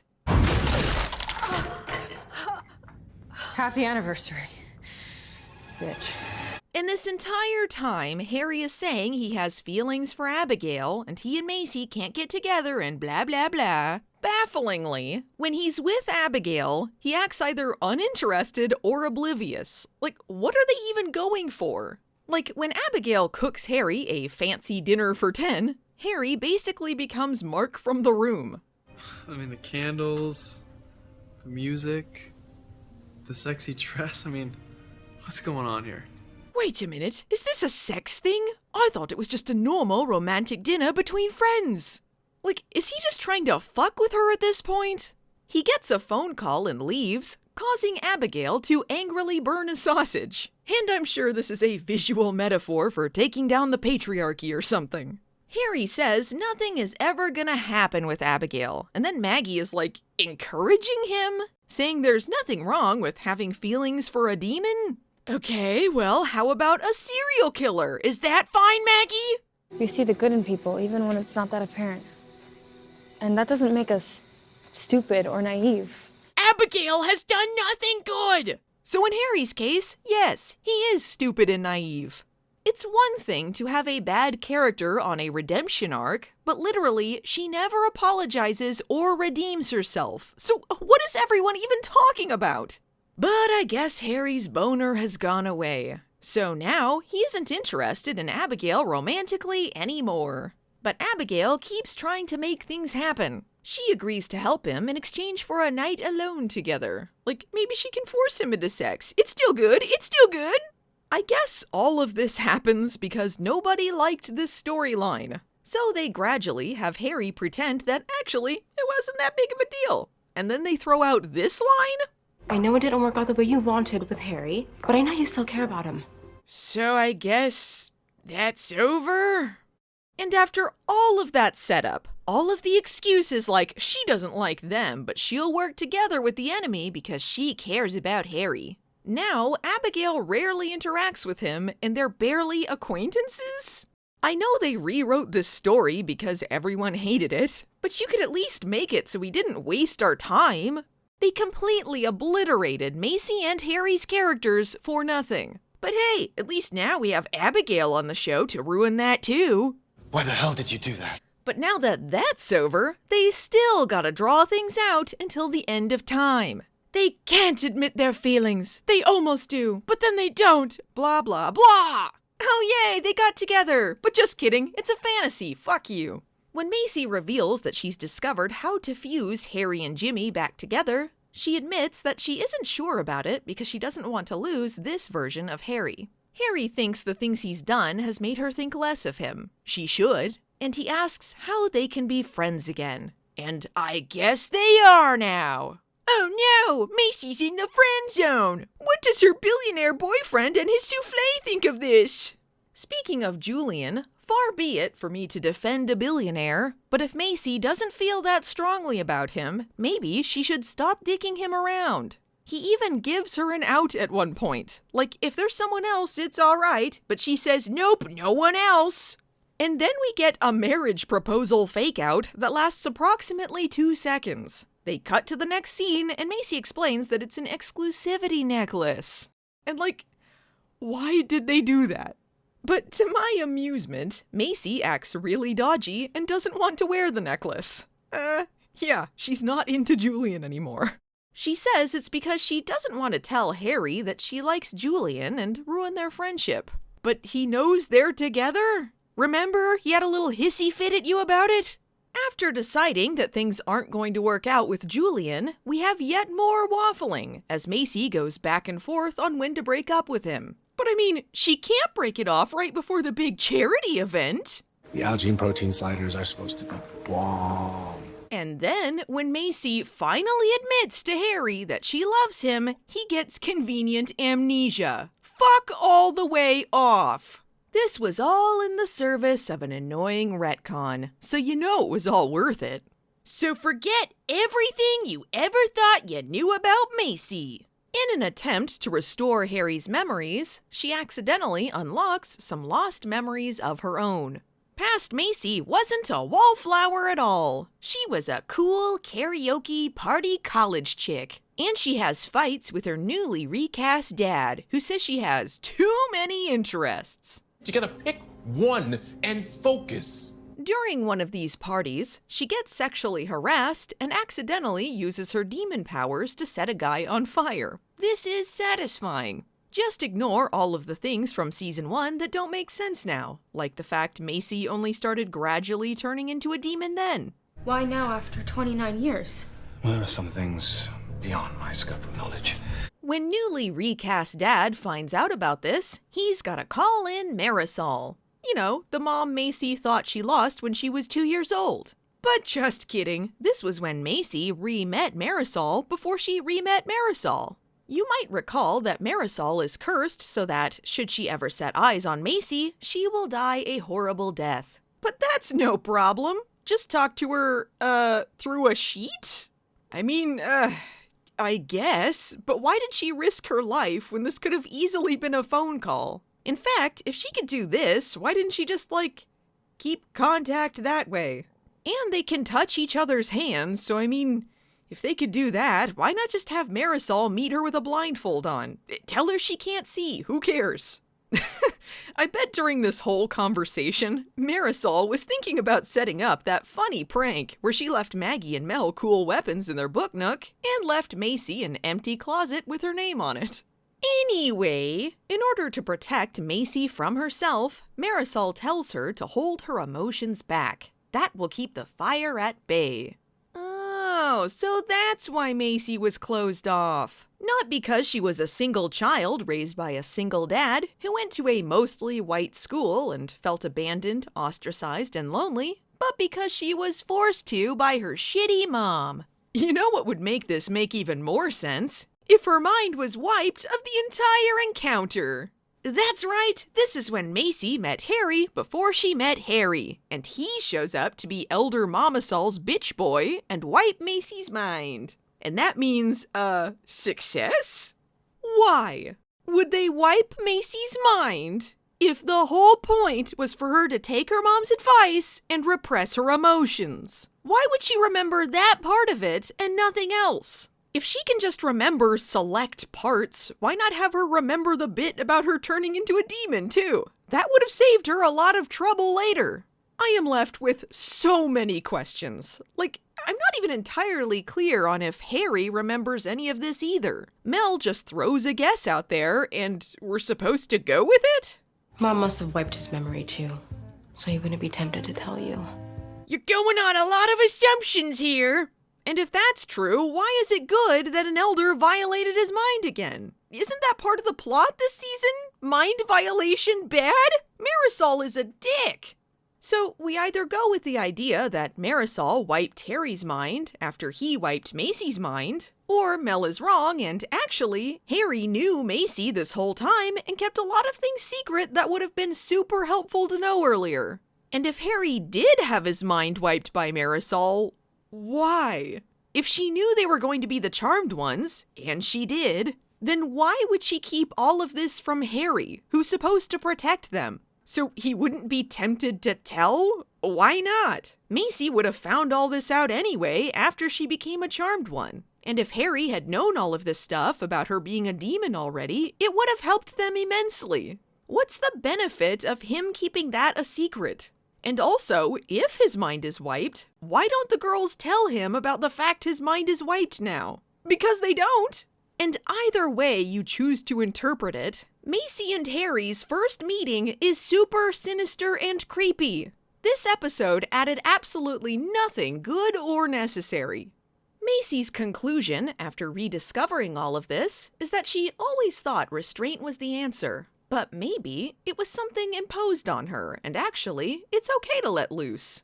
Which is the thing that will make her become a demon? I don't know. Because despite the entire point of the flashback revolving around her anger unleashing her demon side, inexplicably, this is never an issue this season. Remember how she was gonna turn into a full demon eventually, and it was a big deal? Well, don't worry about it. Now they just say she's a half demon, and by the end of the season, it won't matter anyway. Why set up this backstory about Macy being closed off because it kept her demon side at bay, when this season they ignored all of that entirely? We only ever see Macy using her demon powers like a badass with no adverse effects. And, in fact, they help her save the day? Remember the almond milk incident? Oh yeah. She went ballistic when we ran out. Ah yes, we all remember where we were when we heard about the almond milk incident of 2019. No almond milk. Not only does Macy take all of this as a positive, she says that it made her realize that when she was in a dark moment, Harry was there for her. What? By wiping her mind of her only encounter with her mother while she was alive? Under her mother's orders? Fuck off! And sadly, this is what gets Macy to stop pussyfooting around and finally kiss Harry. How romantic. But this show is scared of writing a happy long-term relationship because they don't know how to write one. So now that they've gotten here, they're scratching their heads as to what they should do. Should we break them up? Yeah, that's good. So after all of that colossal waste of time, all of the endless episodes about why they love each other but can't be together because Harry is a moron, the billionaire, the amnesia, the stupid fucking Abigail shit, and when they finally get together, it lasts one episode before Harry is trying to end it. One episode! Ah! Actually, Macy, maybe we should break up because Elder Celeste said dating is bad. Shut up, Harry! Just shut up! Oh, I do not care! It should have been you who perma-died! It should have been you! Kill Whitey! While I'm expressing my angry feelings, I guess now is as good a time as ever to get into more Abigail shit. If you thought we were in the weeds in the romance section, oh hoo! Sadly, that was but a taste of the bullshit to come. Before I get much further into this, I do want to make it clear that this is nothing against actress Poppy Drayton, who I'm sure is a lovely person. I'm gonna be saying a lot of mean things, but this is purely about the character. Thanks for listening! Abigail is the worst thing the Charmed remake ever added. I'm sure my feelings are obvious by this point, but I just want to note that not only do I feel like she ruined the entire show, but she is the reason I rage quit watching. In the middle of the next season, I stopped the podcast and said adieu, because man, it's just not fun to have a character force-fed to you. I don't know how they eventually wrote her out, but I know that for 2 seasons, they really wanted to make her the new main character. You love Abigail. You want to see more Abigail. What an intriguing, badass new focal point. Women supporting women, am I right? It doesn't help that in the first place, this is a character archetype I loathe. The sneaky, sexy femme fatale, usually British, whose entire personality is smirking. The kind of character who only exists to make our main characters look like idiots, all in the service of making her character look clever and smart. Someone so cunning and devious that she manages to get everyone to trust her, only to pull the rug out from under them over and over and over and over again. The kind of character that hack writers think is a strong female character, but is actually just boring and annoying. Yeah, that's Abigail. I blame this almost entirely on Supernatural. Abigail is putting on an act. We know it's an act, the story is that it's an act, and yet somehow, again and again, they expect us to sympathize with this character and believe that she's good in some way. Whatever small amounts of humanity get sprinkled into her story, and there are some, they do not make up for the terrible things she does and refuses to apologize for. And it's difficult to tell if any of it is genuine when so much of her screen time is spent betraying people. That's fine if they just say she's a villain, but for some dumb reason, they keep thinking she's their ally and continually get fucked over for their own stupidity. She's supposed to be simultaneously the most powerful, dangerous frenemy ever, but also she's just a poor, misunderstood soul who fights for the rights of innocent demons killed by meanie-pants witches. Never mind the fact that, with the exception of Parker and Macy, they only ever show demons killing people for no reason other than they're evil. Even Abigail herself kills a bunch of people for evil reasons, whether it's for revenge or because she becomes the demon overlord. They often talk casually about all of her murders this season, but also we're supposed to feel sorry for her because her parents were mean to her. It's like the show is constantly gaslighting us. Like, am I crazy? Did I miss something? You can't have a morally ambiguous character without showing any, ambiguousness. I can't emphasize enough that there is absolutely no arc here. She just acts evil and smirks, and people trust her before she betrays them. Rinse and repeat until the end of time. Occasionally, she will look sad, and I guess that means she's good. And not only does Abigail hog all of the screen time that should be dedicated to the main characters, they kept just giving her everyone else's stories, and none more so than Macy. Ever so slowly, piece by piece, they stole Macy's story and gave it to Abigail. Abigail is a half-demon, half-witch, just like Macy. She's caught between worlds, just like Macy. She lost her mom at a young age, just like Macy. She's in love with Harry, just like Macy. She has pyrokinesis and telekinesis, just like Macy. In fact, Abigail is Macy, and always has been. And that's who you've always been watching for, right? Abigail Charmed? And it wasn't just me who was annoyed by this. A lot of people were, including Madeleine Mantock. That's the reason they changed gears with Abigail, because so many people pointed out that basically, this white side character was stealing this black woman's story and screen time. Which, as you might have picked up, is why this plot is such a fucking mess. And Abigail stealing everything from Macy isn't even metaphorical. I mean, they literally just steal traits from Macy to give to Abigail. Case and point, Abigail strips Macy's powers and takes them for herself. This pissed a lot of people off, and I don't blame them. This is very bad. Yeah, no Because Macy is having trouble getting her witch powers back, she theorizes that her demon powers are displacing them. And so she asks Abigail for help. Not Harry, not her sisters, Abigail, for some reason. Abigail is all too willing to assist, asking Macy to kneel before her and then sneakily taking her powers for herself. The fact she secretly has them now isn't used as a big reveal, no one seems to care, and there's never a point where they find out about it. They just sorta know already. But to be fair, it's hard to tell that she has new powers, because she had these powers already! We've seen Abigail use pyrokinesis a million times before now, even in this very episode, when she pissily burns a sausage. Nothing that she takes from Macy is new. I have no idea what they were doing with this or why. Everyone was confused. Even the Charmed Reboot wiki is like, pyrokinesis, used by Abigail to burn a plate of food, and later to demonstrate to Parker Kane that she stole Macy's demonic powers for herself. Getting Macy's pyrokinesis doesn't even make her more powerful or make her powers work differently. Everything is exactly the same. And she says fire-based powers are coveted in the demon world, but we see random, unimportant guards using it, so it can't be that coveted.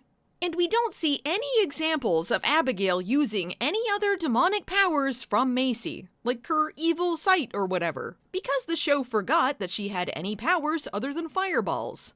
Add to that the fact one of Abigail's witch powers is also telekinesis, and this becomes so pointless I can't even believe they bothered. This does nothing to benefit or harm Abigail in any way, but somehow it was all part of her big, evil plan. What's your end game? Wouldn't you like to know? Yeah, I guess I would, but the show will never tell us. They never get into what this big plan was. There are no consequences, and there's barely any mention of Abigail having Macy's powers now. And when it is mentioned, it is only as an aside. Pretty cool. What's your angle, Abby? My angle?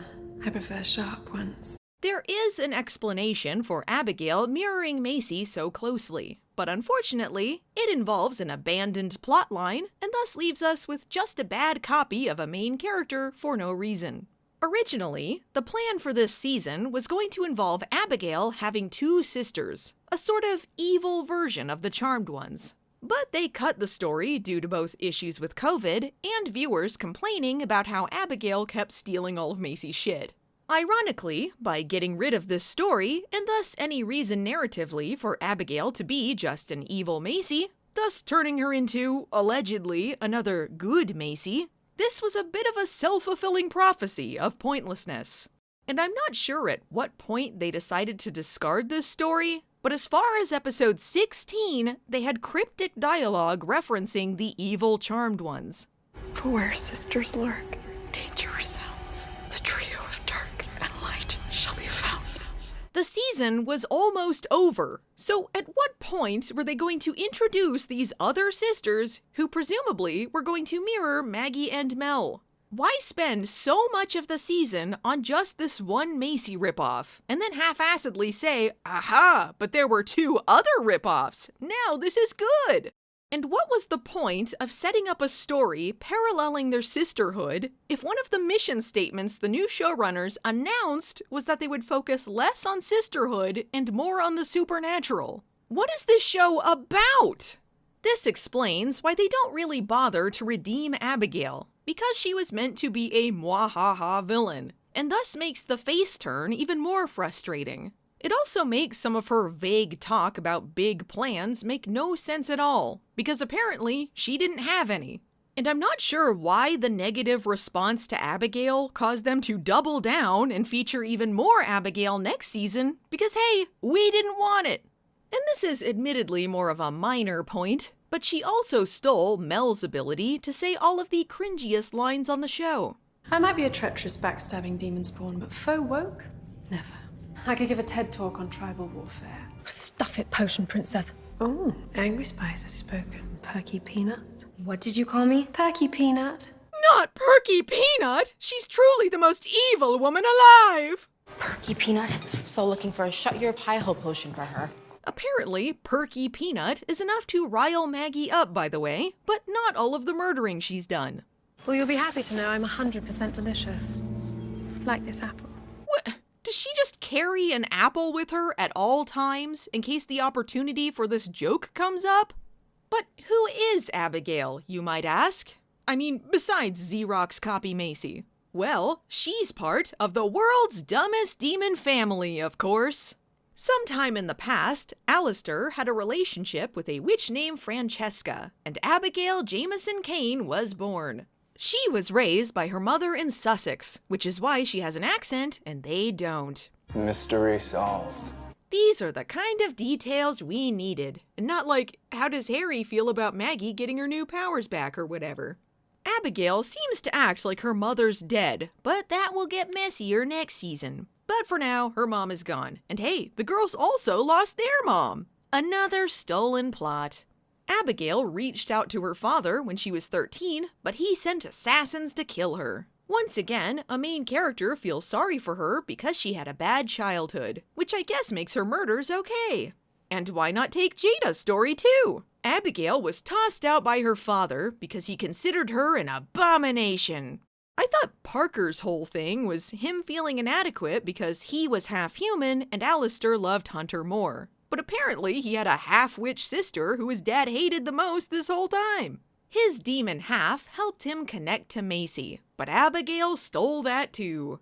Alistair was placing all of his bets on Parker concerning that source prophecy that involved a demon born of a human, but he had another half-human kid this whole time?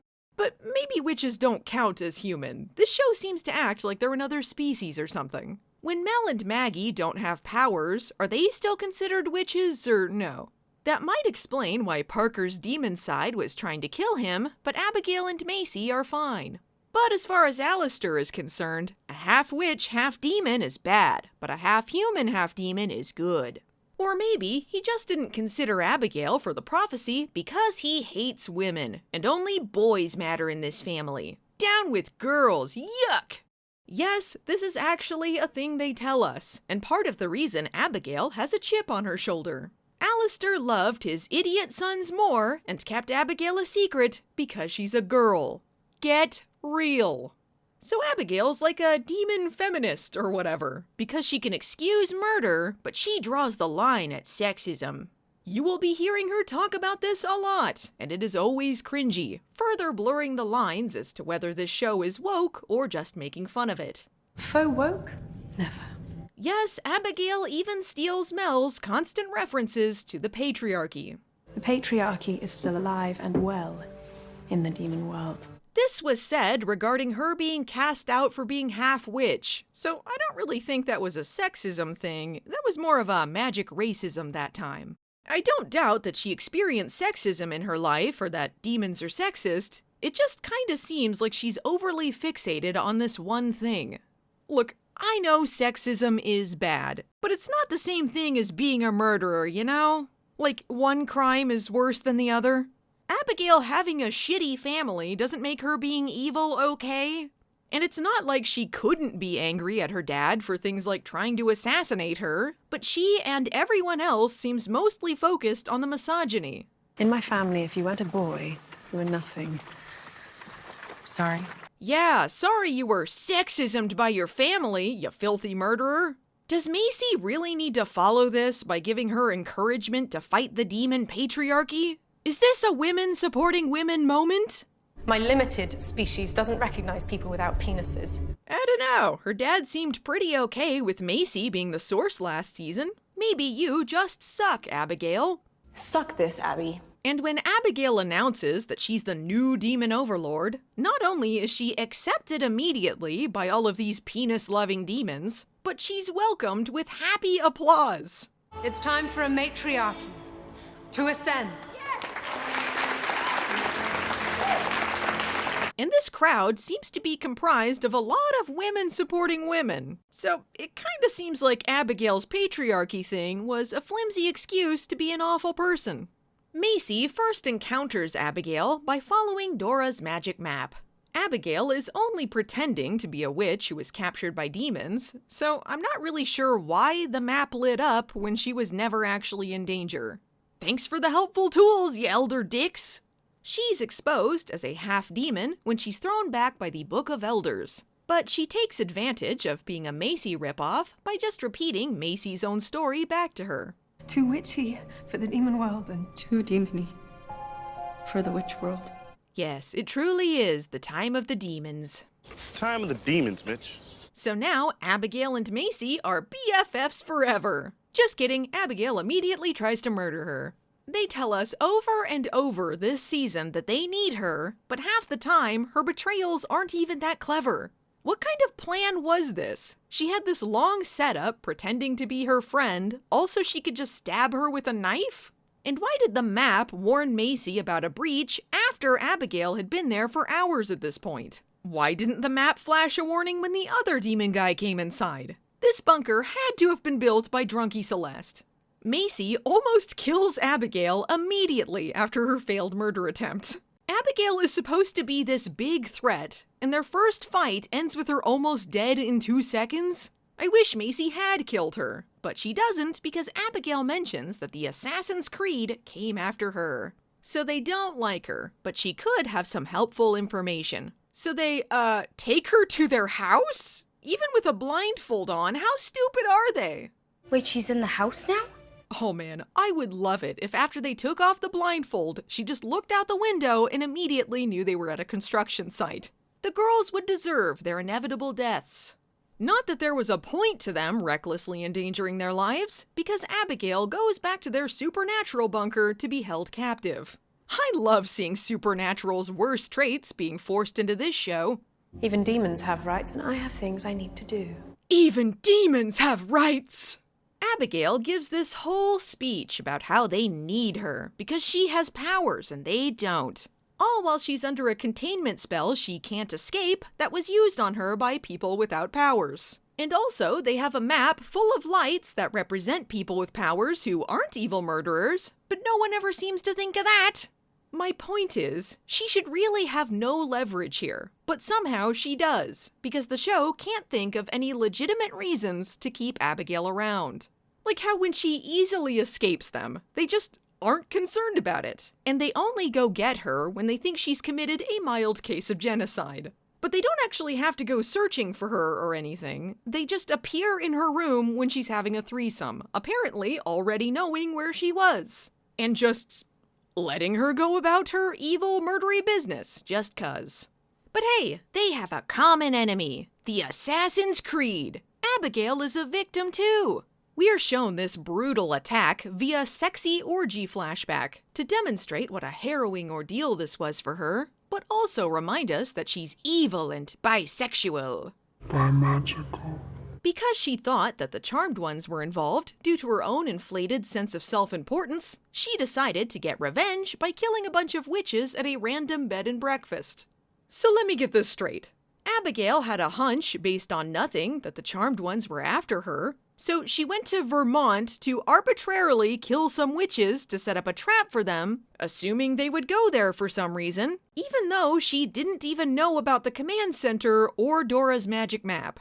Actually, they found the bed and breakfast right after they first discovered the bunker. So Abigail killed those witches before any of this was even set up. If she knew the bare minimum about the Charmed Ones, that they lived in Hilltown, Michigan, why would they go to some random B&B in Vermont? And the same thing goes for luring Macy to her. She didn't know they had a magic map, and she wasn't even in real danger. So the plan was to just wait on a random train in San Francisco and hope the Charmed Ones show up? They could have fixed some of this by saying she assumed they were involved with her attempted assassination because she thought Jimmy was hairy and somehow knew what their white lighter looked like, but she never saw his face. In fact, we don't even see her finding out that Jimmy looks exactly like Harry and is half of someone she's supposedly in love with, because why would any of that matter? And if you think finding out she was wrong about them makes her feel guilty about murdering those uninvolved people, nope! She says that it's fine, because sure she killed those witches, but the Charmed Ones are the real murderers, because they killed her dad and brother. That must be the same thing! I'm so bored already. And let's not pretend that Abigail gives a single shit about Alistair or Hunter. She even says later in the episode that they got what they deserved. So who even cares? And when Mel points out that, her family dying doesn't relate to those witches she killed, Abigail doubles down by saying witches are all murderers because they're always killing innocent demons. Probably no more than the innocent demons your people killed. All witches are the same and must be punished. But don't punish Abigail for being who she is. And I'm sorry, innocent demons? Fuck off. When have they ever shown the girls killing a demon that wasn't actively murdering or attempting to murder at the time? And even if we had seen other witches killing demons who were minding their own business, that doesn't make the Charmed Ones or those B&B witches responsible. Maybe that makes sense to Abigail, but the girls should not be reacting to this like they share some kind of guilt here. Wasn't the whole point of the story arc last season that you're defined by your actions and not by your blood? And I'm sorry, Abigail does not get to act all high and mighty about this if she's going around murdering people to teach the Charmed Ones a lesson because she had a feeling they were responsible for some unrelated thing. And it's weird how Abigail is going on about how not everything is black and white and they killed a bunch of innocent demons, but when they encounter a zoo of kidnapped magical creatures, Mel is the one who saves them while Abigail is ready to blast their ass into oblivion. Kinda seems like you were thinking in black and white there, Abigail. Suck this, Abby. It seems like a pretty big failure of the story to try and make Abigail morally ambiguous, because demons are victims too, when they don't ever show anyone fighting on the demon side that isn't evil. Outside of Macy and Parker, we never see a single demon who is remotely a good guy, or even just trying to live their life. It's always some cardboardy weirdo trying to kill people. Well, the writing's a bit lazy. I'm gonna dip in and out of Abigail's story as I go along here, because they had to cram her into a lot of other storylines that require a deeper look. So for now, let's take a slight detour and discuss all of those innocent demons. Basically, demons are the mob this season. Demons, like the mafia, honor the family. As of, now, demons are run by 4 bloodlines: the vagrants, the malignants, the carnals, and the primordials. The 1%ers of the demon world. Each of them have their own unique powers and agendas, but none of that will matter too much, or really be mentioned too often, and you do not need to remember any of this. Oh, and all of them hang out at, like, this one club called the 7th Circle, which the girls find because a demon license plate has a 7 on it, and Maggie does a zoom in enhance and then reverse image searches it. I'm not sure why they're advertising their secret club, or why people openly do magic outside of it, but I guess I'm not part of the demon mob. In order to infiltrate this demon club, Macy realizes she and Harry need some sexy demon club outfits. This is, of course, continuing the original charm's legacy of the standard issue demon uniform being all black clothes. If you're suggesting we try to find a proper haberdashery around here, I think we're out of luck. Is he saying this because he's old or because he's British? But anyway, Macy uses some glamour powder left over from Maggie's Halloween personal gain adventure. Except this time, there are no personal gain consequences because the show will never mention personal gain again. And now they can get into the club! With sexy results. Why do they glamour themselves to look like themselves in sexy clothes when they could look like literally anyone? They could disguise themselves as people who aren't supposed to be dead and on a demon hit list, thus exposing that the Charmed Ones are alive. Which is, exactly what happens later in the episode. They apparently scraped all of their money together for this road trip, but they can't use any of that money to get new outfits. But also they have a new car? Or is this their old car? Did it go through the portal with the house? And speaking of the house, did they not have any sexy outfits there that they could have grabbed? Like Macy's red dress or something? They knew they were going to a club. And at this stage of the season, they have to conserve all of their limited spell ingredients since they have no magic. But they waste them on changing their outfits and nothing else about their appearance? Their cover could have been blown immediately. They're testing for demon blood before anyone can get in, and Macy encounters a rat demon from the bed and breakfast. But he either doesn't recognize her or doesn't care. I'm not sure why they did this. It was a strange thread to never come back to. Well, the writing's a bit lazy. Here's where we're introduced to Godric, an upper-level primordial, who gives the exposition dump of the century. It's been 1,000 years since all of the demons met up at a sexy nightclub, but his boss, the demon overlord, was prophesied to unite them. I'm not sure how the demon overlord prophecy gels with the prophecy about the half-human/half-demon source bringing about the end of the world last season, which I only bring up because said half-human/half-demon/former source is who they decide to elect their demon overlord. Yes, I know. Basically, since the death of Zagon, whoever the fuck that is, all of the demon kids have been fighting. This is noted by Harry earlier in the episode as well, which he states as if this was ever part of the show until this very conversation. But now, some dumb futt will bring all of the demon bloodlines together so they can finally get some shit done. Demons supporting demons. So basically, the demon overlord is the godfather of the demon mob, the demon father. He, or she, controls who the demons attack and how the demon/witch war goes. Except they don't, because how could they? I have a whole section later about this. Whatever. Now all of these bloodlines are working together, while simultaneously squabbling amongst each other to bring down the witch scum. You aren't going to see any of this witch/demon war, but you will see a lot of demons in offices discussing how to go about this war. The witch side is just the girls in the bunker. Here's a question that should have been, but definitely wasn't asked. Are demon politics something that we need to see on screen? Or are these basically just tedious Star Wars prequel politics? Is this interesting in the slightest? Or are we watching Jar Jar Binks give a speech to the Senate?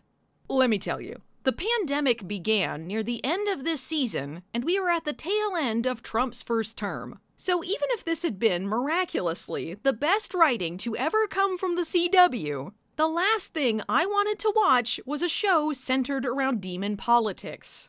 But it wasn't the best writing to ever come from the CW, it was Charmed 2018. And so all of this either made me bored or angry, and ultimately went nowhere. Riveting. As for the demon overlord, who it is swaps throughout the season, and the first one to take the mantle is Abigail! Yay! How did Abigail get this prestigious title? By just, saying she was the demon overlord. And then she was. That's it. So, that's the foundation for what would have been the main plot of the season if they hadn't rewritten it last minute. But she pretended to be a guy, because demons are sexist. Except later, when she doesn't pretend to be a guy and it didn't matter.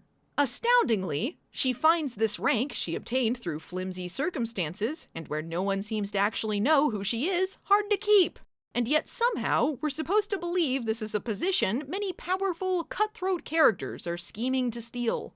And they keep acting like everyone must be loyal to the demon overlord, and there's this tight-knit system of rules and hierarchy all the demons must follow, but this was a position that didn't exist until Abigail just stated she was the demon overlord. She even went so far as to call it a myth. So I'm not sure why any demons listen to what the demon overlord has to say, to be honest. So while Abigail was briefly captured by the Charmed Ones, the other demons just got bored and swapped in another demon overlord. That's right, all it took for her to lose it all was just being stuck in a bunker for a couple days. So, I'm finding it hard to care about this plot. But just as I'm about to fall asleep, here comes the new demon overlord to save me from my misery. It's Parker Guitar, baby! Oh yeah, Parker's back, folks, and he's more of a goober than ever. Yes! If you had told me when this show began that I'd be happy to see Parker of all characters, I wouldn't believe you. But here we are. Everything in this show at this point is so lifeless, dull, and depressing, I just wanted to feel something. And here comes Parker Guitar and his Demon Overlord Instagram account, and I'm living again. And I look at Parker's Insta every day. I don't know why Maggie is acting like Parker is missing when apparently he's posting on Instagram every day. But yes, canonically, Parker has a Demon Overlord Instagram account. Yes! There has been not one good storyline with Parker, only hilarious missteps, and I am here for it. No matter what I do, I will never be good. Parker, sing us a terrible guitar song, unite with us at Whole Foods, and take us away! Remember how a huge chunk of Parker's storyline last season involved his demonic side killing him, and his mother experimenting with Charmed One DNA to save him? Well, hope you weren't looking for a resolution to that, because now he's fine with no explanation. This is because they want you to forget most of last season, and also they don't care. And now he's Parker Kane, Demon Overlord. Parker Kane? I am dying here. Never once do I buy that Parker is someone who has any ounce of power or leadership skills, despite the fact he explicitly says that's the power of power. That was the power of power. But I suppose that's in keeping with the storyline, because apparently he's been installed as some sort of puppet ruler. The other demons figured that with Abigail gone, anyone with the last name Kane would do, despite the fact that no one even knew that Abigail was the Demon Overlord, and therefore wouldn't know that anyone with the last name Kane was the Demon Overlord. And so they made the village idiot Parker the Demon Overlord. And to my idiot half-brother. Just like when he was the source of all evil, he's ultimately being used as a chess piece by other people hungry for power, except in an even lamer plot. Kinda strange that something like this happened to him twice.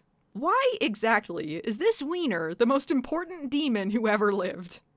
Anywho, Abigail is pretty annoyed because she did all of the work. And by work, I mean declaring herself king of the world, throwing her hands in the air and going la la la la la. And then Parker waltzed in and took her spot. Isn't this just like the patriarchy? But she has a plan to take down this penis haver. A plan involving magic superpowered apples. And yes, this is important. These may be the most important apples in all of television. I'm 100% delicious. Like this apple. This apple is unrelated. She just really likes apples. So Macy, Maggie, and Harry are sent by Dora's magic map to the Sacred Grove, where a hallowed tree produces special apples that will temporarily protect someone from all things magic. These apples belong to the Dryads, who have all been murdered. So, more folks the Charmed Ones didn't save. Didn't even save the tree. Pretty pathetic. They do find an injured witch, but Harry is the one who heals her, and the Charmed Ones, as usual, did nothing. Harry says that whoever stole the fruit would be unstoppable, but the fruit's effects are only temporary, and since they killed the tree, the special apples are a pretty finite resource. And the apples protect you from magic. They don't protect you from being, strangled to death or shot. In fact, as we see later in the season, the apples seem to do more harm than good for someone. So I really think Harry is exaggerating their power. Anyway, they immediately assume Abigail is behind this Dryad genocide and sort of roll their eyes. Ugh, stupid Abigail and her genocides, am I right? Despite this, Harry defends her and says that they need her. Again, I'm not sure why, especially if they think she just committed a genocide.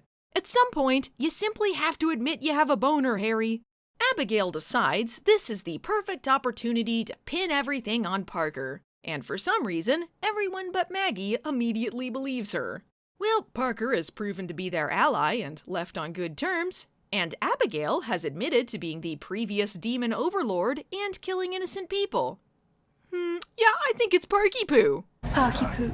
But Maggie would never suspect her poor Parky Poo of doing anything wrong. So in order to prove his innocence, she must team up with Abigail, the other person they suspect committed the genocide and who told them Parker did the thing she's trying to prove he didn't do. Smart plan, Maggie. What's everyone else up to while she's on her demon overlord adventure? Macy and Harry look into Boxer Boy, and Mel is on a side adventure with her throwaway girlfriend. This show has no sense of tension, priorities, or excitement. Turns out Abigail just failed a Parker assassination attempt, so Parker proceeds to choke her out. Somehow, Maggie and the audience are supposed to care if she dies or not. I won't even put a memorial post up for you on Insta. Parker, no! That's cruel! Parker, stop! She's not the enemy! In what way is she not the enemy? Up until you guys captured her, she was the leader of the demon side of this demon witch war. That's the literal definition of the enemy. Oh wait, I guess maybe Maggie considers her the enemy when Parker reveals that Abigail tried to kill him. I guess being a witch serial killer and war criminal was fine. You tried to kill him? I'm walking on sunshine. Whoa. This is great. So Parker is acting like a cool, tough guy through all of this. And then when he sends everyone out of the room, he gives Maggie Pie her huggy wuggies because, like the rest of the world, he thought she was dead. Dude just wants to have a puppy and post his guitar songs on Insta. Why must he constantly be a pawn in this dark demon world? Look at this. He gets upset because now that he's the demon overlord, Maggie doesn't trust him. Is it because I'm now the leader of millions of evil guys? He even offers to take a truth serum to prove to Maggie that he isn't responsible for killing the Dryads. But Maggie tells him no. Trust is earned, not forced. Maggie, even if he is telling the truth, you're so dumb. See, Parker isn't in it for the Dryad genocides. He took the demon overlord job for peace. At least for demons. See, he figured if he could unite the demon bloodlines, they'd stop all of the infighting. Not sure why he helps the side where they never show a single good guy, and not the witches they're killing, but okay. Maybe he wants to be neutral, and that's why he set up base in Switzerland. I don't know. And what better way to make peace than with a little bit of torture? He'll figure out who really killed the Dryads in no time. Despite the audience cheering for Abigail's demise, Maggie stops him once again. Trust is earned, not forced. so give Abigail some of that truth serum instead. Abigail admits to the genocide and apple theft, saying it was all a ploy to kill Parker and become demon overlord again. However, we later find out this was a ruse, because it turns out she took a bite of some magic apple and was covering for Godric, who was the true killer and apple thief, all as a ploy to fake kill Parker and become demon overlord again. See, it was clever, because it was the same plan, just with contrived complications and a pointless middleman added to it.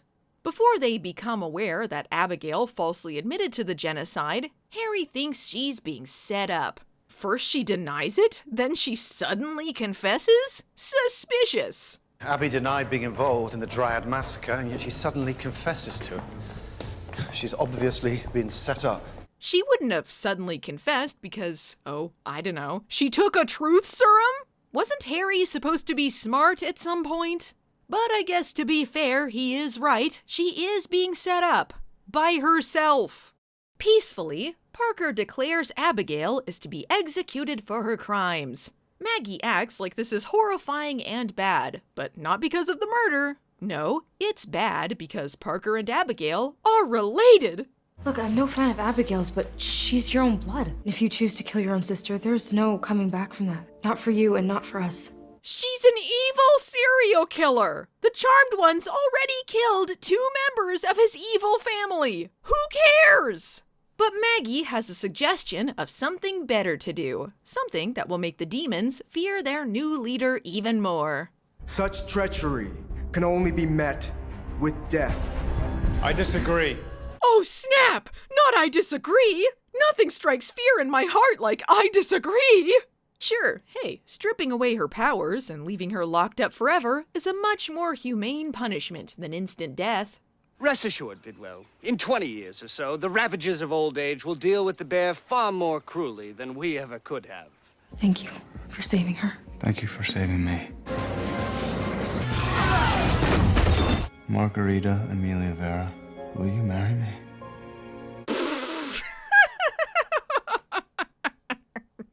Okay, so just to recap, Parker is the demon overlord. He was going to kill his sister. Maggie suggested leaving her to rot in a cell. Parker thanks her for saving his life, sex, and then proposal.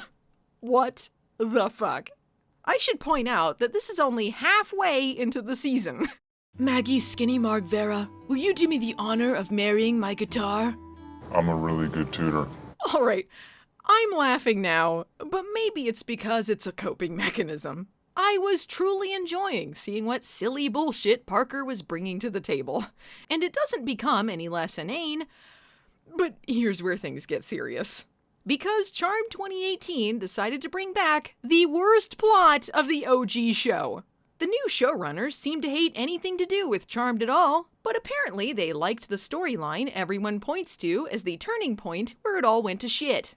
They're speedrunning into the crappiest version of Charmed, so here it is. Maggie, evil queen of the underworld. Please, somebody wake me up from this nightmare! There's something rotten in the land of demon, and this wedding is smack in the middle of it. Agreed. Oh yeah, we're already fucking here. That's how dire this remake has become. Maggie was a pretty fun character, albeit a little dim up until this point, but now the amphibification of Maggie has begun. The only saving grace of this is that the breakneck pacing at least makes this storyline shorter. But we're gonna go through it all. The demon marriage arc, thanks Parker Bama, the whole enchilada. She doesn't go so far as to start a love advice column, but holy shit does her character take a turn for the worse. Somehow, Mel is the only one coming out of this season who looks any better than she did before, and that's only because they forgot about her most of the time. I'm sorry, why am I here? Parker is not just in love, though. He's thinking practically. If the demon overlord marries a witch, everyone will have to stop fighting and there will be peace. Somehow. I know it sounds crazy, but everything revolutionary sounds that way at first. You're not Tim Cook unveiling the new iPhone. These are our lives. Maggie doesn't really think this plan is that solid, but her sisters don't either, and it makes Maggie mad that they share the same opinion. And then Fanny Pack Franny and Almond Milk Annie are like, if you marry him, you become part of his family. But what about our family? which isn't how marriages work. It doesn't nullify the family you already have. But even if that was how it worked, why the hell would Maggie want to be part of this family anymore anyway? All season long, they spend as little time together as possible because they clearly hate each other. Why are they suddenly pretending to be all about sisterhood now? It'll be like a power partnership. Beyonce and Jay-Z. Barack and Michelle. I can only take so much cringe before I die, Charmed. Her sisters are treating her like a kid, which she isn't. She's gonna do what an adult would do and get married to spite them. Neener, neener, neener. Plus, a wedding is a really good excuse to get some skinny marg time in, so the marriage is on. He did try to take away our powers, Maggie. For the millionth time, he apologized. All of this points to someone who will be a great leader and make wise decisions. So okay, if she's gonna be co-demon overlord, there's gonna be some changes around here. She suggests that Parker let some witch hostages go, and then they act like this was something that required teamwork, and not something Parker could have done himself at any time. That was the power of power. They aren't married yet. This is just something she says would be nice to do, and he does it. And what about these hostages anyway? They were captured in a demon ambush, so did Parker order this? He only ever said he was keeping peace between the demon bloodlines before this, so like, he was definitely killing a bunch of witches in this war, right? At the very least, we see that all of the demons have to get his approval to do stuff, so he's giving the war the go-ahead. Just because he's the biggest dork in the universe doesn't mean that he isn't killing a bunch of innocent people. It kinda seems like he's just been protecting demons. Now, if they'd incorporated this into the plot later, and that's why they turn on him, I'd get it. But this is never mentioned. It's just something I noticed, and they hoped you didn't, I guess. I understand that there are nuances to fighting in a war. You know, sometimes people have to do terrible things to win larger battles. But I just don't think this show is that deep. This isn't a Twitter clapback, Mel. Violence begets violence. Despite the fact Parker released those hostages before they were married, they act as if getting married will force the demons and witches into peace. Because, much like Olive Garden, when you marry a demon, you're family. According to something called the Oath in demon tradition, you can only forge an enforceable peace with those who are family. Demons, like the Mafia, honor the family. Basically, if any demon attacks witches, it'll be like attacking the mob wife's family. And that's like attacking the mob boss. And that don't fly in the demon mob. Maggie and Parker think this will stop the bloodshed, as the Mafia is famously blood-free. You might have noticed some major flaws in this plan, and that brings me to another annoyingly half-baked aspect of the season. The demon truce. So I mean, I'm not the only one who realized that this truce makes no sense, right? Like, it's not that enforceable on either side. It doesn't seem to really, matter. Everything this season falls apart immediately when you take into account free will. No one listens to this truce, we never see anyone following the truce, and all we ever see is one side even discussing it. Witches don't have some weird mafia-like society, so who's ordering them around? Do they even know any of this is going on? Witches are just like regular people. How does a demon mob agreement stop them from killing demons, even in self-defense? They aren't beholden to some random demon oath. They aren't bound by demon law. Not that we ever see any other witches participating in all of these political talks. For some reason, the Charmed Ones speak for all witches in the world. And as far as the other witches are concerned, the Charmed Ones are dead. The whole setup this season is that they're in witchness protection. And even when the demons find out they're alive, they still pretend to be dead. So the other witches would have no way of knowing what they're doing. There might have been something to this if the girls had actually become the new elders like they set up last season, but they don't. So who is putting out this notice to other witches that there's some demon truce? I'm not sure when they got the memo, as they're busy running for their lives, getting murdered by demons who also don't know or care about this truce. They broke the truce. You were supposed to keep your side in line. This is your failure. Best put a sock in it, angry spies, before I send a fireball your way. Don't point out any major plot holes when you're around me. One of the big excuses our main characters have for keeping Abigail around when she becomes the demon overlord again is that she's keeping the peace. But we constantly see them coming back from demon fights. They couldn't even get demons to come together at a nightclub when they first introduced the demon overlord. How the hell were they going to create world peace through a wedding? And even if it did create peace, we've seen how easily someone can just become the new demon overlord. So would that even stick? Right away, Godric asks why demons will trust Maggie, and Parker says they'll trust her because he trusts her. And that trust is broken in less than a day. None of these demons care about this demon overlord power struggle. They just want these meetings to be over with so they can get drunk at the club. It's like 5 people total who give a shit about this demon overlord thing. This is even pointed out in the dialogue. Am I supposed to care about a truce between our sworn enemies? And how does stopping demons from fighting each other stop them from killing other people? Some of them eat witches. I don't know if they can stop killing. This is even brought up by Maggie when she starts writing a peace treaty in her sexy robe. Do you think I need to say no eating? Thanks for that thrilling contribution, Demon Overlord Parker. I love how my fiancé is doing all of the things I could have easily done myself instead of sending demons to kill witches and perpetuating this war. I'm gonna post about this on Insta. Hey, can these demons get permission to kill some witches? I'm getting married. Yeah, but you aren't married yet, so maybe we can do this real quick? Maggie doesn't trust Godric after this. Something about him suggesting they kill a bunch of witches right before they get married seems a little suspicious. Parker's response? Duh! And then later, he blindly trusts his advisor Jeffart for no reason whatsoever, bringing about his own downfall. Honest Godric says that if they're gonna get married, they should do this traditional demon knife thing where it makes Maggie obedient to Parker for life. And then when he leaves, Parker asks Maggie what's wrong? He's so stupid. To further cement how trustworthy he is, Godric takes Parker aside and fesses up to the apple thing. But it's okay, because he committed a genocide and stole them for him. If he takes a bite of an apple, he'll be safe from all of his enemies. Duh, I guess I will.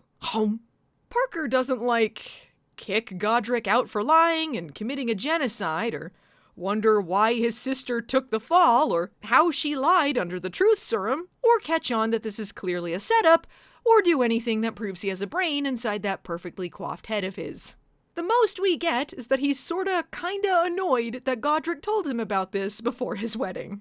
But he still believes that this genocide was in his best interest, despite the fact he was gonna kill Abigail for doing it earlier. So he eats whatever random magic fruit is thrown his way, like a dumb puppy his father never let him have. This is all part of Abigail and Godric's plan to overthrow him, and it hinges on him being the biggest idiot who ever lived. Good call on their part. No matter what I do, I will never be good. So get this. Mel, Macy, and Harry are invited to the Demon Overlord headquarters for the ceremony. They can just strut into enemy territory wearing sexy formal wear because everyone loves a wedding. This is, of course, so Harry and Macy can act out more of the writer's barely disguised fetish, while Mel, anamorphs into a fly to do spy stuff. Mel Stockman's plot is hilarious. She keeps flying around Godric's head instead of not doing the dumbest thing possible, which results in her getting swatted. And somehow, we're supposed to, be scared for Mel as we stare at a fly on the ground.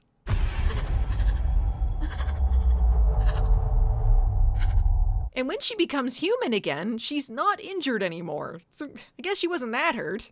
And her being a fly was ultimately unnecessary. I mean, we see Macy and Harry wandering around wherever they like and never get stopped by anyone. And when Abigail escapes the dungeon, her disguise is just a big Dracula collar that she pulls down immediately. She stands in the back during the wedding being held at the same complex she just escaped from, out in the open, and nobody notices her. Apparently, there's no security there, even on the day of the demon father's wedding. Mel goes to tell Maggie about Parker's apple conversation, and this is where the Phoebe really starts to come out. See, Maggie isn't upset about the genocide or Parker being cool with the whole thing. No, she's mad Mel spied on Parky Poo. Spying on Parker? Trying to undermine my wedding? Apparently, not respecting Maggie's decisions, even if doing so proved Mel completely right to be suspicious, is the worst crime here. So Maggie kicks her out of the wedding. And folks, I was receiving psychic damage here. I could not go through the Cole/Phoebe bullshit again. I only have so many years in my life. And it was totally all about Maggie's pride here, because immediately after kicking Mel out, she goes to investigate the case of the stolen apples, which I guess are being kept in a suitcase in Parker's office. Why can't you respect your own decisions, Maggie? I bet that office smelled of stale beer and white privilege. Parker sees her with the precious, precious apple suitcase. And thanks to Godric suggesting Maggie was only in on the marriage for the apples she couldn't possibly know about previously, and a bite of said suitcase apples, Parker is pissed. Because from here on out, folks, get ready for this. Parker is under an apple mania. Godric lied to you. He was trying to protect me. Dryads were murdered for these. Oh, Maybe you're the one who can't be trusted. Cole had the source influencing him. Parker has apples. The CW did nothing if not improve upon the story they were given. Yes, it turns out if you eat too much of these apples, you go insane. Why? I don't know. They just needed it to happen for the plot to work. They only explain this really quickly later in the episode, so you'd be forgiven for thinking the show was just badly written as usual. I mean, I guess it was still badly written. It was just about apples all along. You know, it was probably the apples. Caused some sort of mania. 3 apples a day incites mania. Now Parker is apple jacked up, under a magical apple roid rage of sorts. Because this season established that members of his family can mind meld, despite the fact he never displayed this ability before and never will again, he takes a look into Maggie's brain to see what the deal is. But he doesn't get any of the important stuff, he just sees Jordan. Except at this point in the story, they have no clips of Jordan doing anything interesting. So he gets insanely jealous over a really boring montage that cuts around a lot of the creepy vibes. Maggie tries to call off the wedding after this, but Parker won't have it. Well, can't argue with that. This is where Abigail's scheme comes into play. She's teamed up with Godric in order to escape, save Maggie from Parker, who they sent into an apple mania, and then take the demon overlord position again. Abigail convinces Godric to team up with her because they both think Parker is an idiot. Abigail wants to control the demon bloodlines, and Godric wants to control Parker. So, how does dethroning Parker help Godric in this situation? If he's so easy to control, then wouldn't he want him in the same position as the puppet demon overlord? And why would Godric team up with Abigail, when literally all she's done all season is fail to kill anyone important and get captured, but looking smug while it happens as if she meant to do it? She just failed at trying to kill Parker, got bored, and went and had a threesome, while Godric was killing all of the dryads and stealing the super powerful protection apples. Why didn't he just take the magic apple and become the demon overlord himself? The show can't even come up with a good reason for the bad guys to keep Abigail around. Well, the writing's a bit lazy. Things get even more confusing when Abigail fake kills Parker. So she uses the dagger of Zagon to stab him, but she put a homing device on it so he would poof into smoke and go back to her dungeon, thus appearing to die. Because he was immune to magic at the time, the dagger didn't kill him, even though without magic, it's still a knife. But also, the girls knew he was under the influence of the apples at this point, so why did they think he was dead? And why was fake killing him part of Abigail's plan anyway? Because he's her brother? She tried to kill him before without seeming to care about that. Was this part of her plan to vow to seek revenge on the Charmed Ones? I will avenge my bloodline. Which she proceeds to not do? Why does she need Parker alive for that? Were all of her murder attempts on Parker going to be fake outs? Yes! This episode works nonsensically if you just ignore the whole thing the apples do. Like, when they said the apples made you unstoppable and protected you from magic, what they meant was the apples make you go crazy and somehow makes your sister able to control what you do. At one point in the episode, Mel freezes Parker, so guess it didn't make him immune to that. And I don't know if this counts, but Maggie did magically see Parker attack Jordan with her foresight. In fact, the only magic the apple seems to make not work is Harry's healing when Parker gets stabbed. I don't think this apple makes you immune at all, or even gives you any advantages. If anything, it makes you suck. Maggie, Please, pretend to be your lesbian sister for me. One more time. Ooh, like a little roleplay. When we think Parker is dead, it's unclear why we're supposed to care. This is doubled with Jordan's fake-out death, which we are also somehow supposed to care about, despite the episode not even mentioning him again. The episode goes so far into not caring about Parker's death that the next time Abigail sees Harry, he's all smirky smirks and thanks her for doing the right thing. I guess Harry is happy about Parker's death, someone who was their ally previous to this.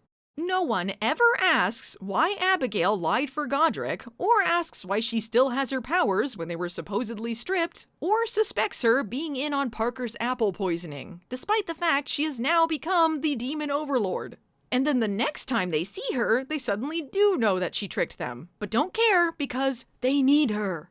In the dungeon, Parker calls Abigail worse than their dad. And I mean, I don't like Abigail at all, but your dad made you the source of all evil and tried to end the world. Abigail just made you eat an apple and broke up your marriage. No matter how much the show tries to convince us, Abigail is just infinitely lamer than every other villain. But alas, poor Parker, usurped as the demon overlord, just like when he was the source. Always the bridesmaid, never the bride. Speaking of the bride, pour a skinny marg out for Maggie, I guess. They have this awful wrap-up where Maggie is depressed and Mel and Macy tell her they should have respected her decision. Like, dude, you just rescued her from her evil wedding, which was only stopped because you interfered with her dumb decision. We're supposed to take it from this conversation that you should have let her rule the underworld under Parker's control? And to make things even more insulting to her intelligence, then they try to frame Maggie's actions as inspirational. Trying to create peace through her demon wedding was daring to dream. Fuck off! True that. But like Cole before him, Parker is not yet off the hook for the crime of being under an evil magical influence. He's rotting away in a demon jail cell, and the show isn't even interested in getting back to that for like 4 episodes. Or 2 months real time because of the mid-season break. Ironically, he was updating his Instagram every day, but no one noticed or cared. But they eventually do get back to Parker, and if you remember the Phoebe/Cole storyline, you know where this is going. Thanks, Parker Bama! Oh, this is infuriating. So when Macy discovers that Parker is in the dungeon, he does her a favor with the request that she give Maggie a letter telling her he's alive. Macy is conflicted because Maggie was hurt by the situation, and she's finally starting to move on. She can't deal with this right now. Macy wants Maggie to get with Jordan, the guy who has a girlfriend, got super possessive over a first aid kit, and had a roid rage of his own and threatened to punch Macy. So Macy just fucks off and doesn't bother handing over the letter, leaving Parker to rot in Abigail's dungeon forever because Maggie wants to move on and it's inconvenient. Thanks, Parker Bama. Love wasn't enough. But I guess to be fair, Macy does save Parker from some torture at least, because that's something a man would do. Let's not resort to the same nonsense men have been perpetuating for centuries. Don't torture Parker for feminism. Macy, of all people, should understand Parker's struggle with his demon side, but she makes it out like his darkness is irredeemable. All season long, Macy is the only one who seems to know what a piece of shit Abigail is, but suddenly she's like, well, Abigail manipulated things, but you made good and bad choices too. I mean, I agree that he let demons kill people in this war, and they never really acknowledge that, but I don't think that's what Macy is referring to.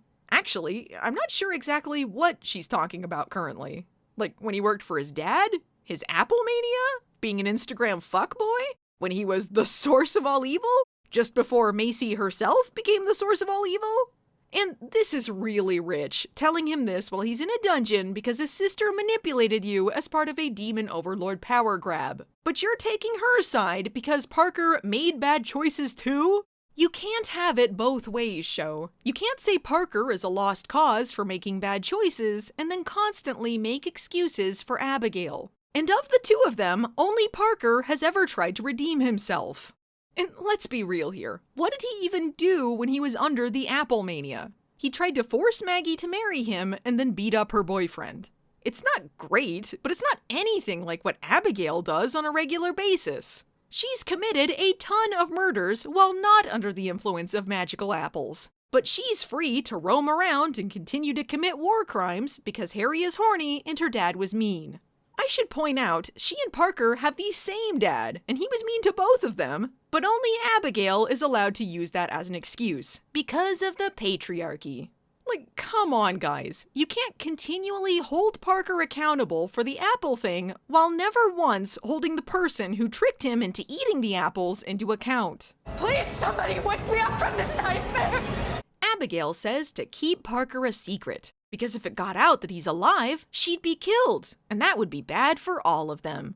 But why? Please explain to me why Abigail's death is bad for them. Parker wanted peace, and she wants power. Just kill her and put dummy Parker back in charge. In a later episode, Macy tells Maggie that Abigail can't know that she knows about Parker being alive, because that will end their truce, even though we never see any evidence of this truce being enforced, or even when it was established. But Abigail already knows that Maggie knows because she assumed Macy would tell her, because why wouldn't she? But then she gets mad because she and Jordan visiting makes it look like they're all in bed together. But aren't they? What do the demons think the supposed truce is about? Maggie acknowledges that Parker was under an apple mania, but she says it was enhancing his dark side anyway, and that's always going to be there. This is all while Macy is in the room, nodding away. Yeah, your dark side will always define you. I get that the dark side is a theme this season, but this is directly contradicting the theme of last season, which is that your actions dictate who you are, and love is the strongest power, or whatever. Remember when they told that pixie that she wasn't responsible for murders she committed when her agency was taken away? Maybe Parker can get a pass for apple mania. Unless this is just like a women supporting women thing, and doesn't apply to stale Mountain Dew and white privilege Parker. Maggie eventually finds out that Parker is alive, but she doesn't, go to rescue him. She doesn't care that much.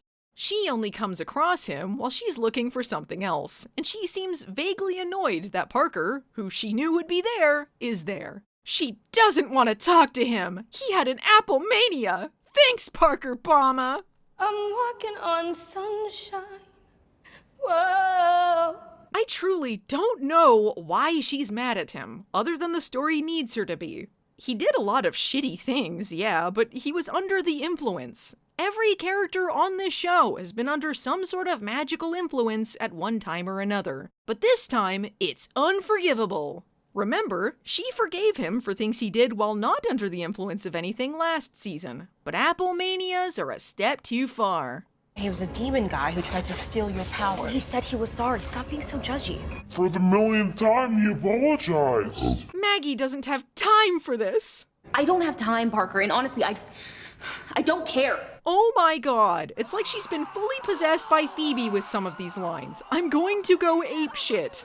Maggie, that wasn't me. Yes, it was you. It was part of you, the part of you that is never going to change. Shut up, shut up, shut up, shut up! What the hell was the last season even about? Despite all of this, Parker still helps her. He even saves Maggie from Abigail and tells Jordan to take care of her, and she still leaves him to rot in a dungeon. Afterwards, she proceeds to complain that Parker being alive reopened old wounds. Shut up! Running into Parker? I'm sorry you had to go through that.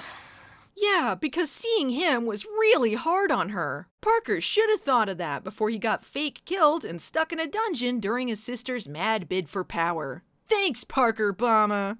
It becomes obvious to Parker that the only person who's going to rescue him is himself. Which you know is gonna piss off the sisters, because he should just stop inconveniencing them.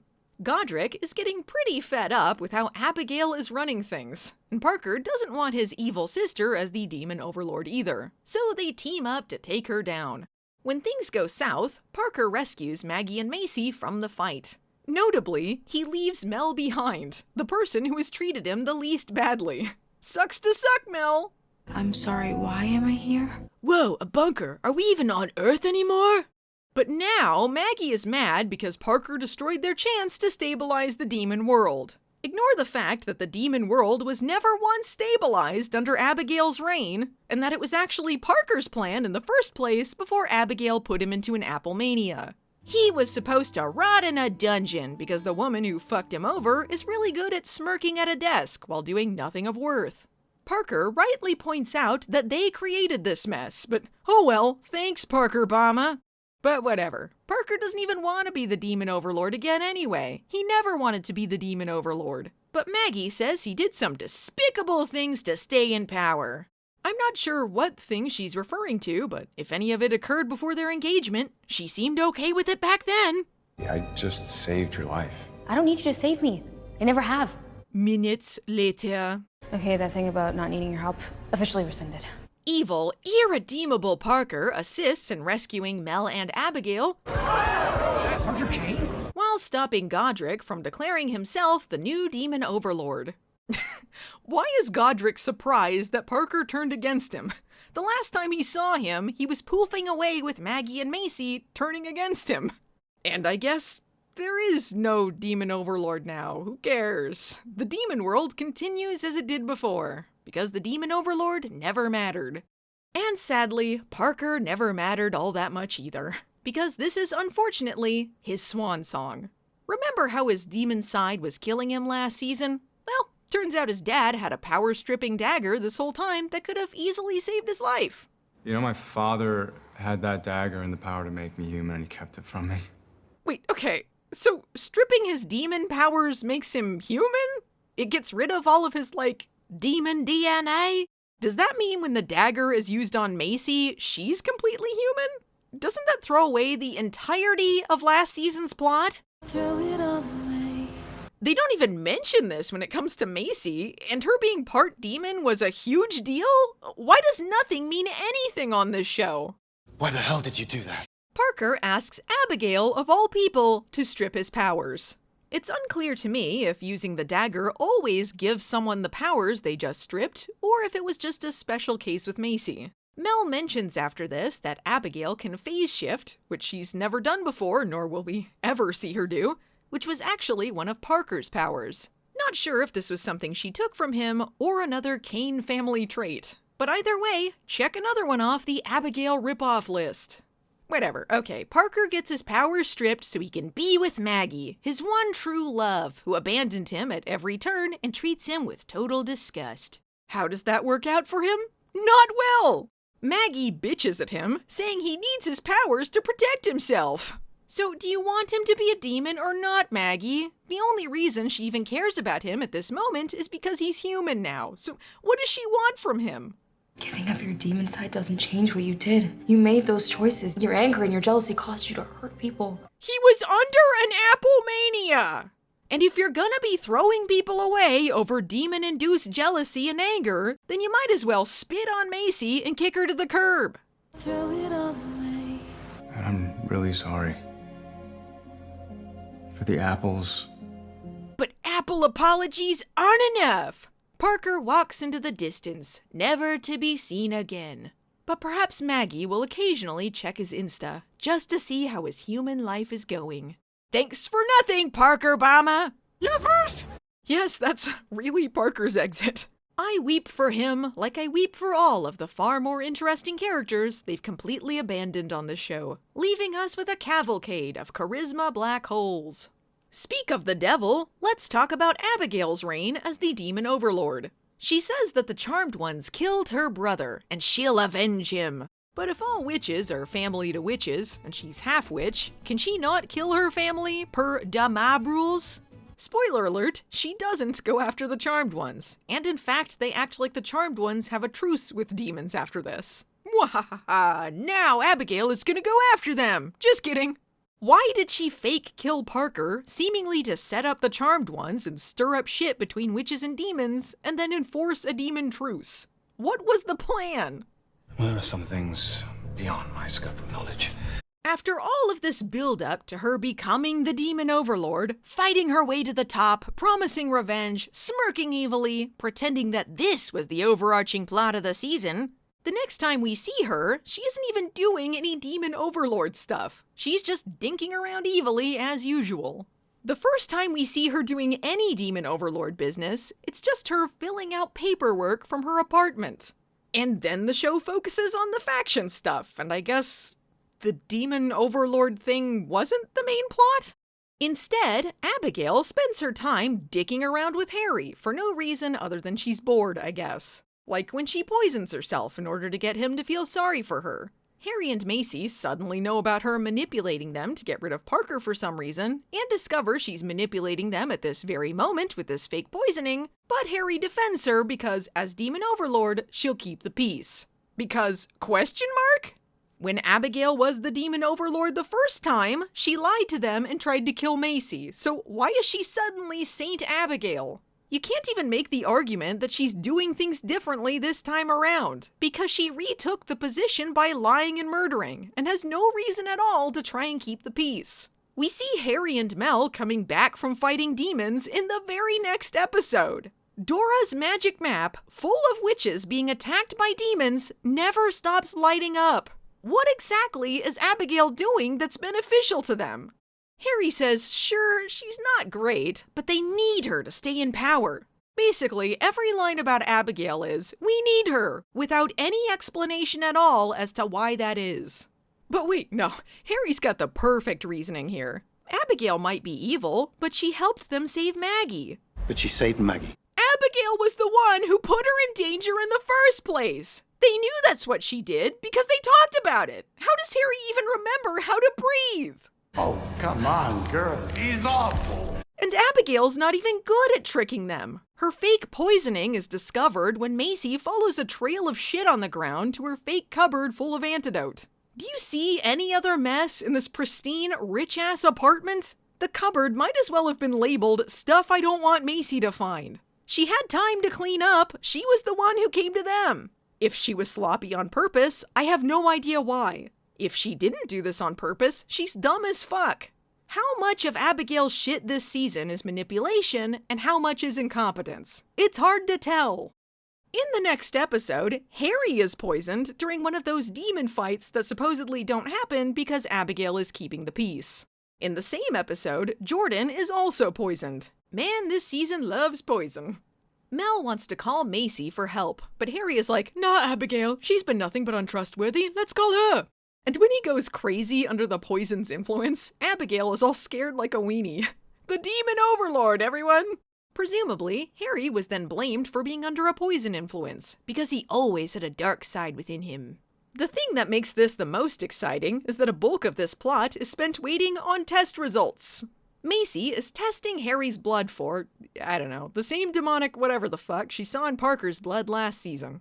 You know, the thing that was killing him but then wasn't. But Abigail wants to use an antidote that will probably work, or maybe it'll kill Harry. Let's find out. So either for sinister purposes, or simply because she's bored, she just does what she wants to do anyway.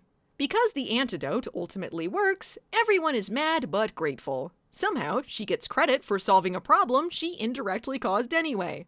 Macy gets a lecture that if she'd listened to her science side, they would have been too late. So what are we supposed to take away from this? Science is bad? While they're still trying to convince us that Abigail cares about Harry in some way, when he asks her to kill him if things go bad with Jimmy, this is an insult! I may be half demon, but I'm not a monster. I'm sorry, I just didn't think you would... Please, spare me. You're the Demon Overlord! Stop acting offended that people might assume you do the evil things you do! If you don't want people to think you kill people, then don't announce you murdered some women at a bed and breakfast on a hunch and then hand-wave it away. This heartfelt scene where Abigail declares she cares about Harry happens just after the episode where she steals Macy's powers and smirks evilly all over the place, where we're supposed to be worried because she's declared she has some big sinister plan, but also we're supposed to believe she's their ally with some sort of moral compass. And then when she goes on this mission with Harry, she disintegrates a bunch of guys while Harry pleads for her not to do it. Oh no, not dear sweet Abigail. She'll never come back from her 892nd murder. Oh, but then she proceeds to get mad about Harry wanting her to do all of his dirty work, even though he clearly said no and she killed those guys anyway. So maybe that's on you, Abigail. When Maggie goes sneaking around in Abigail's place, all of a sudden, and just for one episode, Abigail has some security. Where was this lady when Abigail was bumbling around all season? Not that it matters much, because the demon overlord's one-woman security team is easily bypassed. We're supposed to believe that even when she's doing well, all of the demon world wants to kill Abigail and take her throne. But this one lady who's fooled by Maggie's skincare routine ruse is gonna keep her safe. What are you doing? Sorry, just quick hydration for the skin. Here's where Abigail messes up. Bug time! Unlike pretty much every other episode, the Charmed Ones actually save someone.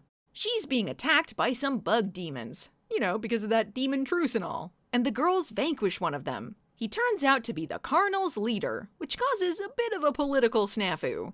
So, bug demons are allowed to kill people, but if the Charmed Ones kill one of them, that's breaking the truce. Got it. The only thing Alfie ever led was a misogynistic crusade against me. You can't keep blaming all of your problems on misogyny! So Abigail is huffy, because this means she actually has to do something as the demon overlord. Godric, what have I told you about barging in during tea time?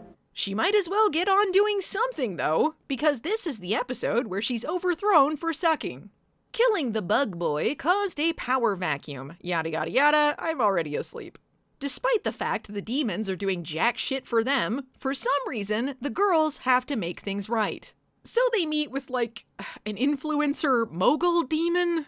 Cringiness aside, all of these other bug demon influencers are recording in this giant room with horrible acoustics and within a few feet of other bug demon influencers who are recording at the same time. This content has to be shit. The Charmed Ones do a lot here. They just sit back while Abigail does the talking. Thanks, guys! Abigail uses the old women supporting women tactic. Sure, Bug Boy is gone, but now Influencer Demon can take his place. No female has ever been a bug leader. Girl power! What about women supporting women? So anyway, Abigail is interrupted by Godric and Parky Poo, Boy Wonder. All it took was two guys, one of which has been rotting away in a dungeon for weeks, to real quick throw some anti-magic cuffs on them and take out both the Demon Overlord and the Charmed Ones. They all suck. Abigail ends up in a dungeon with Fanny Pack Franny. That sentence alone describes how sad she is. But at the same time, if people would stop throwing other people into a dungeon and just kill them, things might actually happen on this show. We get another demonstration of Abigail's devious skills of manipulation, as she tells the scavenger demon guards that she always thought they were treated badly by other demons, and she'll gladly help them out if they release them. Man, she was the demon overlord 10 minutes ago! She could have helped them out at any time! But sure, maybe these guys are just dumb, and now Abigail and Mel can— just kidding, they're immediately caught before they even leave the elevator. The Demon Overlord! Former. They're rescued by Parky Poo, you know the rest. Sergeant Kane? It made me laugh when Maggie and Macy act like they have this ingenious plan and smirk cockily, and then the plan is to just take the invisibility serum they've used several times before and is consistently unreliable, and inevitably wears off at just the wrong time. For some reason, Abigail getting her ass handed to her and being deposed from the position she stole through manipulation and fake murder has made her a good guy. She knows nothing if not how to fail upwards. But even though she and Parker had a falling out, hey, they're still family! In fact, he even trusts her to use that power stripping dagger on him instead of, like, for real killing him, even though he just directly played a role in her downfall. And then when Mel thanks Abigail for saving her from the dungeon, she then apologizes for the fact the demon world wants to kill her now. Can this show remember for 1 second that she's an evil serial killer who was the demon overlord? She lost her position to the guy she conspired with to steal the throne anyway. Who cares? Let her get killed. And she didn't help Mel out of the goodness of her heart. She needed her as part of her pathetic, failed escape attempt. Suck this, Abby. Mel goes even further and offers Abigail some security spells and potions. Can you imagine if, last season, they defeated Alistair and then offered him protection because other demons might want to kill him now? This is ridiculous! The only reason they were even keeping Abigail in power was because they thought she was upholding that non-existent demon truce. They have no obligation or reason to protect her from the mess she created for herself. Maybe someday you'll be inspired to leave this whole demon thing and come over to the witchy side. Evil is what makes me interesting.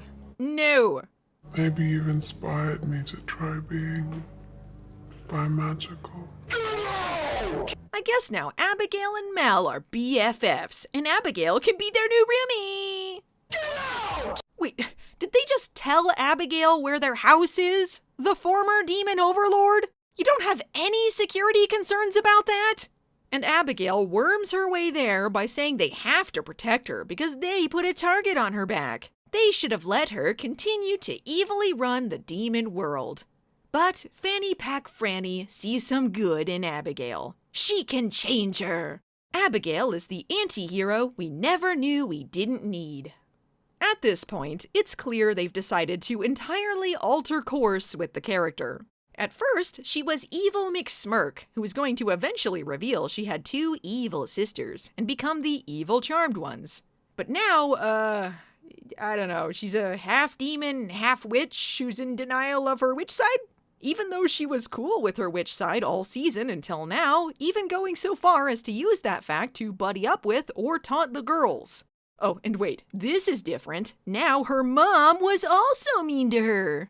See, her mom left her a book of spells, which she fondly showed off and used earlier in the season. You know, a cherished heirloom of sorts. But now it's a symbol of everything she despises. Her mother forced the witch stuff on her because she hated her demon side. And now she would never use any of that witchcraft stuff, except for the time she did. And Abigail plays the victim once again, and Mel has to apologize for making comments without knowing the whole story. Maybe I was being a little judgy. Yeah, maybe Abigail was being a little judgy too, when she murdered those women at the bed and breakfast because she had a piss fit. Mel and Abigail have a bonding moment over having imperfect moms, all while they're hiding from demons who were just outside the door and waiting to kill them. They got time, I guess. I did enjoy the fact they had to hide out because the demons that took over her apartment came back from their beer run. I enjoyed less that they had to make up an excuse why they didn't just use a marble portal, and Abigail says an Uber was faster. Well, Uber was faster, frankly. How? Thankfully, Abigail very quickly moves out and leaves Mel disappointed, for reasons that mystify me to this day. The destruction of the entire show is left in her wake, but girl power. This is very bad. Yeah, no. So hey, if the demon overlord and the evil charmed ones and all of this stuff now isn't the overarching plot, what do they half-assedly replace it with? Well, to explain it all, I must first delve into the origins of Carman. Good evening, idiots. There's a car man waiting in his car. He'd like to come and meet us, but he's just a fucking car.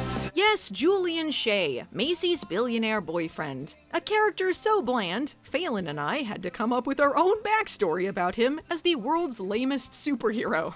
It was truly one of the only things that got us through this season.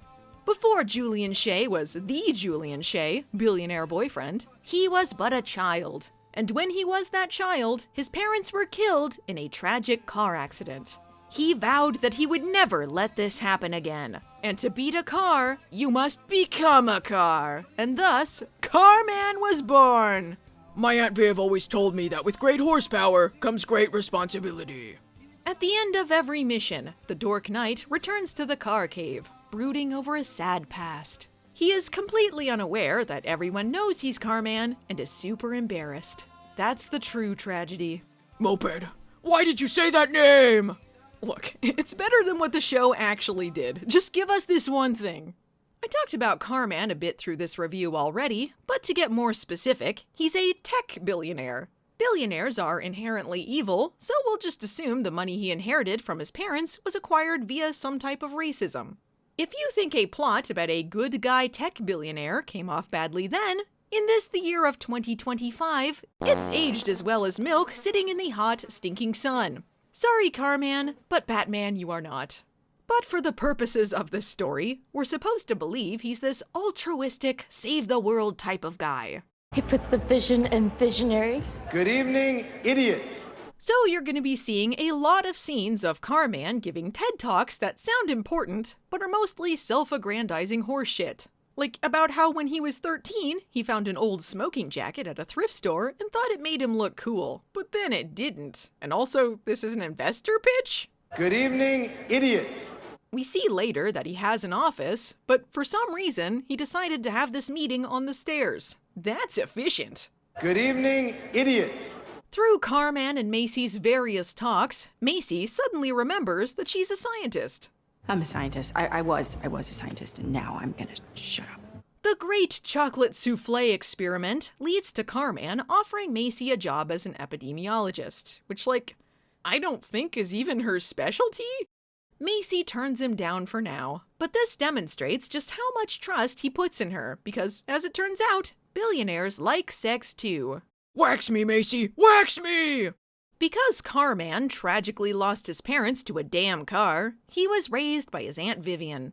Aunt Viv is a true boss bitch. You don't get to be the aunt of Carman without breaking a few eggs, and it's her duty to do so for all the other bitches out there. Never apologize for being a stiletto in a room full of flats. I don't know about you ladies, but I feel empowered.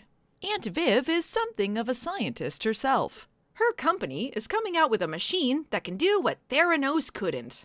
They're coming out with a machine that can do what Theranos couldn't. At first, I thought it was kind of insane to introduce Carman and Aunt Carman as good guy versions of bad real-life people, but I guess the point is that they were actually the bad versions all along, so point to charmed, I guess? Macy asked to borrow this Theranos machine to help Harry, leading to the Aunt Viv forced temporary breakup.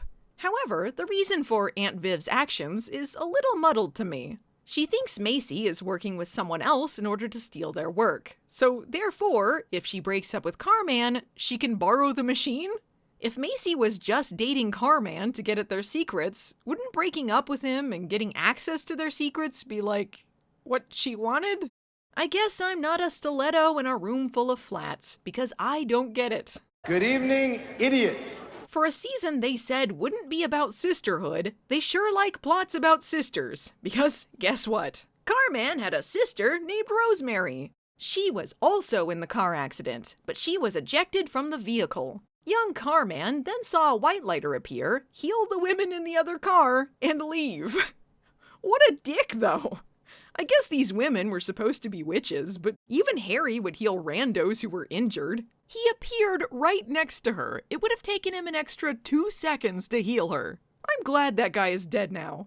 Thus, Julian transformed himself into a car, vowing to find out how this magic man did this and thoroughly run him over. He was right to do it. Carman told his Aunt Viv about what he witnessed, and I guess she figured a traumatized child who was just in a car accident must be telling the truth. So they dedicated the next 30 years of their lives to evil magical experiments. And yet, in a flashback, adult Carman calls Aunt Viv a bit of a skeptic. My Aunt Vivian is a bit of a skeptic. What was she doing for the last 30 years if she was a skeptic about all of this? But whatever, this is all for the greater good. They don't see themselves as evil. They want to harness magic to change the world. In order to accomplish this, Aunt Viv founds the Faction, a group of tech thugs who kidnap magical creatures. They go on covert missions, but use trackers that glow so they're easily found. Once these magical creatures are captured, they're put in a bunch of pods so they can do like fucked up experiments and stuff. Ew, look at the toilet ghoulie Mel and Harry find in a septic tank. Yuck! This array of monsters includes an interesting creature called a Kion, the velociraptors of the magical world. The velociraptors of the magical world. The Kions hunt based on movement and sound, so wouldn't that make them the T-Rexes of the magical world? And doesn't the magical world also exist in the real world, making velociraptors the velociraptors of the magical world? Not that any of this matters, because the CGI was too expensive, and we never see the Kions on the show again. The girls assume the Assassin's Creed is involved, and of course, Abigail assumes everything is about her. The assassin is a hunter, collecting the most powerful of magical creatures. Like the charmed ones. And me. Bitch, Macy almost killed you 2 seconds after your first murder attempt. Shut up. We see Mel easily block one of Abigail's fireballs later. She can't even back up her claim in the same episode. And me. Well, Well, the Assassin's Creed is involved in a way, because it turns out Aunt Viv is the one controlling him. Isn't that just like a stiletto in a room full of flats? The faction bought Jimmy's talisman from Ray, who stole it from his dead wife while his daughters were fake dead. Why did Marisol have Jimmy's talisman? Fuck if I know. There are sinister implications here that they don't get into. Aunt Viv and the faction have been using Jimmy to capture magical creatures and steal their powers, alongside, apparently, doing experiments on him. In order to root out who is controlling Jimmy, Maggie and Jordan go on an undercover mission. This involves joining MESS, the Magical Experience Survivor Support. This is supposed to be a front put on by the faction in order to recruit people to their cause. And of course this is a front because it's presented like a dumb front, further making it seem like the show is making fun of this sort of thing. But when Maggie and Jordan are at the faction interview, Aunt Viv's right-hand woman, Nadia, is immediately suspicious. She says they can only join up if they eat some glowing green crap candy, and Jordan, like Parker, immediately shoves whatever is in front of him into his mouth. Everyone on this show is so stupid it defies belief. That's some serious cray. This candy contains Darklighter blood, and continuing with the theme of Darklighter blood just doing whatever the hell, everyone who ate the candy has their life force connected in order to raise some random dude from the dead. When the girls revive Jordan, presumably he yelled at them to not use his first aid kit, because they'll sell it for drug money. But what about this dude who got resurrected, huh? Seems pretty scary. They have a sinister shot of him in the car. Oh fuck, oh shit, I wonder who— Oh, he's not important? Isn't even given a name and gets killed again? Well, cool, glad we spent all that time on this. So the plan all along was, apparently, to experiment on some magical creatures, take their different traits, stick them in dead bodies, and then resurrect the dead bodies so they can have, zombie super soldiers and, stop magic to save the world? Whatever that means. Maggie calls the corpse monsters mansters? That manster had demon powers. Wait, was that what that smoke was? How can they tell the difference between demon smoke and Darklighter smoke? Apparently, the faction can control these mansters with a watch thing. But you can see the problem with that plan, because the moment they show us a manster control watch, Maggie just breaks it and the guy gets murdered by his own manster. And I know he was a bad guy, but he was like a human, and Maggie is only mildly bugged by this fact, while the other two don't care. Rest in peace, asshat. So we gotta debate endlessly about keeping Abigail, Demon Overlord, alive, but if it's just some random human, if we indirectly kill him, who cares? Maggie does bring up the interesting question of if they're willing to kill humans while fighting the faction, though. Not that this will come up this season, because it got cut short and nothing is really accomplished, but I mean, I guess it's nice it was paid some lip service. In the same scene where they kinda got a human killed and didn't really care. Rest in peace, asshat. Not to fear, Drunky Celeste is here to help. Macy thinks she could be an asset, but Harry is furious and doesn't want her anywhere near them. He only wants evil assets around when it's Abigail and he's horny. No problem, we'll just use the power of 3 and kill all of their asses. We don't have the power of 3. Huh? Oh yeah, that power stripping thing. Not sure why we put that in here, to be honest. Oh well, I know how to help you out. I'll just stick you in a deadly dream against your consent. What? No. Even retired elders are dicks. So Macy and Mel literally say no means no. No means no. But Celeste casts a spell on them anyway, which ultimately restores the power of 3, so no means yes? This is an absolutely baffling thing to do on a show whose pilot episode was centered around consent. The girls proceed to dream kill each other. You know, because they're the charmed ones that are gonna break the cycle and all. This was all so they can learn about themselves and eventually come together as a team. And by that, I mean they just reiterate the same shit they've talked about all season and already worked out. I guess Maggie had to say she didn't want to be treated like a baby a few hundred more times. And then she'd know that she doesn't want to be treated like a baby. Jordan, don't bail on me. Isn't that what we men do? This would mean something if she didn't leave her last boyfriend in a dungeon. But drunky Celeste is like, oh shit, they should have woken up when they dream died, now they'll die for real. And then Harry has to explain that their worst fear isn't dying, it's losing one another. Just go with it, okay? So does this spell only work if the person has one specific fear of dying? And they were supposed to die in the dreams to wake up, but if all of them die, they're dead for real. Makes sense. Now the girls won't leave each other. They spent all season dashing out of the room as quickly as possible, but now they're a team. For some reason, they think one of the sisters who already died has to sacrifice herself to get them out of the dream. But then Harry steps in front of them. No, let it be me, the new main character, who makes the sacrifice. Have it your way. At BK. Thanks to being saved by a man, Harry's stabbing, I guess, gets them out of the dream. But while that was happening, stupid drunky Celeste ran away. Why is her character so terrible? But wait, if they restore the power of 3, doesn't that mean one of them is gonna die? We're all gonna die. Someday, somehow. At last, 4 episodes until the end of the season, the power of 3 is restored as they bravely kill a corpse. Hooray! This triumphant moment is highlighted by them finding another witch who's been killed. And the day is saved. When they come back, drunky Celeste has already returned to the bunker. I guess she just left real quick and came back for no reason. And speaking of having no reason, suddenly Elder Buttkiss Harry is back and he's buddies with her? There is absolutely zero explanation or transition here. He just decided he liked her now. Sure, she created the White Lighters and split him in two and caused endless death and misery, but she also did a spell that nearly killed all of the Charmed Ones because of her stupidity. All is forgiven. What is going on?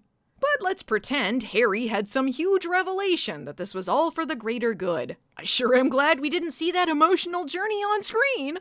Drunky Celeste offers to stick around and help them out in the fight against the faction. But Maggie is like, nah, we're good. Stronger together. Our differences are our strengths.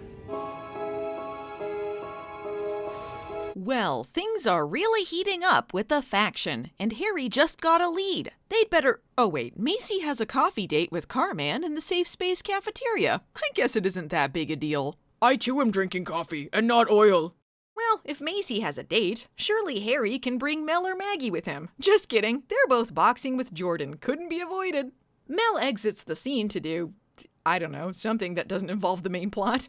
Maggie tells Jordan that once they find the faction, there'll be hell to pay. She could try to find them right now with Harry, but I guess he didn't ask. Oh look, Harry's on a reconnaissance mission. How fucking new. But they have magical blocks at the faction's facility, so he enlists Jordan's help. The plan is for Jordan to take a potion that will make him appear dead, so Harry can sneak him into the facility as a corpse. Well, obviously, it's not without some risk, but... Well, can't argue with that. Let's get to killing Jordan! And if there's anything that Jordan is into, it's shoving random crap down his gullet and hoping for the best. I don't understand anything about this plan in the slightest. Harry says he needs Jordan because he's a human and he has medical expertise. But neither of these things come into play. I thought he needed a human because there's a magical block on the facility, but he really just needs him to play dead so he can sneak in. How is Jordan gonna help as a medic if he's in a magically induced death coma? Why does Harry need to have an American accent for this? It's my first day. Why involve anyone else at all? Couldn't Harry just put on some coveralls and waltz in? It's not like security is tight here. This is how they check out the merchandise. Dead and dead. How we like it. Is the corpse dead? Check-a-rooney! And then Harry just says he forgot some paperwork and freely wanders around the facility. Okay, I guess he got lucky, but then why does he immediately throw his disguise into a trash can? Doesn't he need it? The only reason this happens is so that Nadia can find him and assume he's Jimmy. And for some reason, they make out. And if you think Nadia and Jimmy having a thing means anything, it doesn't, because it will never come up again. But I mean, I guess this date didn't go well, because the next time we see Harry, he's in a big tube. So Jimmy was being experimented on, but he was also friends with benefits with Nadia, but he was also Aunt Viv's assassin, but now more experiments? Luckily for him, when Jordan wakes up, he pretends to be a janitor real quick and easily gets out. What qualifications do you need to become a monster facility janitor anyway? Do you have to sign an NDA forbidding discussion of the magical monsters outside of work? Jordan calls up the girls the next day, who have been noting that they haven't heard from Harry since he went on that dangerous undercover mission. But they aren't too worried. They're busy goofing off and practicing breakups with Carman. At least they noted that Harry was gone, which is more than I can say for Jordan. Well, Harry is being held at the Shea Group, and the girls wonder how they're gonna break into one of the most heavily guarded buildings in the city. I guess they forgot that they have teleportation marbles. It's not like this building has a magic block. Using magic is part of their plan. But I'm not sure why they're that worried. Apparently, all they need to do to get into a Shea Group-run building is put on some coveralls and bumble around. The following charity ball /CEO /entrepreneur infiltration event is treated like an Ocean's 11 type heist. It's meant to be sexy and cool, but, you know, this is Charmed 2018. Apparently, this is Carman's first time meeting Maggie or Jordan, which is weird since both of them are managers or business owners at the place he runs. Don't worry, you can sleep soundly in your garages tonight knowing that I'm in charge. Part of this magical Harry heist involves kissing people to steal their voices. So there's like a whole section where they're trying to figure out how Jordan can kiss Aunt Viv without her consent. Add this to all of the Jordan groping stuff, and this season is coming off pretty gross. Walk up to a total stranger and kiss her? Even white dudes can't do that anymore. This show is faux woke? Never. They figure out a workaround, so all of this is just hypothetical assault. It's fine. Harry's been put on ice. Yes, he's officially become Leo. This is a power transferring pod, which Macy accidentally turns on and leads to that whole amnesia plot. The power transfer was only partially successful, but Aunt Viv says that's all they needed. For what? I don't know. I just don't know, okay? While Harry has temporary amnesia, he remembers his life as James, but nothing after that. So he's sorta Jimmy now. But not the evil Jimmy, just the sorta scoundrel Jimmy. And he has a slightly different accent and says things like girls and not ladies. And I refuse to be held hostage by a trio of girls. That is definitely not Harry. Girls! Sorry, ladies. It was really amusing to see him steal Macy's wallet and run away when she knocks herself out, not gonna lie. But anyway, he has a change of heart. And that's when Jordan comes to the rescue with his legendary first aid kit. Oh my god! And Jordan, super medic, discovers that the amnesia is actually being caused by a chip in Harry's head. And I guess he's qualified to just remove that with a dirty pocket knife. It's cool. Why did the faction put an amnesia chip in Harry's head? Did all of the creatures have amnesia chips? What was the point when apparently the end goal was to kill them? Just why? Why the hell did you do that? This is when Ray waltzes back into the story with a big board of information all about the faction. Basically, his information boils down to, they're everywhere. But they needed him to be on the show now, so he is. He goes with Mel and Maggie to the Fort Easton power site, which is, I guess, the faction's home base. They know they're in enemy territory, but Maggie says she didn't bring her baton, because she's not bringing one to a gunfight. I'm not bringing a baton to a gunfight. Okay, but you can, like, have some sort of defense other than magic? What was the point of building her up as some sort of badass and then having her abandon that? This is when Maggie has her poorly timed temper tantrum, but luckily her new powers save them from her stupidity. Here she gains emotional inception, which allows her to project her feelings onto someone else. This makes the guards mad and they attack each other. That's right, Maggie gained the power of hate. And then when they stroll inside, this guy finds them and assumes they're there for some kind of demo. Did they ever encounter a situation this season where security isn't insultingly easy to bypass? Man, how many pod reveals do we need in a season? Good evening, idiots. Oh no, Carman, you can't be one of the bad guys. You either die a hero or live long enough to see yourself become the villain. They marble out of there, but the cat's out of the bag. The girls know they're in danger, and they see that Carman has set up extra security at Safe Space to try and find them. But when Macy tries to talk about it, Maggie and Mel gotta discuss all the sex Macy and Harry have been having. Tee-hee-hee. But Carman is torn. He was fine with Jimmy being sent out to kidnap and torture magical creatures, but he never expected one of the targets would be his girlfriend. You see, Carman is but a humble car. All he wanted was to make things better for the world. He doesn't want to hurt Macy or her sisters. Even Aunt Viv points out that he is absolutely dumb if he didn't know about any of the stuff they were doing. In order to enact their plans, Aunt Viv wants the black amber. You know, the magic tree sap under the bunker you already forgot about. It turns out the sustainable farming thing was all a ruse, and they wanted to get at that root juice all along. And now that the jig is up, they're just gonna drill their way inside. What we're doing here, we've gone too far. You've been kidnapping magical beings and infusing their magic into reanimated corpses, but drilling a hole in the wall is too far? Not only do they want the black amber because it brings people back to life, but they think they can revive Carman's sister. She was in a coma the whole time. And for someone who has been in a coma for 30 years, since childhood, she looks fabulous. No muscle atrophy, perfect hair, perfect makeup, like a Disney princess. This sure was a cool reveal. I love how many secret sisters are on Charmed. You'd think there'd be a story there with Carman's origin involving him seeing a white lighter, and Harry being the last one, and maybe Harry being able to heal his sister with his healing powers. But no. True that.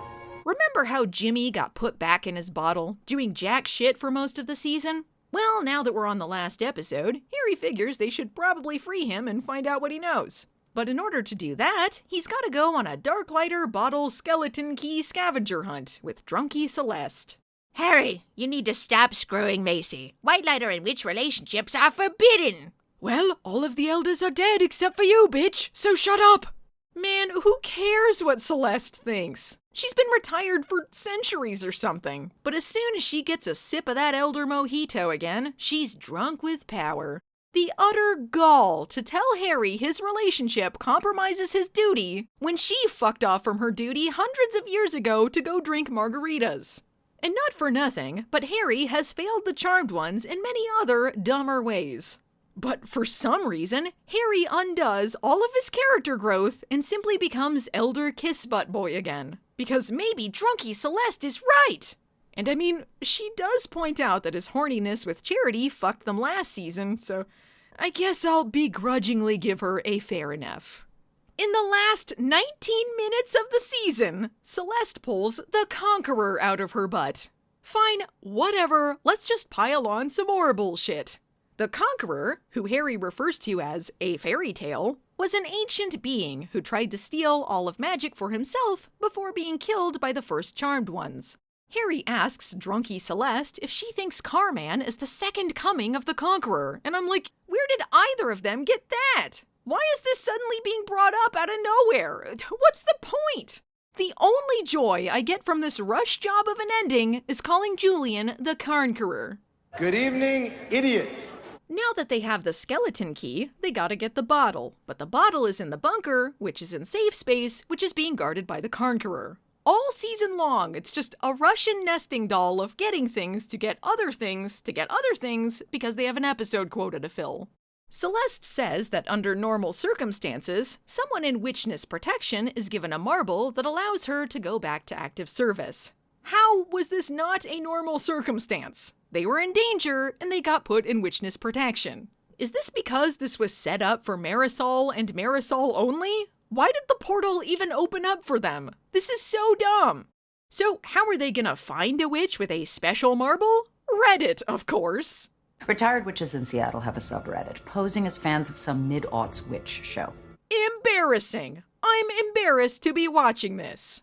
So witchness protection was this whole big deal they had to bore us with all season, but apparently like 1 million women on Reddit went through the same program and have casual bar meetups, sure. And you know how on Reddit, everyone in the group has regular in-person meetups. We're huge fans of Dirty Little Witches. As I mentioned before, this season was cut short due to COVID. It was cut so abruptly that they were in the middle of filming the next episode when things got quickly shut down.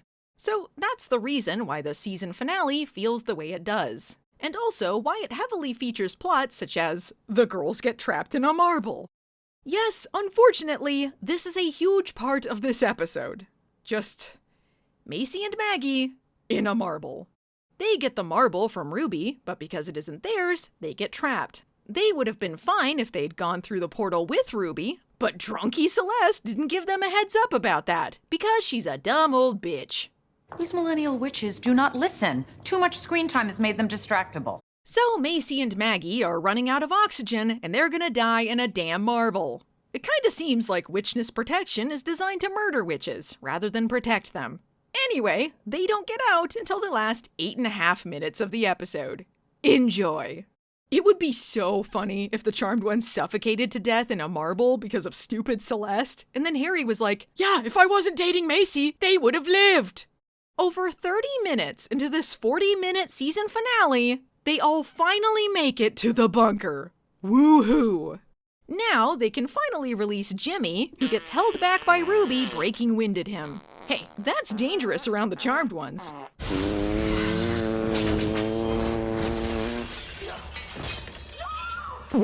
Why is Jimmy fighting with them? I thought he was on their side now. He was showing up in Harry's dreams asking for rescue, and now he's punching Harry in the face? Maybe it's because they kept him in that bottle like a bunch of dicks. And then I'm really confused. They have some fisticuffs, go to commercial break, and then Harry and Macy are making out on a bed? So they were in dire circumstances. Inside the bunker, while Aunt Carman and the Conqueror are drilling to get in, they have to work fast to get Jimmy out of the bottle so they can find out what he knows, and then they're just done? No one's even talking to Jimmy. They say that they've contained him until they can figure out how to stop the faction. The whole point of letting him out was so that they could interrogate him about the faction. If you're wondering if it's noticeable that they had to quickly piece together some sort of ending for their season finale, yes! This is very bad. Yeah, no. So now we're just taking a bunch of relationship breaks, I guess. Harry decides that he is compromised by his relationship to Macy because he cares about her too much. So he asks Maggie to use her new emotion powers to change his feelings so he doesn't love Macy. Shut up! Don't her powers work by projecting her own feelings onto people? Does that mean she doesn't love Macy? I mean, we already knew that, but is this being confirmed canonically? And does her emotional manipulation last, like, forever? Are those two guards gonna fight each other until they die? Can she transfer other people's emotions? Maybe she can take Jordan's feelings and transfer them to Harry. He hates Macy. And the big season cliffhanger is the Conqueror sadly deleting a picture of Macy and maybe considering calling her. The end.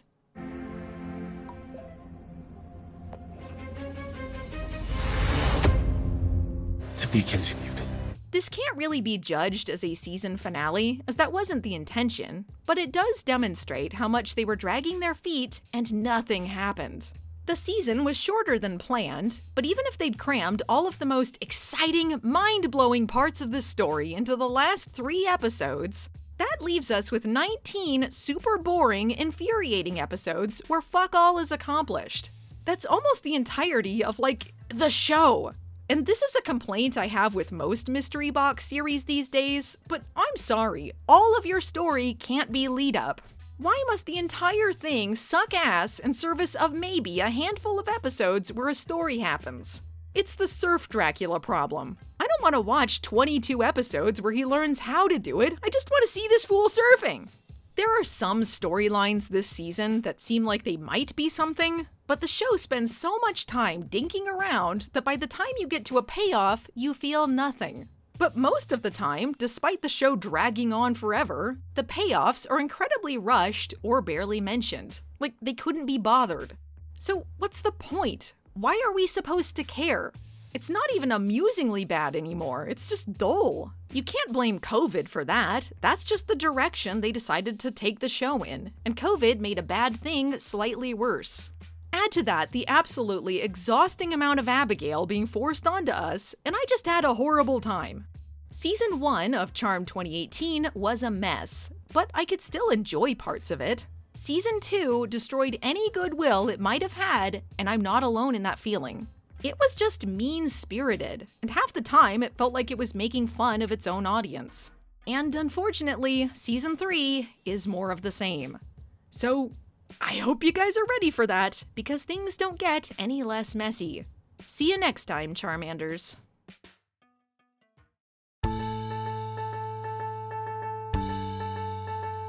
There's a car man waiting in his car. He'd like to come and meet us, but he's just a fucking car. There's a car man waiting in his car. He'd like to come and meet us, but he's just a fucking car. There's a car man waiting in his car. He'd like to come and meet us, but he's just a fucking car.